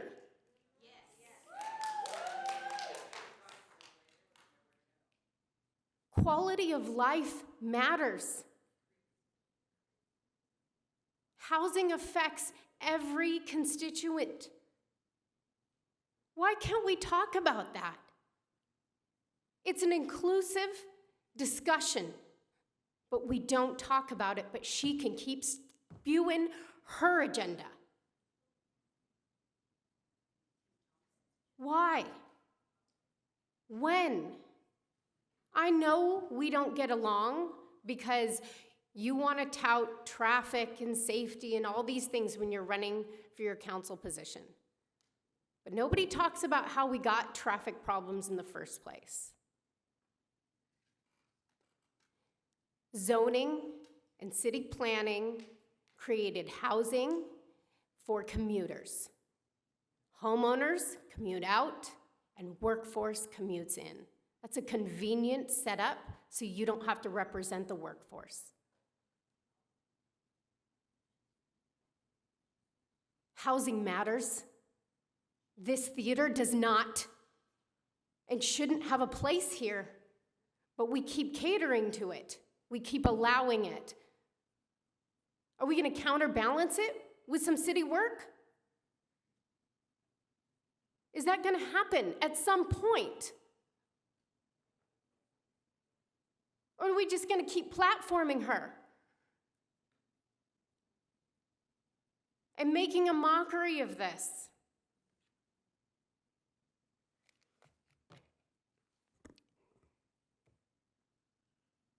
Stop allowing a puppeteer to control this show. And maybe, Curtis, you just entertain the idea that I understand and know what I'm talking about when I talk about housing, when I talk about traffic. You want to talk about fiscal conservative? That term we love to throw around. Roads, the wider we make them, the more it's going to cost to maintain them. The cities were designed to exclude the workforce and to segregate communities. Let's talk about this. Let's talk about where a whole, look, what we're seeking What an LGBT, I'm an ally. I'm not somebody who comes in, because my fight is housing. But we're seeking safety and acceptance. But we're gonna bring a flag issue, which was a non-issue, and make it an issue? Housing's been an issue. When is that gonna be a fair and acceptable thing to discuss? When are you gonna be brave enough to bring that to the table? I know you're looking at my seconds. When is it gonna run out? Housing, housing, housing, housing, housing. It affects everyone. Talk about it. Do something about it. Thank you. Next speaker. The next speaker is Bob Quaid, to be followed by Greg Langworthy. All right, welcome. Thank you, thank you. This particular item, Councilmember Kalfas, I just wanted to comment. You made a comment that Pride Proclamation was divisive. And so is this policy, this flag policy could be divisive too if you go in the wrong direction. But I'm looking at all these proclamations here, and the only one that's on this list that has caused any division in this city has been the Pride Proclamation. And yet you guys approved it, and you're gonna cause a problem. It's gonna be a problem every year when this comes up. So I'm just giving you a warning, because we can't let it keep going year after year after year. With that said, the flag policy, I'm urging the council to adopt this flag policy that displays on the city property only those flags that unite rather than divide the community. Uniting flags are those that make the entire community feel like members, including the U.S. flag, the state flag, and the city flag. Most all the other flags, although they make people feel good, okay, they are divisive. And they could cause the city, force the city to show the equity, diversity, and inclusion that they want, that keeps touting. And this would have to be without discrimination. If I say, hey, I want to see the Christian flag up there, what if we want to see, somebody says, hey, I want to see the Confederate flag up there? What do you think that's going to do to the community? That's going to create outrage. What about Planned Parenthood? Let's raise the Planned Parenthood. You think that that's going to not create an outrage in the community? All those are divisive flags. The only flags that should be shown in the city are those three flags that were mentioned that are already part of city policy. So I'm urging you, adopt this policy, show only those three flags. Everybody else can fly their individual flags on their homes, wherever they want. It's not the city's job to do that. And it's not the city's job to give proclamation to everybody. Okay? That's all I have to say about that. Thank you. Yeah, next speaker. The next speaker is Skylar Temple, to be followed by Jennifer San Nicolas. Welcome. I broke a personal record tonight for a number of individual items that I've spoken on in a single meeting. So that's a fun one. But you know, it's all thanks to the one-woman clown factory that we're here enjoying.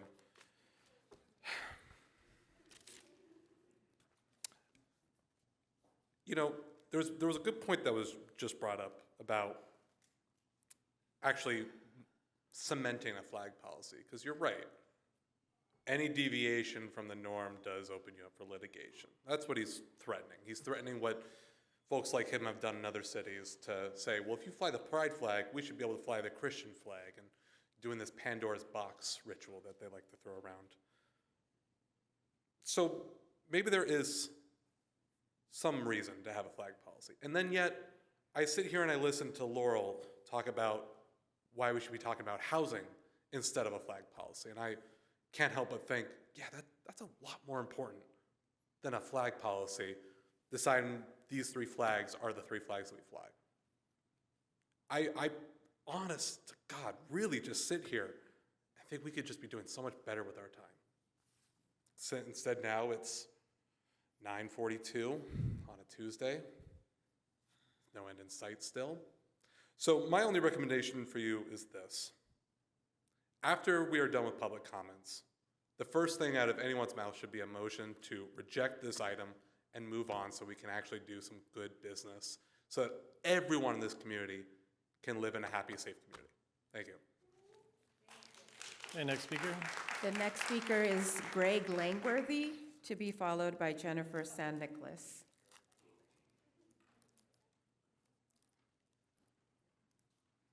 Good evening. Good evening. Good to see you.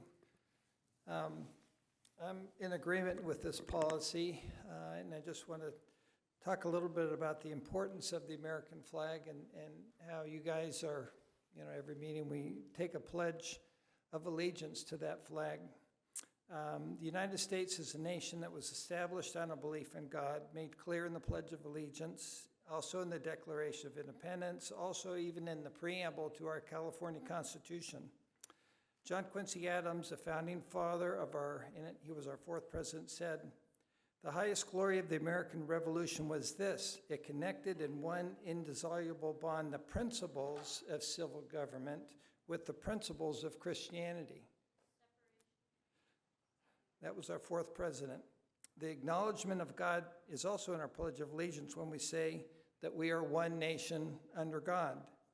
In our Declaration of Independence, it states that all men are created equal and endowed by their Creator with certain inalienable rights, and that governments, you guys are part of government, are created to secure the rights given to us by God. Our California Constitution likewise says, and I'm quoting from the Constitution, "We, the people of the state of California, grateful to Almighty God for our freedom, in order to secure and perpetuate the blessings, do establish this Constitution." So even the state of California acknowledges Almighty God and that you guys are here to protect our freedoms that were given to us by God. So this essential foundational truth acknowledged in the Pledge of Allegiance to our flag is that we're one nation under God. We're under authority. This is the source of our unity also. Each board meeting, we begin with a pledge, and it reminds us that there is more that unites us than divides us. Why? Because we're all made by the same Creator. Having only the American flag and California flag on city-owned property and facilities will encourage unity in our community. And let me just close with two other quotes by our founders. George Washington said, "It's impossible to govern the world without God." And he also said, "Religion and morality are essential pillars of a civil society." So you are governing us, and part of the wisdom of governing us is to acknowledge that you were created by a God who has certain standards, and some of those standards are not negotiable ones, and that we're all accountable to Him. But that also gives us the respect for each other in our conversations, because since we're all created by God, we all have equal respect for each other. That's why we listen to each other. That's why we treat each other with respect, because we're accountable to God. All right, so I agree with this policy. I think that flag reminds us of some essential truths, and I think that's why our forefathers wanted us to have a pledge. So before we start our government business, we remember our accountability to God. Thanks very much. Thank you. Next speaker. The next speaker is Jennifer San Nicolas, to be followed by Julie Gary. Good evening. Hello. Since flags seem to be a big popular topic across the community this month, I originally wrote this as an email to the school board, but I've amended it for tonight. Since the September 12th school board meeting, I have heard a great deal of rhetoric about what makes a patriot and what even patriot means. And now Councilwoman Alexander, experiencing a case of FOMO, had to pile on. The underlying message is that anyone who waves a pride flag or even disagrees with you is not a patriot or is un-American. I find that not only offensive to me, but to the women and men who serve this country to defend freedom. Many of Councilwoman Alexander's supporters criticize detractors for being un-American because we believe in rights for marginalized communities and don't desecrate the flag by wearing it. They think we should be forced to pledge our allegiance and do nothing that might seem like an exercise in individuality, like wear a rainbow. This has been on my mind all month, and it made me reminiscent of my father-in-law who passed of a COVID-related illness last November. You see, my late in-laws were elementary-aged children on the island of Guam in 1941 when Imperial Japan seized control of the island. Immediately, any native Chamorros over the age of 12 were put into forced labor. Younger children were put into schools run by the Japanese, where assimilation was not only the goal, but brutally enforced. Japan planned to be there permanently and wanted a full Japanization of the island. No language other than Japanese was allowed. No flags other than that of the rising sun were allowed there either. Sound familiar? Needless to say, this was traumatic for all who survived. On July 21st, 1944, known in the Chamorro culture as Liberation Day, the Americans retook the idol in the Battle of Guam. This is still a celebrated holiday, and anywhere in the US where there is an enclave of Guamanians, it is celebrated with music and food and a huge party. It is a privilege to attend these celebrations because while it rejoices in their native culture, they are truly grateful to be American. My father-in-law joined the US Navy as a young man, barely speaking English, but he wanted to give back to the military he revered. He served for over 20 years and then went into civil service for the County of San Diego, where he continued to serve his community. His 3 daughters married Navy men. 2 of said daughters serve as deputy sheriffs. My husband, the only son, rebelled and joined the Air Force Reserve in 1995. In the wee hours of September 11th, 2001, he voluntarily reported for active duty and remained as such until 2008 when he resumed reserve status and also joined the San Diego County Sheriff's Department, where he continues to serve today. He served 21 years in all. They served to protect our freedom, including our right to expression. We stand for the salute in our family. We have a flag displayed in the front of our home, and we are proud of what it means to be American and of what the promise of a more perfect union holds. We also believe in freedom. We believe that religion should be separate from the state in all matters. We believe people have the right to worship or not worship in any manner they choose. We hold tight to the freedom to peaceably assemble and protest, even if that means kneeling for the flag or sitting for the pledge. There is truly nothing more American than to challenge government overreach, whether at the highest levels or at the hands of the city council's unsubtle attempt at authoritarianism. The flag isn't what makes America great. It is the many liberties granted by the Constitution you swore to uphold. Your attempts at implementing a Christo-fascistic policy of flag idolatry will be resisted and ignored because, unlike Imperial Japan, feckless authoritarianism is antithetical, non-enforceable, and quite frankly, un-American. No one holds the monopoly on patriotism because in the USA, we are free to express ourselves and to be ourselves, even if it makes you uncomfortable. Thank you. The next speaker is Julie Geary, to be followed by Love Bailey. Good evening. Hi. I used to teach at a school where we had to get approval for all items hung in the room and the walls of the school. Books were carefully scrutinized in the library, and titles or chapters or even pictures that were not approved were removed, ripped out, and covered with white tape. There were only 2 kinds of flags approved to be displayed at the school. LGBTQ students and staff couldn't talk about their families or who they loved while they were on campus. Where history was taught so that it wasn't controversial and didn't offend. Some of you in this room might think this sounds like a dream school. It wasn't. This school was in communist China, where I lived for 2 years, where the government controlled the walls of the room, the flags on the poles, the pages in the books, the videos that played on the TV, just like you're trying to do tonight, Jessica. They tried to control the minds of the population. Jessica, this isn't China. This is the United States of America, where we celebrate freedom. We value freedom of thought, free expression, and we celebrate diversity. Don't use your position in government to infringe on our American ideals. Don't exchange them for strict communist control.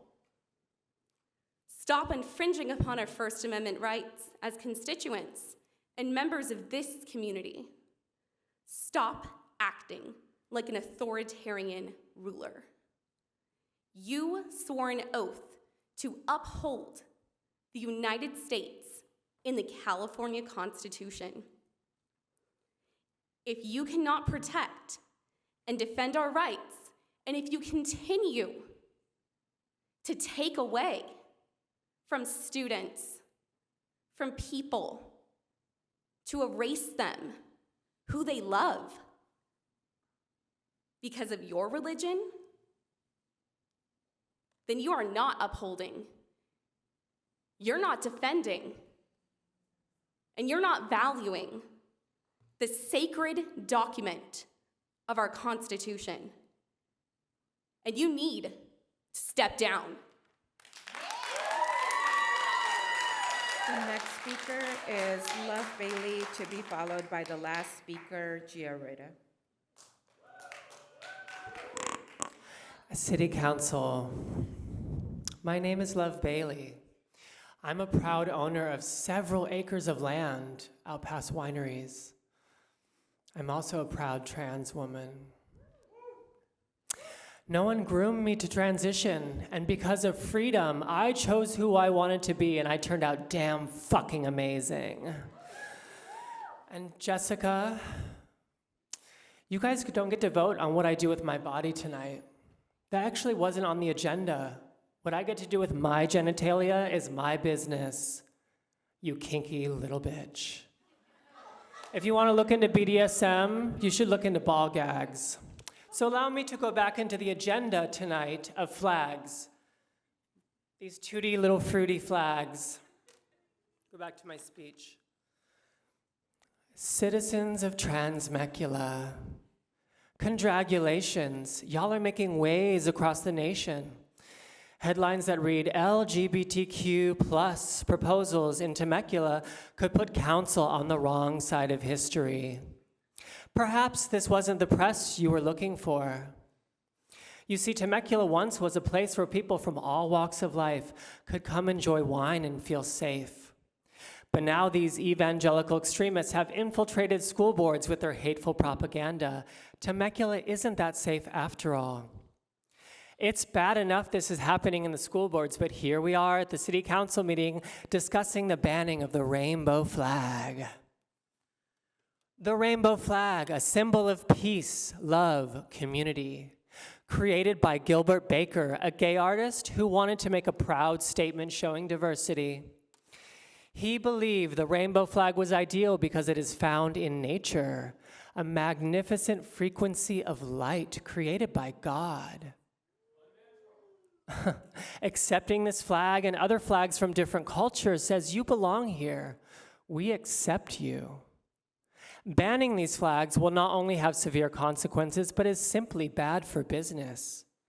Doesn't the city of Temecula benefit from the commerce of tourism? The gays and minority dollar is very strong these days, and rumors are spreading fast that you are not inclusive. Is that the kind of reputation you want for your town? Think about what a missed opportunity this is. Concerts, wines, Pachanga Casino. Evangelical extremists aren't going to make up for your lack of business.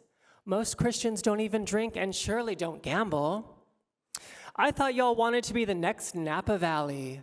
Well, I know they don't persecute gay people or people of color over there near San Francisco.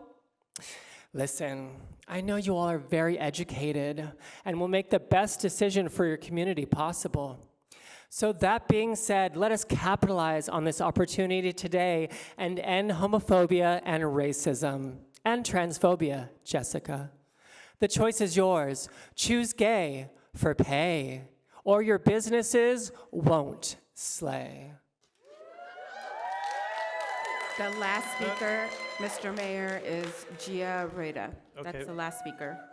And before we move on to the next speaker, while we recognize everyone's right, we want to make sure that we're not using profanity against certain people.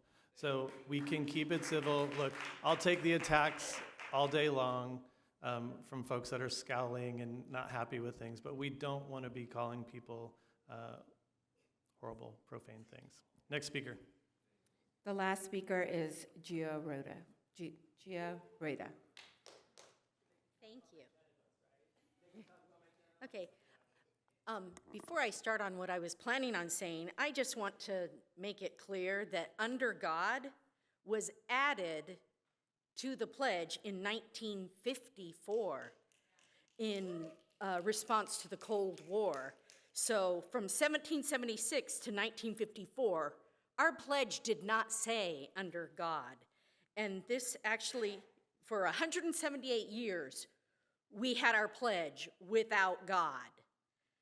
And I think it's important that we recognize that this is government and God is a separate thing. And in that light, let me just go straight to what I was planning on starting with. And that is, I want to start with some definitions. And it's not because I think you're obtuse, but I think there is at least one member who doesn't understand the difference between a dais and a pulpit. So, a dais is a raised platform for dignitaries or seats of honor, which is presumably you four. And she's also there. A pulpit is a raised platform in a Christian church, which is not what you're on.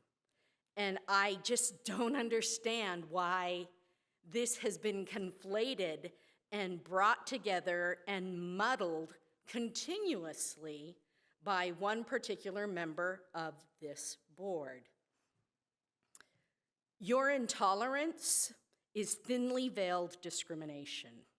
And although this particular policy doesn't say the word pride flag, we are not idiots. Everybody knows exactly what the motivation behind this is. It's sandwiched nicely between number 14 and number 16 that are also against the LGBTQ community.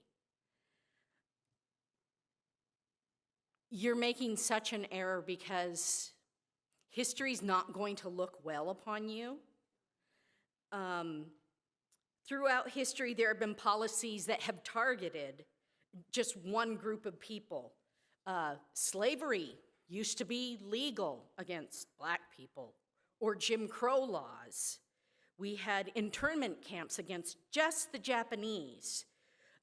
Interracial marriages were illegal. Those were all real policies that we allowed in our country, shamefully. That's our shameful history. But they were laws. They were allowed. Just because they're laws or policies or amendments or resolutions, like number 14, 15, and 16, doesn't make it right. And you will be on the wrong side of history because someday people are just going to go, can't believe they made such a big deal about who people love. Because people love who they love. Like, seriously, you have to ask yourself, how old were you when you decided to be straight? Was that a decision? Did you say, I like penises? No, you didn't. At least I'm assuming you didn't. I could be wrong. People don't act that way. That's not how they're formed. They just know who they love. They know what they're attracted to. And that doesn't make them evil, it doesn't make them bad, and it doesn't make them any less deserving of representation in the city they live.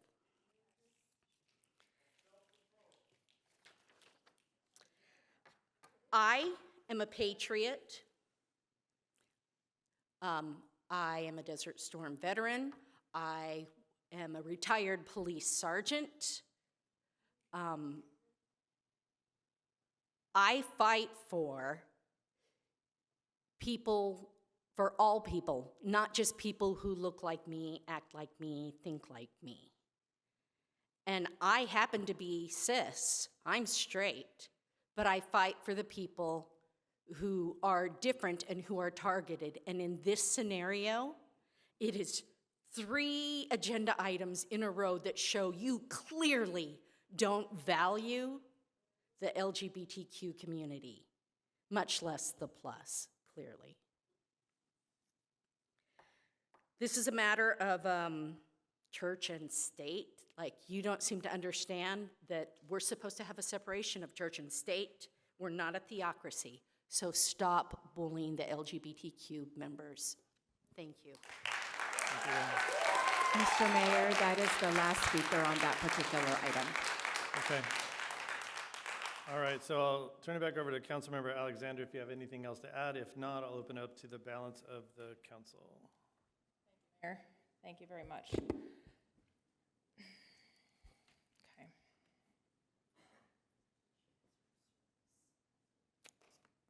So obviously, a lot of people have a lot of thought. First off,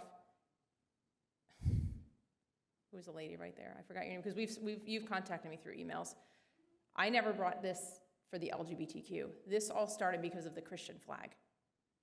Let's take a look. Going back to Shurtleff and versus Boston. They didn't have a written flag policy.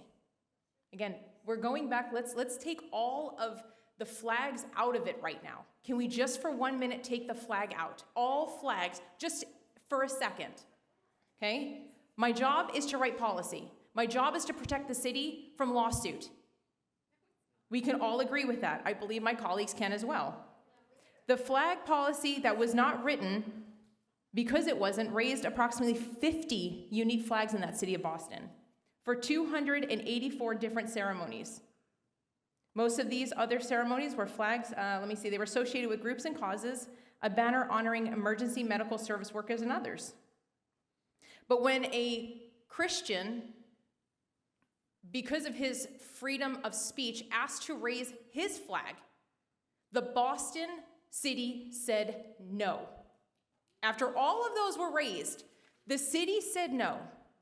So they took it to the Supreme Court, and the Supreme Court, not Temecula City Council, not a city, but the Supreme Court, to a 9-0 in favor of the resident, said it was in violation of his freedom of speech. I didn't do it. That's the Supreme Court. I just found out about it. So here I am bringing education to the community, education to the council.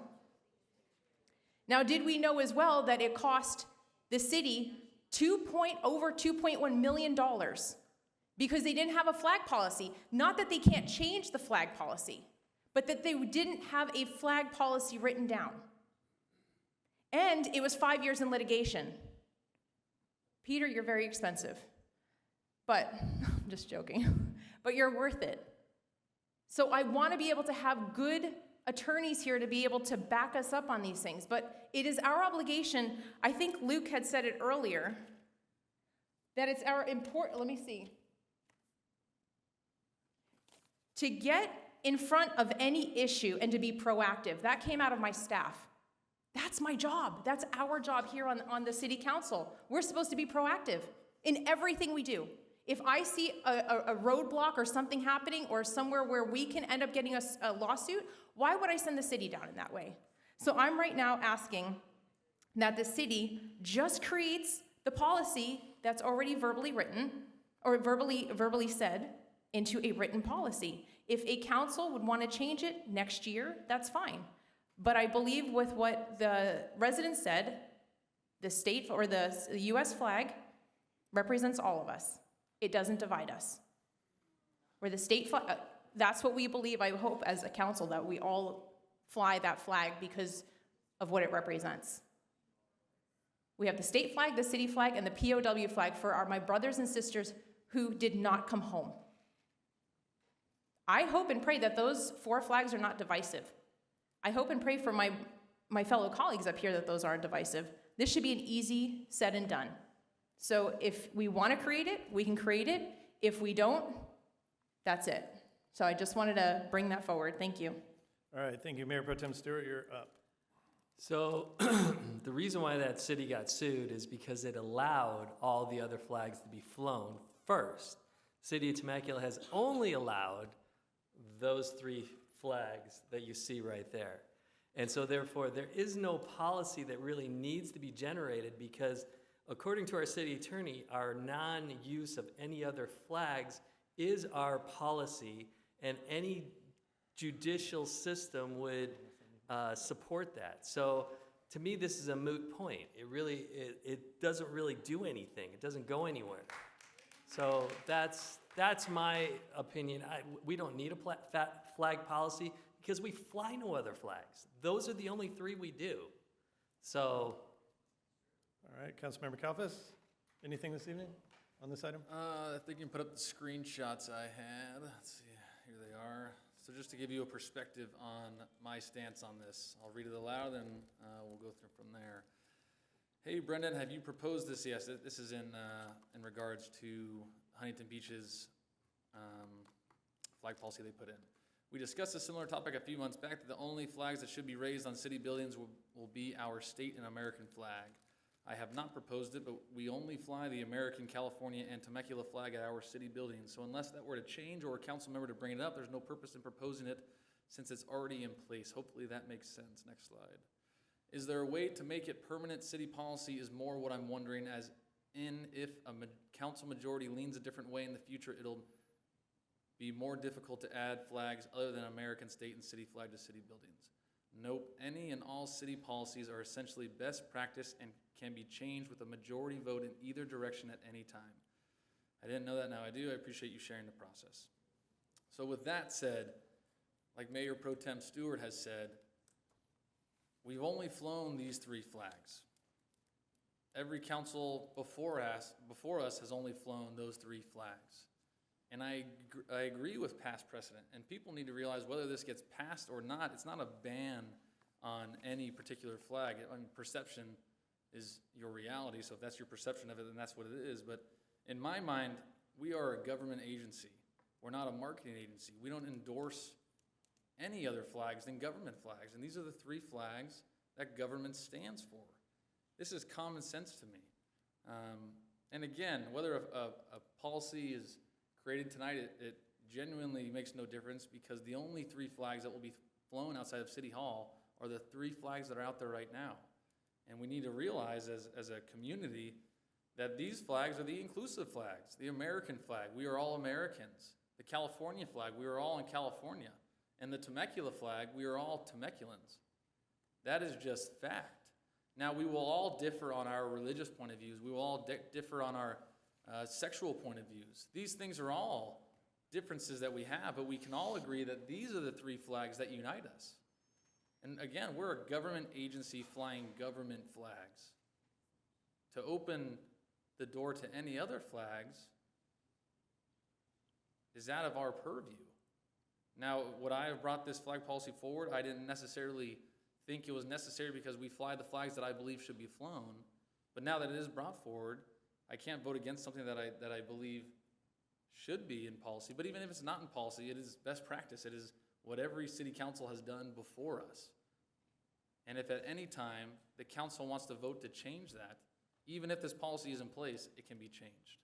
So the fear that we're banning something or that we're excluding people, why weren't you here asking for more flags to be put up before? We've never had this conversation. No other council member has brought up another flag to be flown. And if that's the case, why hasn't that been asked? And it's because everyone can agree that these are government flags. These are the flags that should be flown. So I just want to put everyone's fears, I guess, to bed, whether there's a policy or not. We need to change our perception on banning things. It's not banning it, it's what we do as a city. We create policy that reflects our best practice. Now, whether that policy is placed into actual policy or not, or it still just becomes best practice, it's the same. The same. Policy or no policy, those 3 flags will still be flown out of City Hall. These 3 flags will still be behind us. There is no change that is going to happen with a policy or a no policy here tonight. Thank you. All right, thank you, Councilmember Kalfas. All right, I'll just add a few things and I think we can move on. I don't think anyone even knew we didn't have a flag policy until a couple weeks ago, right? This wasn't an issue for anybody until it started making its way around the region. So it wasn't broke. Why are we trying to fix it, right? I guess that's my struggle. And any policy we create is only as good as the council members sitting here. In fact, we actually have a policy that prohibits resolutions that you're actually the next item, you're going to bring something up against a policy. So creating a policy actually just creates staff time. We don't need to. And we could be, much like some of the speakers have mentioned, having staff work on more important things, that rather than creating time and energy to work on a policy that for the last 34 years hasn't been an issue. I've been here 5 and it hasn't been an issue. Talked to council members in the past, hasn't been an issue. We're creating issues. Sorry, Councilmember Alexander is creating issues that don't need to be fixed. So with that, I'm just gonna move that we do not create a flag policy and just move this item. Second. Okay, let us vote.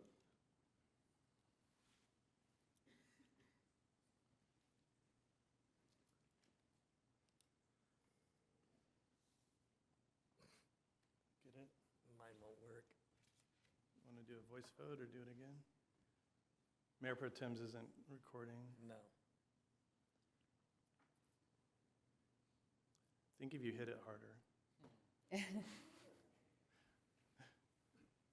We could do a voice vote. I vote yes.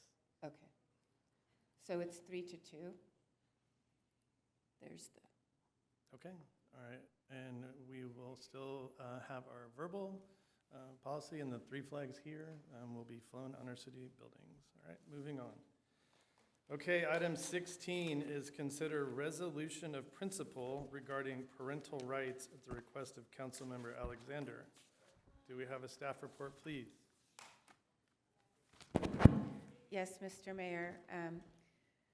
We have a staff report on this as well. Agenda item number 16, resolution of principle regarding parental rights. Next slide, please. So on September 12th, the council placed the topic of this resolution of principle regarding parental rights on a future agenda for discussion and direction. On January 10th, the council had adopted a public recognitions policy, which specifically states that resolutions of principle defined as statements in which the organization describes its collective beliefs, values, and intentions towards a particular topic will not be issued by the council and are not included as a part of the policy. However, the council does have the ability to waive the policy if it so desires. Next slide, please. On September 12th, Councilmember Alexander referenced the following pieces of legislation in her comments related to the placement. And as of last night, the status is as follows. AB 223, it was signed into law. AB 665, it's pending signature. AB 957 was vetoed. AB 1078 was signed into law last night. So at this point, our recommendation, and of course we'll turn it over to Councilmember Alexander for additional comments, is that the council consider 3 items. Number 1, whether or not you wish to have a resolution of principle regarding parental rights. If so, what general content would you like to see in that resolution? And also provide any other direction related to legislation that the council so desires. With that, Mr. Mayor, I'll turn it back over to you. Okay, thank you. And then just similar to our past items, Councilmember Alexander, if you want to maybe make a brief statement, and then if we have, do we have public comments this evening? We do, Mr. Mayor. We have 10 public comments on this item. Okay, and then we'll go to public comments. All right.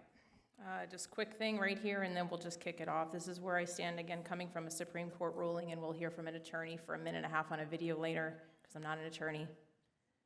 As stated previous to the Supreme Court rulings, a child is not a mere creature of the state. Another ruling, the primary role of the upbringing of their children is now established beyond debate as an enduring American tradition. I'm asking this council to stand up for the families that we all keep talking about and supporting our parents who have the right to love their children, discipline their children within safe boundaries, and be able to support them by their values, morals, and beliefs. With that, we'll hand it over. All right, thank you. May we call the first speaker, please? Yes, Mr. Mayor. The first speaker is Bob Cowell, to be followed by Greg Langworthy. All right, welcome. Yeah, I want to thank you, Jessica, because she's gone through a lot of torment tonight, a lot of cruelty actually a lot of bad behavior by a lot of people in here. And Zach, you should have done something to kick these people out. These people, look at them. Please do something to these people because they're disrupting this whole council, and you're doing nothing to stop it. Nothing. Why? Hey, you know, by the way, the flag thing should have been a no-brainer. It should have been an easy thing to say 5-0, except for... Can we stick to the item that you're Yeah, I speaking know, but it goes to that, because the reason why is because it's all the transgender flags flying in the schools that shouldn't be there. This is all about public. It wasn't about private. We already had a private one, by the way. You said we had no flag policy. We do have one. I was here talking about it, let's say about a year ago. I'm going to guess that.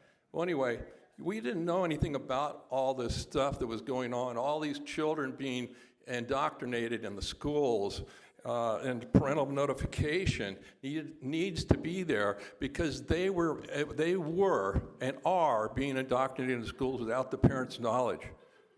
And you have this person should be kicked out of here, who is ever laughing at me right now, because it's not decorum. Listen to these people.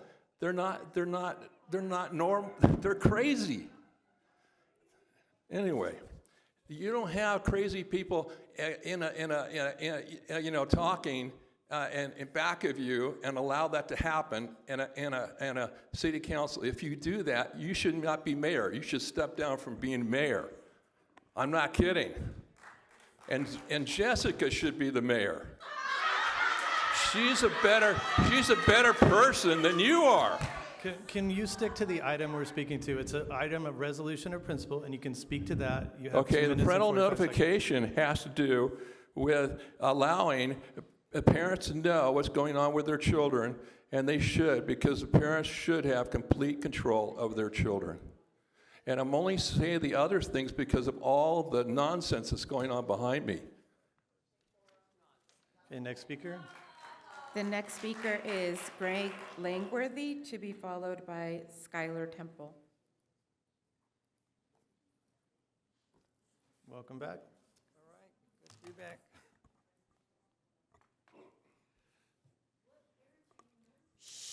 I'm in agreement with the council taking a position on the legislation that's coming down from Sacramento. California State Legislature recently passed legislation which I think will undermine the rights of parents to direct the education and training of their children. And in fact, these laws, I believe, also are contrary to the original moral purpose of California's Constitution and also of its public schools, believe it or not. And I'll quote a couple things. So first, the legislation. One law, AB 665, would allow a quote-unquote professional to remove a child from his parents to be placed in a foster home without due process of law. I think that's something we could all say, hey, that should not happen. You've got to have a reason to take a child away from a parent. Another law is AB 1078. That would take away authority from local school boards to oversee the content of the curriculum in the schools they were elected to serve. And that's, again, we elect school board members to oversee the curriculum, to direct the education of our kids. That's local control, not state control. I believe that's also unconstitutional. The current mission of California Public Schools, which seems to have been forgotten by our state legislature, is defined in Ed Code 233.5. So here's the mission of California Public Schools. Each teacher shall endeavor to impress upon the minds of the pupils the principles of morality, truth, justice, and patriotism. And the God-given right of parents is to direct the education of their children to those areas. So if Temecula wants to teach patriotism, morality, truth, justice, that's right in the Ed Code, should not the school board of Temecula have the right to oversee the curriculum to make sure those truths are taught to the kids and not have California come in and say, well, I'm sorry, you can't teach those things. The parental rights is embodied in the 14th Amendment of the U.S. Constitution, which prohibits states from abridging certain rights to its citizens that are protected by the federal government. These rights are so protected because kids belong to their parents. Again, that should be obvious. Kids belong to their parents, not to the state. So the state should not come in and then start directing the education of the kids. The U.S. Supreme Court has never ruled that the state can overrule without due process. That's the key. You know, that's the, without investigating issues of abuse. Without due process, the fundamental right of parents to direct the education and training of their kids is established in constitutional law.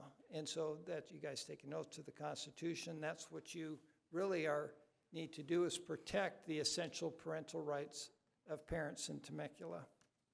So you, as our local elected officials, have the responsibility to speak and act as our representatives in opposition to laws coming down from Sacramento, which are imposing on the essential constitutional parental rights of parents. So it's our job as community members to encourage you to do so, and then to support you when you do so. So thank you for your time. All right, thank you. The next speaker is Skylar Temple, to be followed by Moxie Childs. Hopefully a final time. We'll see. Yeah, Mayor Schwenk already said it. This is a settled matter. We should not be bringing resolutions of principle to this body. Simply put, we settled this in January. In fact, January 10th, 2023. In addition, resolutions of principle define as statements in which an organization describes its collective beliefs, values, and intentions will not be issued by the council and are not included as part of this policy. Why, then, are we bringing this up? Oh, because Jessica hasn't been in the news in a little while. Let's bring it back, run it back. So here we are dealing with these manufactured problems because, as we know, in the school board, it's the big thing to talk about parental notification, parental rights. Sounds like a lot of these parents just really don't have a great relationship with their kids if they don't know what's going on with their kids. That's the frank reality, is it not? That a lot of these parents just simply don't know how to communicate with their children and understand what they're going through. So they need what? Teachers to then detail every little part of their lives at school? That's not their job. Their job's to educate. You know, I grew up in this community, and I like to think I had damn good parents who really took an active effort to know what I was learning in school and to know how I was doing. Not that long ago. I graduated high school 7 years ago, folks. I know I look a lot older, but that was only 7 years ago. So what changed in 7 years that you think that somehow you don't know what's happening in your schools? And to be clear, this is the Temecula City Council, not the Temecula School Board meeting. Thank you. But since you brought it up, we'll go ahead and address that point. We can be doing more with our time. We should not be talking about this. This is a settled matter as of January 10th of this year that we do not address resolutions of principle here in the Temecula City Hall. Thank you. And hopefully for the last time, thank you. All right, thank you. Next speaker. The next speaker is Moxie Childs. Moxie, to be followed by Douglas Cole. Hey, welcome. I'm going to start with some statistics from a survey of 22,000 LGBTQ youth.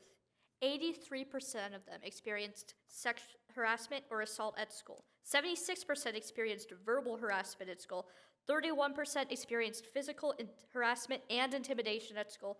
And 13% of them experienced physical assault at school. To make matters worse, 44% of those surveyed said they didn't report those incidences due to a fear of being outed. Only 1 in 3 LGBT youth live in an affirming home. For the other 2/3, being outed can and does pose a significant safety threat in the home.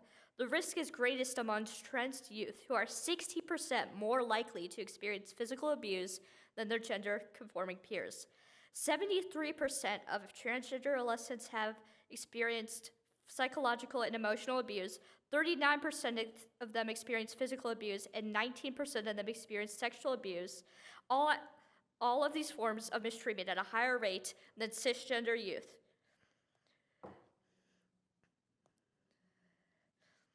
Sorry. A significant number of victims who experienced abuse from their families think support would have been helpful, but did not or were not able to access it. This includes advocacy, practical assistance, formal advice and information, and therapeutic services.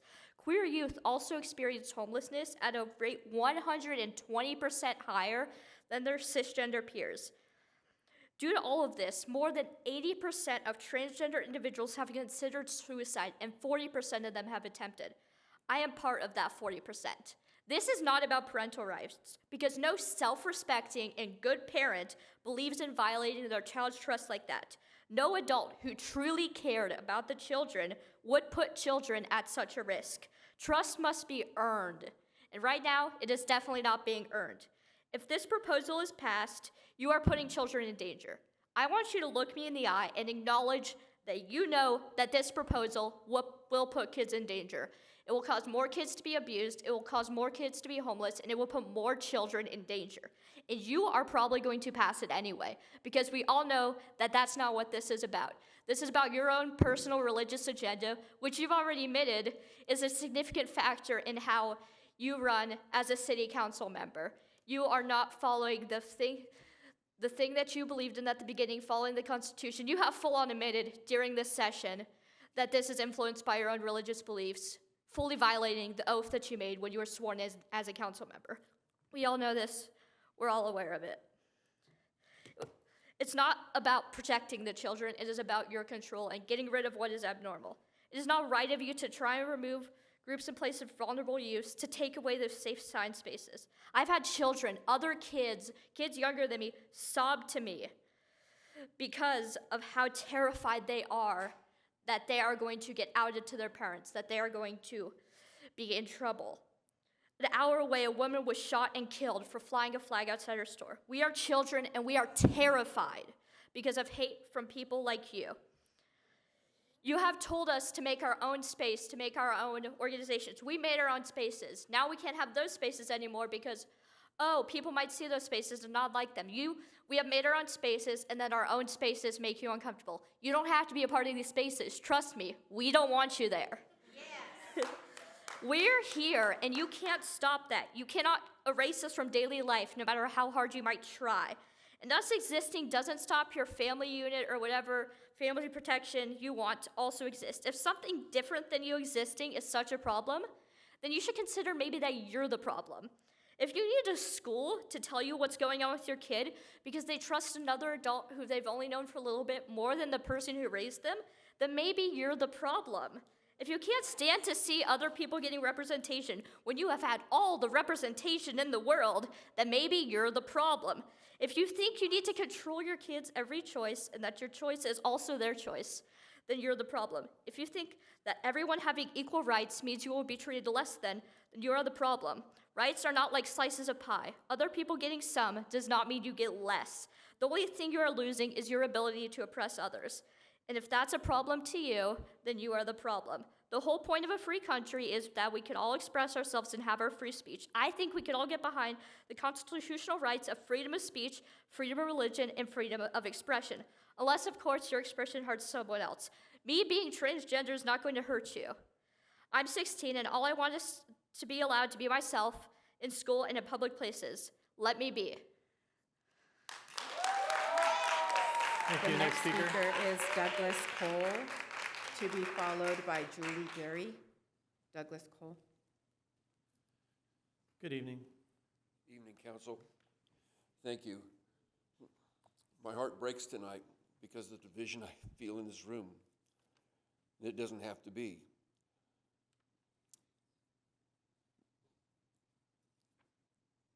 Our government, our state government, has tried to send down a law that seems to separate parents from their children.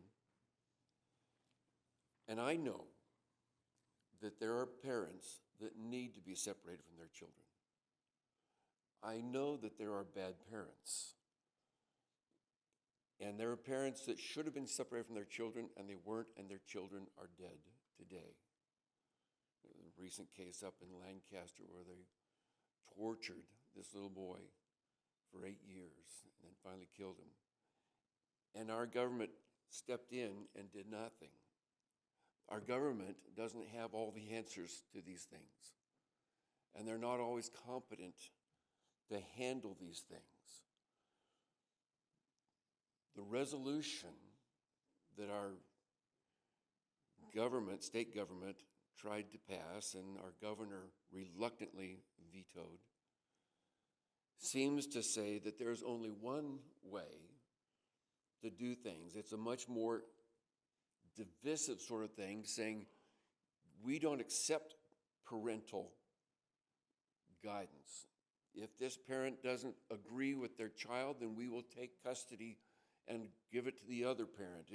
If this parent doesn't agree with the state in the way this child should be raised, then we could even come in and remove the child from the home. Just, I promise, there were probably times in my children's life when we did not agree. And they might have said, listen, I'm going to talk to the state and they'll take me out because they will agree with me. But we didn't have that. We had time to work through things. And my family, thank God, is safe, is whole, is healthy, is happy today. But we went through hard times. That's what families do. I just want to urge, I don't know what power this body has with these kind of principles and resolutions. I don't know that. But as things come up, I want to urge you as a council to not give in to the direction that our state is moving to exclude parents from being with their children. I know there are bad parents, but I think they are a microscopic minority. That most parents love their children enough to die for them, and they will work with their kids. Are their kids afraid? I'm sure they are. My kids were afraid to come to me with things that they did wrong. Did they think I was going to do something terrible to them? Yes, they did. Was I going to? No. Give parents the right and the time to work with their children. Don't exclude them. Thank you. The next speaker is Julie Gary. I think she's gone. Rachel Dennis. Oh, I'm sorry. Julie, yeah. I'm a mom, and I'm a grandma, and I'm just me. And please don't take the rights of parents away. Please don't be a part of that. Parents love their children. Like he said, for the most part, please don't be a part of that. I'd hate to see a world where parents don't get to raise their children because they just don't agree. Please don't do that, especially when they're underage. Underage children need to be with their parents. And I have 5 grandkids, and I would hate for disagreements or heartache to come between them and for the children to be taken away from their families. That's heartbreaking. So please don't be a part of that. And again, just side with families. Families need to stay together. Thank you. Next speaker. The next speaker is Rachel Dennis, to be followed by Julia Cole. Okay. No, it's fine. Okay, so Julie Geary was not here. Rachel Dennis, is not here. And we just heard from Julia Cole. Is that correct? Yes. Okay. Next speaker is Stephanie Deza, to be followed by our last speaker, Gary Audi.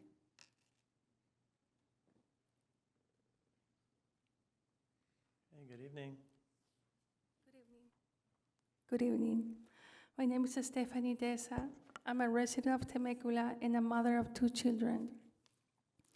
I stand before you to discuss a matter of utmost importance, the protection of parental rights in the lives of our children. I understand that this is a sensitive and an emotional topic for many people, and opinions may vary. As parents, we possess an innate understanding of our children's needs, desires, and aspirations. This deep connection allows us to make informed decisions that foster their growth and happiness. Our rights as parents are not arbitrary. They are rooted in the fundamental principle of personal freedom and autonomy. Instead of removing parental rights, it may be more productive to focus on promoting understanding, education, and open communication within families. Parents and children should have the opportunity to engage in meaningful discussion together without outside input, sexual orientation, seeking professional guidance when necessary, and making informed decisions together. I don't co-parent with the government. We must not forget that kids are at risk without proper parental guidance. Let us stand together as parents and concerned citizens to protect and defend our rights. Let us advocate for policies and legislation that safeguard parental authority, ensuring that our children grow up in a secure and nurturing environment. Together, we can create a brighter future for our children where their rights and well-being are protected at all costs. May God watch over our children, protect them from harm, and guide us to fulfill our role as loving and responsible parents. Thank you. Thank you. Next speaker. Yes, actually, we do have a speaker that had been in the non-agenda. They just marked the wrong box, so we're going to let them go ahead and speak under this. Heather Dinesh, if you want to go ahead. And then our final speaker will be Gary Oddie. Okay. Good evening. Good evening or good morning. My name is Heather Dinesh. I know you've seen me, some of you, before. I'm an attorney and a bioethicist. I am here to support the policy that Temecula would have to support families. I am very concerned about some of the bills. I spoke last time about the concern of AB 665. It seems to me that in Sacramento, they've been having problems. They've been trying to weaponize CPS. They'll show up at the doors of families to walk in there and ask them about gender identity, and they're not getting very far with investigations. And so what they've chosen to do instead is to try to remove children without an investigation and without due process, things that we all know are against the Constitution.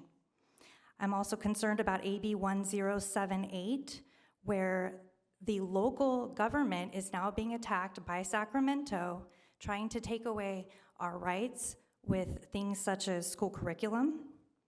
And then there's also SB 407, which I didn't get to last time, which would require foster parents to affirm the gender transition of a child in their care, which is going to drastically cut options for these children. Parents know better than anybody what is best for their children. We're the ones that taught them to walk and to talk. We've taught them how to love. We are, in our nature, their protectors. We are the best protectors for them. As some of the other people have alluded to, it's only when they're actually being harmed that a parent should ever be separated from a child. And the US Supreme Court has recognized these unalienable rights from our Constitution. These liberty interests include, and I'm quoting from Washington versus Glucksberg, which is a 1997 Supreme Court opinion. These liberty interests include the rights to marry, to have children, to direct the education and upbringing of one's children, and then to marital privacy and to bodily integrity. Our children deserve innocent childhoods. They're so precious. They're so innocent in their nature. And we have a society that wants to, and I don't know if it's because of internet porn or what the situation has become, but our society has become very sexualized and now pushing this upon the most innocent among us. Our state is pushing policies that ignore biological reality and threaten our children's health. Studies have shown that 60 to 80% of adolescents who suffer from gender dysphoria do not identify as transgender when they reach adulthood. The state is on the wrong side. The Wall Street Journal, discussing the risk from sex reassignment, quote, most shockingly, their suicide mortality after they've been treated rose almost 20-fold above the comparable non-transgender population. And then it goes on to say the high suicide rate certainly challenges the surgery prescription. We have a situation where children are being removed from homes where the parents care about them, where they love them, to a situation where they're going to be harmed, irreparably so. And you've heard it on the video earlier from a detransitioner, what they go through. As a bioethicist, I teach other medical professionals that if a treatment is futile, and what that means is that the treatment doesn't work, that you cannot consent to a futile treatment. They shouldn't be offering it, and it shouldn't be something that you can consent to when it's futile. It doesn't work. And we know it doesn't work because of the suicide rate. Temecula needs to be a sanctuary for families. I am begging you to be a sanctuary for us, for families. We need to be the future of what Temecula is. And I'm going to leave you with this. The Pacific Justice Institute says that 75% of people from all political parties do not support violating parental rights. And I strongly suggest, for the benefit of the families and for the city of Temecula. Ma'am, your time's up. Thank you. The last speaker is Gary Oddie.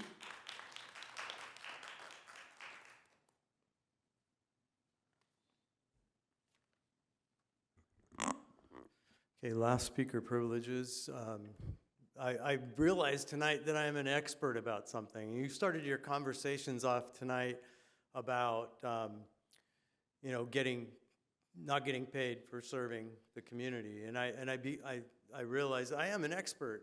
In retirement, I figured out how to work an 8 to 10 hour a day and not get paid for it.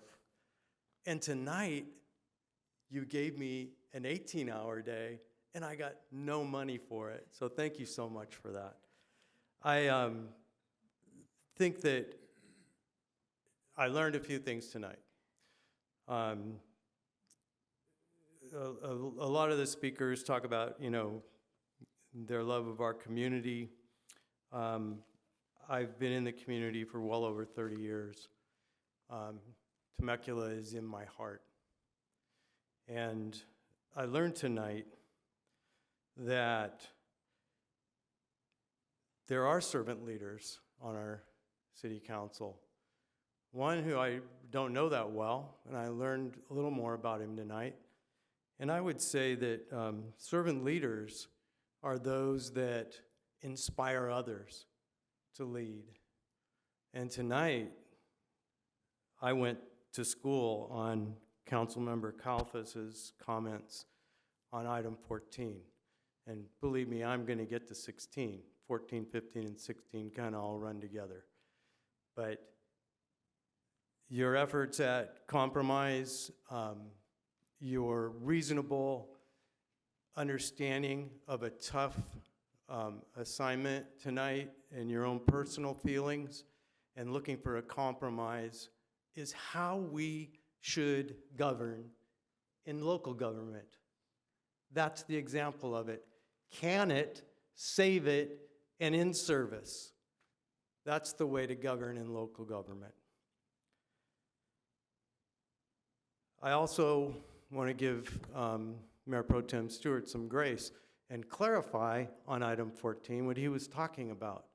What he was talking about is that item should not have been on the agenda tonight. And then he struggled to give his personal feelings on a very tough issue and work through that to find some compromise. The point is, as I speak tonight, our city is at a precipice. We have to make some changes soon, or we're in trouble. From Luke 11:17. But he, knowing their thoughts, said unto them, every kingdom divided against itself is brought to desolation, and a house divided against a house falleth. Yes, we are divided, but we continue to grow the divide. For those of you that have some study with the good book, you know that that's a theme of Satan, to divide, to achieve his goal, to divide us Christians, to divide us so he can succeed in evil. My family's been a part of this community for well over 30 years. This is a city that has provided an array of community programs for our children, as well as those great programs for adults and seniors. This is a city that has provided us great places to worship with our neighbors. This is a city that has provided caring and nurturing schools where all children could thrive and where our children thrived. This is a city that provided a safe place to live. This is a city that provides a quality of life master plan that has kept our city focused on being one of the best communities to be a part of. Now, I've been an educator for well over 45 years, still doing it. I can tell you, really, I'm out of time. You're out of time, Gary. I didn't even get started. I think I've earned, See you in 2 we've weeks. earned extra time. You're giving me 2. Thank you very much. So I won't go there, but I was going to talk something about schools. Oh, we're at City Council. We're done. Yeah. We're at City Council. That's right. All right. Thanks, Gary. Have a good night.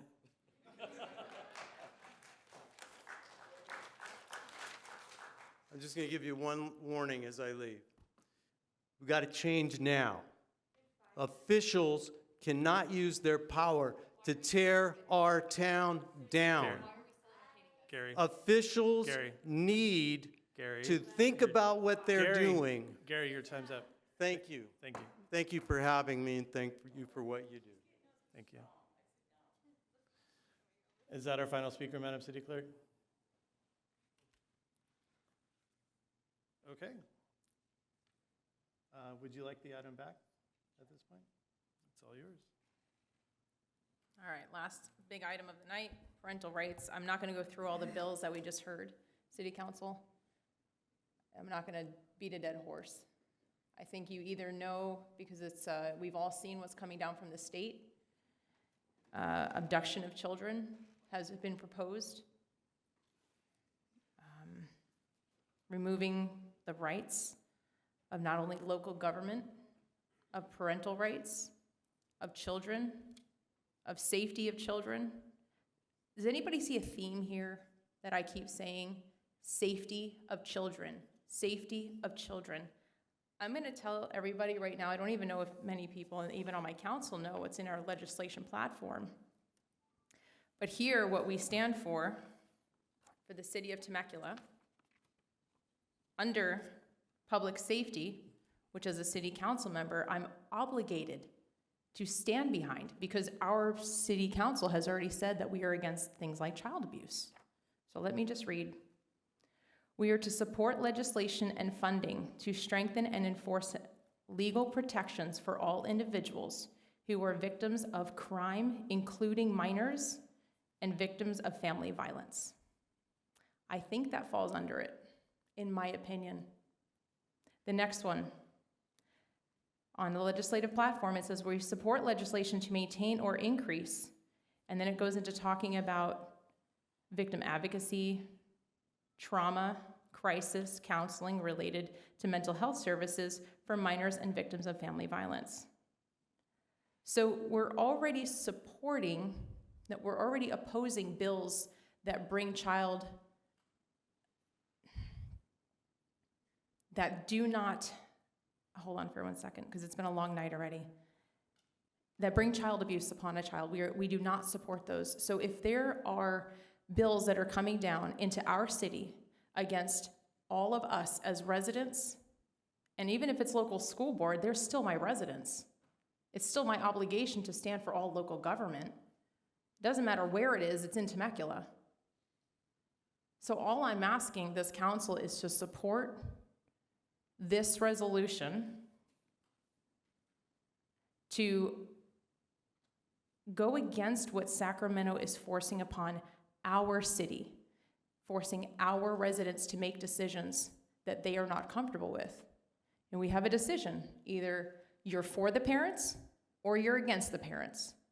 And I have an entire list of things that I would put on a resolution, but I really do truly think that I don't want to kill it tonight too much. I just want to see really where my colleagues stand on parental rights. And then if you want to know what I think about it and where I would go deeper into the resolution, I can talk about that. But I want to first see where my colleagues stand with parents or the government.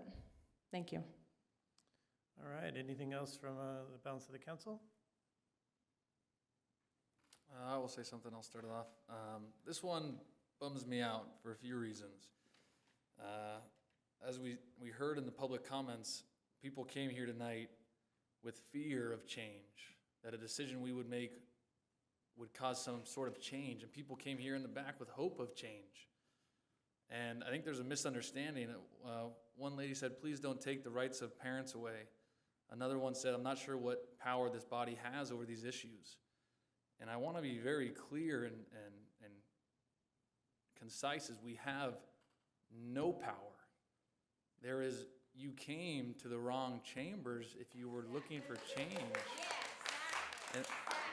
And this is the issue. Is I agree that I stand for parents' rights. I agree that having authority over your children is what is best for kids. But what we have to do as city council is take the worst laws that California sends us and make the best of them. That's the Temecula way. That's all we can do. And standing up with a resolution, you know what that does? Nothing. The legislation session is over. These bills, except for one of them, have either been vetoed or signed into law. Now, what we can do, instead of bringing people here with the hope of change and the fear of change, who are both mistaken, is what we can do as individual council members. We can, on the city letterhead, we can write letters to our congressmen. We can write letters to our assembly members. We can write letters to Sacramento stating that we stand against whatever laws we stand against. But if we were to sit here at any given time and go over laws that we disagreed with that came down from the state, we would be up here for months or agreed with. This is not, in my opinion, in the purview of what city council does. And listening to the comments is exactly why, because we brought people here who had a hope or a fear of change, and both were wrong. It's not what we do here. It's not what we do here. We have no power here, but I agree with what a lot of individuals said about parent rights, and I don't co-parent with the government. I agree with you, but I can't do anything for you. That is not this seat. That is our state assembly members. That is our state senators. And I understand you want to know that we stand up for you, but we're standing up and we're in a ring fighting nobody. There was no opponent to be fought at this level. We can't do anything. A resolution, in my mind, other than cause what it has caused tonight, does nothing. It holds no weight. Thank you, Councilmember Kalfas. Councilmember Brown, anything? Yeah, I agree with Councilmember Kalfas and all of his comments.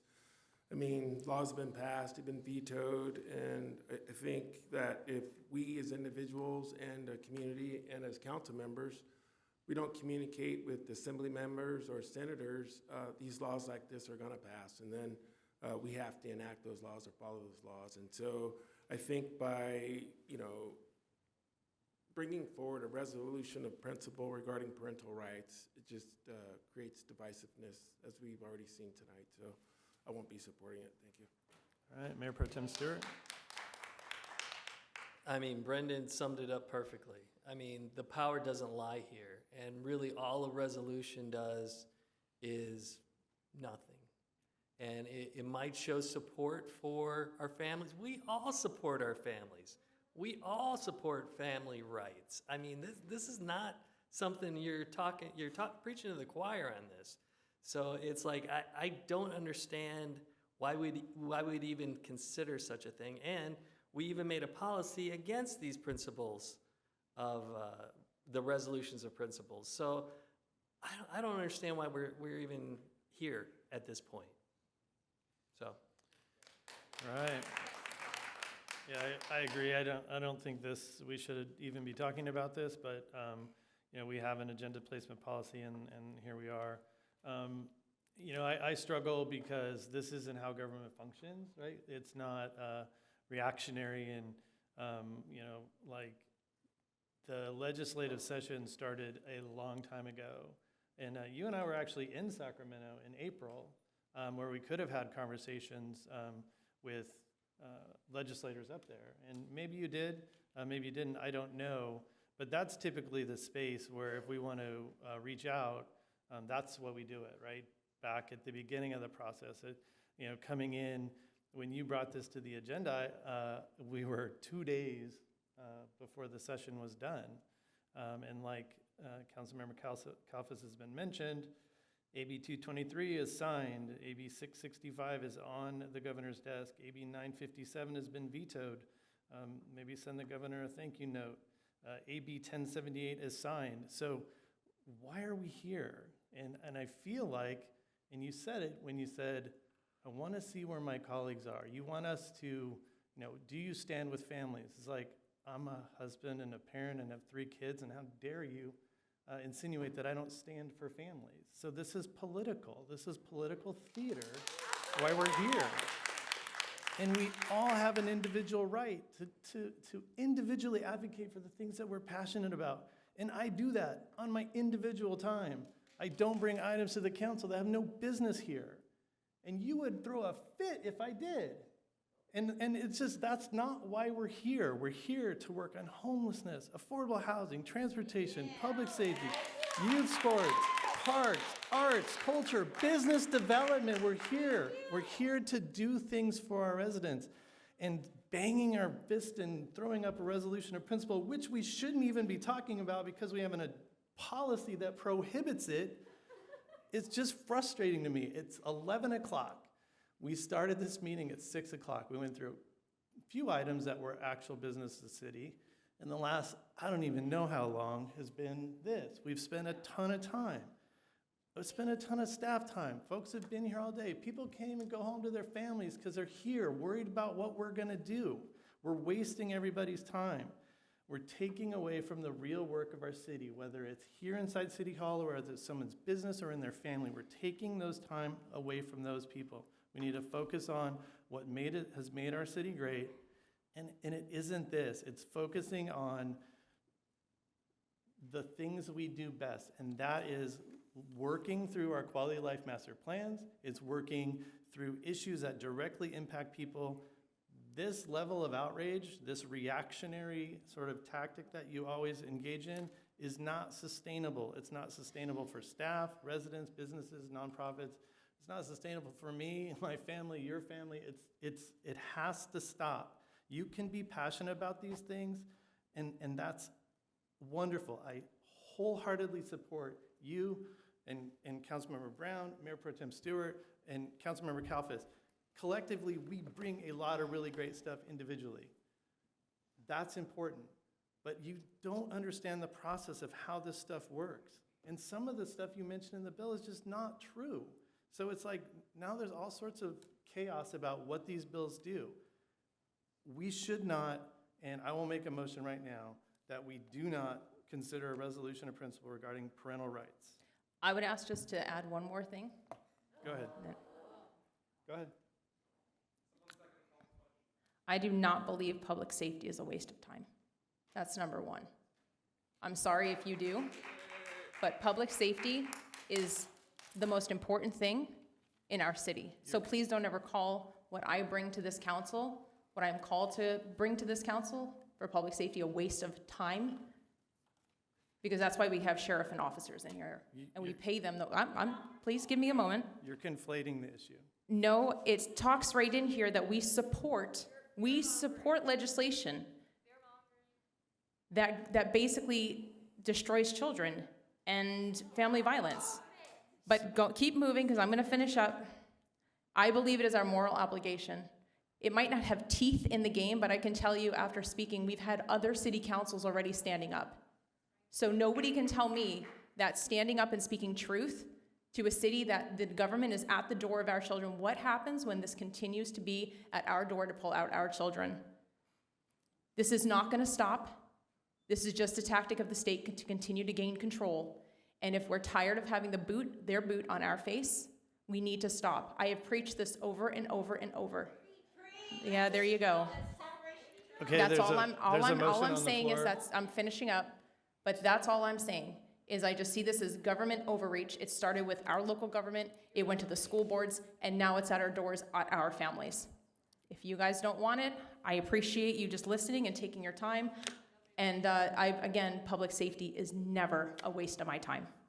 Okay, I made a motion. Second. Okay, Madam City Clerk, we have a motion and a second. Please let us vote.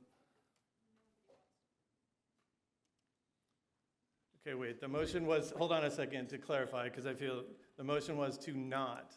Okay, so a yes vote is to not, just to be sure. I don't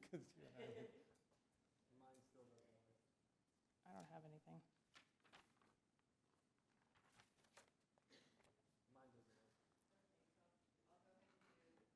I'll go ahead and do a voice vote. Actually, I have a nay from Councilmember Alexander. I have a yes from Councilmember Brown, Councilmember Kalfas, Councilmember Schwank, and Councilmember Stewart. Okay, so that passes 4-0. All right. I'm sorry, 4-1. It's late. My glasses are messed up. All right, well, we still have meeting to do, more meeting, if you all are interested. So we will go to our board and commission reports at this time, and Planning Commission, would you like to kick it off? Sure. Hello. Okay, I will make this brief. I am the chair of the Planning Commission, and I have 4 other colleagues, and we met on September 20th. And we had 2 items, and the first one was to review a certificate of historical appropriateness to demolish the Al Auto House, which, as I read through that, I was like, you can't demolish a house that was built in 1882, but went over and saw it and talked to Rebecca Farmbach, who's over the Historical Society, and they had agreed to that, and there was good reason for it. So we voted on that. That was a 4-1 vote. And then we went on and voted on a Type 42 on sale beer and wine for a new business that is actually right next to, as you can see, right next door to Toast. And it's called Board and Brush. So they actually kind of do arts and crafts things, and I guess have a little beer and wine. kind of a little different than sipping paint, but kind of the same idea. And actually, their franchise requires them to get this Type 42, which is interesting. So that was the other thing that we voted on, and that was it. We, our October 4th meeting is canceled. We'll be meeting on October 18th. I did want to say one thing. I know it's really late, but I wanted to thank our city for helping us be safe during Hurricane Hillary, tropical storm, whatever we want to call it, and providing a way for us to put sandbags together. Like, I felt like that was really important that our city did that. And it also was very telling. You really had to do it for yourself. And I think that says a lot, that the opportunity was there for us to be able to prepare, but we had to make that choice. And I think that's what safety is all about. So I appreciate the city for doing that. Thank you. All right, thank you so much. Chair Steed?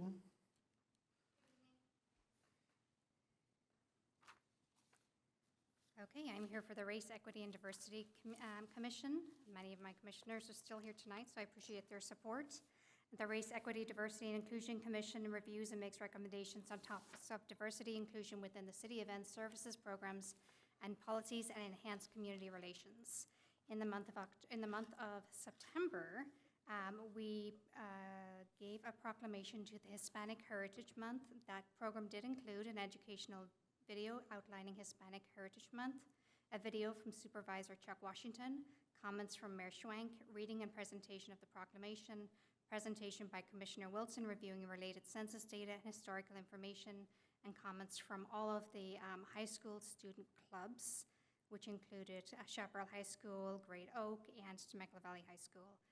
Presentation by Community Service regarding events in the city during this month of September and October. We talked a lot about the proclamations tonight, and it has to be known that, you know, we have always had a huge turnout for all of these proclamations. Not only do students come, but their parents come, their siblings come, and community members come, and they appreciate that, and they look forward to the proclamations again the following year. We continue to hear from the students and the community members at how much they love these proclamations, and anybody that's here for the proclamations walks out, just feels like $100. It's just absolutely amazing. So thank you for the City Council for continuing that. Next month, our next meeting is going to be on October 12th. And then in November, our last meeting of the year, we will be giving out the Native American History Month. So we look forward to seeing everybody there. Thank you so much. All right, thank you very much. Public comments. Madam City Clerk, do we have any public comments on non-agenda items? We do, Mr. Mayor. All right. I'm not sure that everybody is still here, but we'll just call the names. Okay. I know Bob's here, so Bob, to be followed, I think this was Sonia Perez Sovereign. Yeah, she's gone. And then, so Bob Cowell, followed by Jack Guerrero. Jack's not here. He's gone. Okay. But I will talk about, Jessica, thank you for everything you've done. And you're the heroine up here. And I want to give you a thumbs up. And also on the resolution, by the way, the councils have passed resolutions for years. They're meaningless, but they mean something because it means that you stand for something. You're cowards if you didn't stand for parental rights. I want to tell you that, Curtis and Zach and James and Brendan. You're a coward for not standing for parental rights. Having said all that, I'd like to ask, in Marietta, we put "In God We Trust" on the dais, whatever it is. And it was Mayor Harry Ramos who did that. Mayor Harry Ramos was able to get "In God We Trust" on the dais. I'd like to see you guys put that on the dais. And why not? It's our national motto. If you got flags back there, you should put that on. Thank you. The next speaker is Jen Reeves, followed by Roger Williams. Jen Reeves. Okay. Roger Williams. Okay. Sabina Vriarte. That concludes public comments. Okay. We'll move to public safety report. And we have Riverside County Sheriff's Department this evening. Good evening, Mr. Mayor, City Council, city staff, and those fine Temecula residents that are here with me this evening. I'll keep it brief. Our call volume was a little down comparative to last month. We had 6,450 calls. It's roughly 208 calls per day. I have no significant incidences to report to you. So if there's no questions about this, I'd actually like to turn to the people in the cowboy hats in the back who have been waiting. These are your Temecula posse. So please, if you can come on down and meet me at the podium, and I'll introduce them.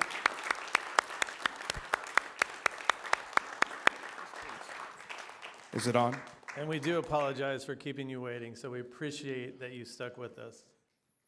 I'll turn the time over to them, but ultimately, they really, really put in a lot of hours, a lot of work. They differ from my other volunteers because they need to have a skill set that is the utmost importance, is controlling a 1,200-pound animal as it's walking in a parade or down Old Town. I own horses, and none of my horses are capable of dealing with the chaos, with vehicles, with kids, with loud noises. I would be drugged down the street. So with that being said, I'm going to turn it over to the posse president. He can introduce these fine men and women that put in so many hours for you and the residents. Thank you, Captain Durham. I want to thank Mr. Mayor, the council members, and their staff for hanging in there and giving us a chance to tell you a little bit about your Temecula Valley Posse. And I want you to understand a little bit about my team here. I call them, it's our posse. I'm the president, but this is an incredible team. Unfortunately, back in COVID, we were down to 2 members. It was myself and the then president, Yvette. And Yvette and I have changed positions because she's actually joined the Riverside Sheriff's Department as a CSO. And she's hanging in with this, with all the other things she has to do. I'll spare you everybody. I think, passed out. I don't know if you guys received the pamphlets. It's got a list of everybody in there, so to make it short, I won't go through everybody. I'm just going to tell you how proud we are with this group of volunteers. They are not sworn officers. We are not. We're not deputy wannabes.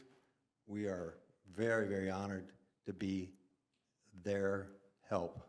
And that help means that we do eyes and ears. We'll look for, things that can help them. But what we do, I'd say 90% of what we do, is volunteer work. But it's, when I look around and I see the deputies, the captain, the sergeants, those are our heroes. But we have the privilege to help them. And a lot of what we do, I'd say the reason I say your posse, because 90% of what we do is in Temecula. Seriously, we do Old Town, we do the schools for Red Ribbon Week, we're at the concerts in the park, the parades, just a lot of it in Temecula. And we're proud to do that, but 95% of what we do is really public relations.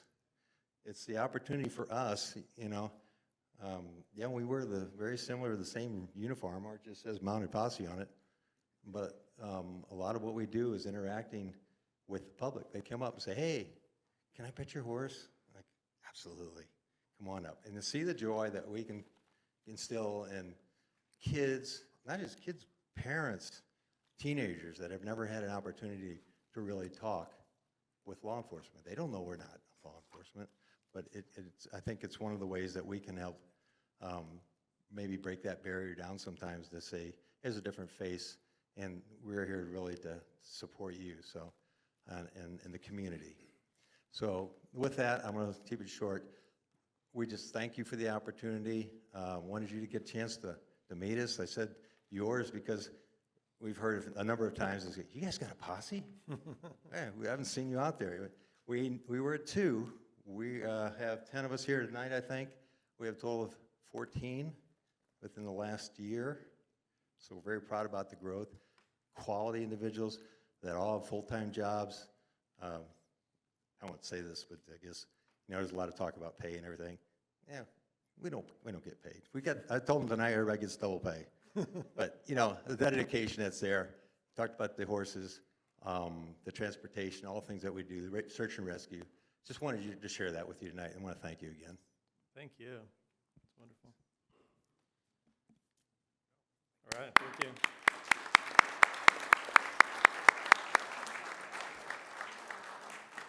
Yeah, it's always good to hear about all the different teams and folks that make our city so wonderful. All right. City council reports. Do any of my colleagues have anything for city council reports? Okay, Councilmember Alexander. All right, I have one item. Myself and the mayor and the assistant manager, along with other staff let me start again. Myself, the mayor, and several other staff ended up going to California League of Cities in Sacramento for several days this last week. We had the opportunity to dive into classes, a lot of different types of classes, everything from surplus land acts to public safety. But one of the classes that really stood out to me, and I believe also the assistant city manager, and the mayor were also in this class, was a presentation from an organization called Care Solace. Let me see. Thank you. Yep. This organization is a conduit for people needing help with any kind of mental illness. As we can see, 50% of people who need mental care support do not receive it. This is throughout the United States. 1 in 6 youth and 1 in 5 adults right now are experiencing mental health disorder yearly. This is all coming from this organization. 9.5% of adults live with serious mental illness. 35% of the individuals with serious mental illness, SMI, go untreated. The average cost to the city per untreated SMI per year totals an average of $6,608. So I would just wanted to let the public know that I had the opportunity to sit down with the gentleman who was there. And when I went to the website and after the class, I wanted to dig in a little bit more, a lot of questions that people in our public, our residents are struggling with. And some of those things is who takes my insurance? Who is within my area that I can even see? Who offers therapy? Who treats specific mental health issues?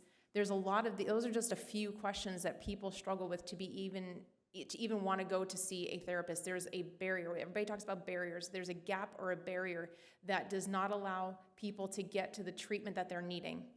And sometimes it takes, no joke, 40, 50, 60 phone calls for these people to find the right treatment for themselves.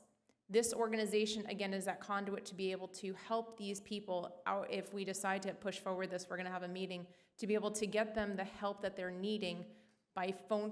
This organization will help create phone calls with them. They'll walk side by side to find that right treatment for them and their family. I hear the city and the residents crying for help, as we've heard in before about the mental health hospital. And so I know the need is there's things needed here in our city. This can be a great solution to get immediate help. Our Temecula schools, I found out, are already using this program, and so is the city of Temecula. It'll be good for residents, that the residents can use it, businesses can use it, nonprofits, and it can even come alongside of our SWAG organization that we have here for the homeless.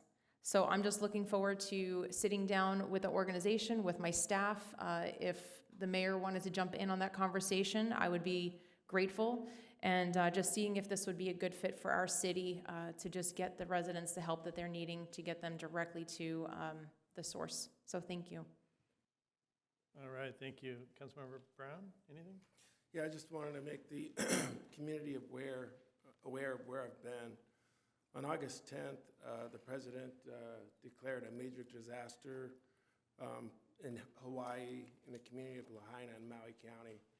On August 10th, I was deployed under the Department of Homeland Security, FEMA, as a federal coordinating officer. So I was there August 10th through this last Sunday, and I'll be heading back there on Friday. And I just wanted to mention that and reach out to the mayor and city manager for one, keeping me engaged while I'm deployed in Maui, And then two, doing the same thing as we move forward with the recovery efforts there in Lahaina. Folks ask me locally here, is it as bad as you see on TV? And I can attest to you that it is as bad as you see on TV. So 97 fatalities as of today, started out with 115, but through forensics, they got it down to 97. Still, folks unaccounted for. 5 square miles of 2,000 plus homes and businesses destroyed, along with probably 70 boats that are submerged under the ocean. 7,000 residents and now hotels that started out in shelters. And so the recovery efforts moving forward to those residents in Lahaina is going to be trying to get them into mid to long-term shelters, because as you can imagine, with 2,000 residences and businesses destroyed, basically the whole town of Lahaina is gone. It's going to take 2 to 3 years as they rebuild, and so I'm just trying to find limited housing in Maui because it is tourism. Is going to be difficult and challenging, but I think with all the federal resources, supporting the state and then also the county of Maui, they'll get there. So I just want to make you guys aware of that. Thank you. Thank you, and thanks for sharing that. We know you're doing important work for folks in Maui. Councilmember Kalfas? One slide here. I planned on starting off the night with this quote, but I think it'll be a good closure as well. Truth is not a script. It is not a cheat sheet for life. Truth does not come from picking a set of answers and then arranging all the questions so that they line up correctly. Truth starts with the questions. It requires an openness to other points of view and experiences, to being wrong, to changing one's mind. A commitment to truth involves a passionate embrace of critical thinking. First and foremost, truth seekers don't search for battles outside themselves to win. Instead, they examine their own point of view, searching for holes, weaknesses, errors. Truth seekers don't pretend to understand other points of views. They inhabit them, walk around in them, try to gain perspective. They hold their conclusions with an open hand. And yet, at the end of the day, a truth seeker doesn't shy away from speaking up. That's all. Thank you, Mayor. All right, thank you for that.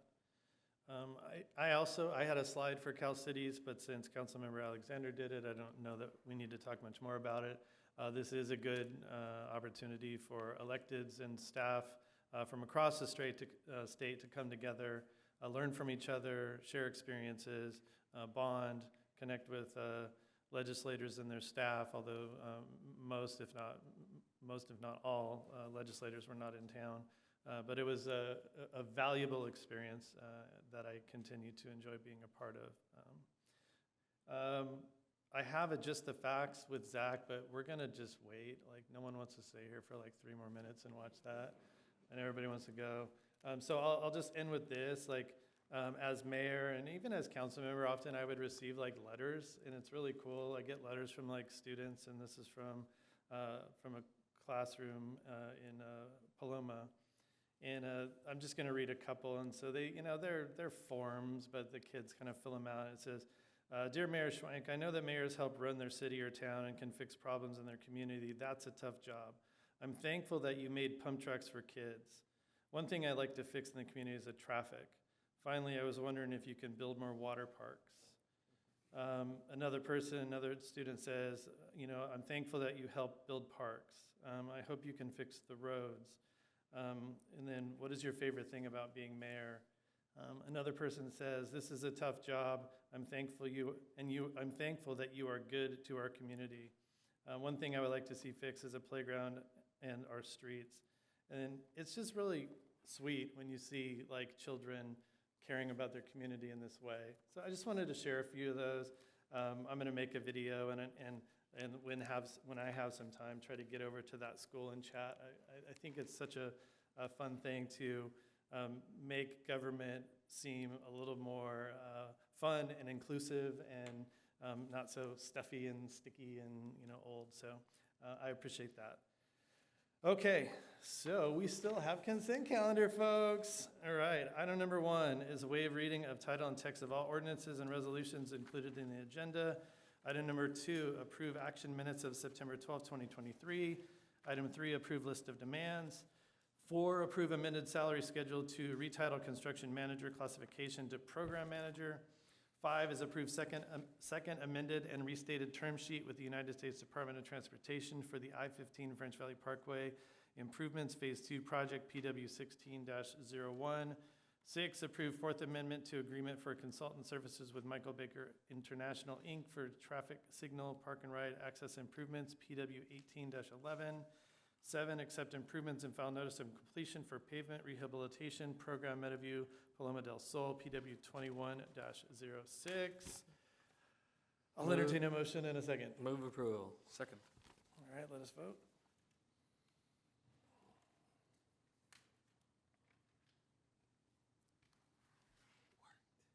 Okay, and that passes 5-0. I will adjourn this meeting to the Temecula Services Community District meeting. And I will call to order the Temecula Community Service District meeting. Madam Secretary, please note we're all still here. Public comments, any? Perfect. So we'll move on to consent calendar. Item number 8, approve action minutes of September 12th, 2023. And number 9, approve amendment with Christian Stitchery, DBA SoCal Impressions for screen printing, embroidering, artwork, and promotional items. Move consent. Second. It's been moved and seconded. Please vote.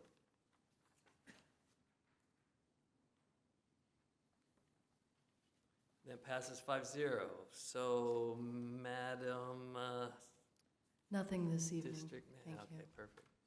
Anything from our general manager? Nothing tonight. All right. So, Board of Directors? Nothing. All right. So I will adjourn until the next one. And I'll call to order the successor agency to the Temecula Redevelopment Agency. Madam City Clerk, please note we are all here. Do we have any public comments? Okay, moving to consent. Item 10, approve action minutes of September 12, 2023. I'll entertain a motion in a second. Second. Okay, we have a motion by Mayor Pro Tem and a second by Councilmember Alexander.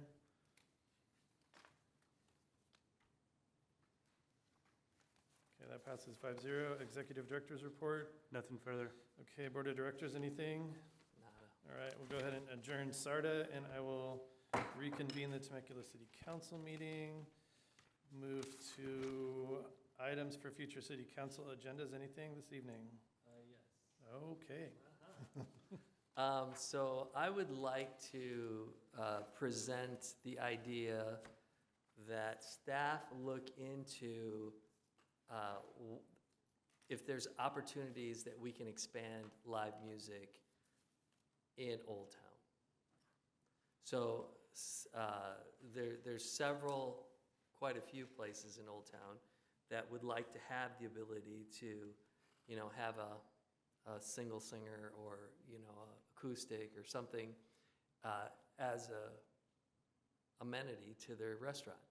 And so, but I need a majority of the city council to allow staff to look into the idea and kind of, so I'm asking you guys. I'm not opposed, but we have the meeting on Thursday, which just kind of fits right in. No, that's for something totally different. It's for entertainment. Yeah, no, Thursday will be kind of focused on alcohol, Okay, conditional use I was thinking permits, vision of Old entertainment Town. Okay. Yeah. All right. permits, but I'll second it.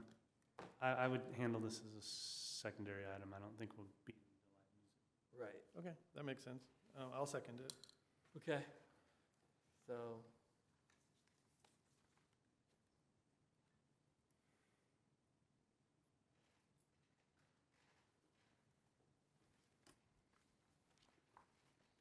And that passes 5-0. Any other items for future council agendas for my colleagues? Okay, city manager's report. Just one item, Mr. Mayor, I have a slide, and it was kind of what you were talking about earlier. I know the community is still awake. We will have another city council meeting in 2 days. And it's a joint meeting, and it's the city council and the planning commission. Definitely looking forward to it. We're going to be focused on Old Town, but also citywide, discussing alcohol-related policies, enforcement, conditional use permits, and really kind of get at a high-level conversation and philosophy from the City Council and from the Planning Commission. So again, we'll be in the conference center. It will be streamed live, It will be recorded, but all the community is welcome, 9 to 12 on Thursday. Thank you. All right, hope to see everyone there.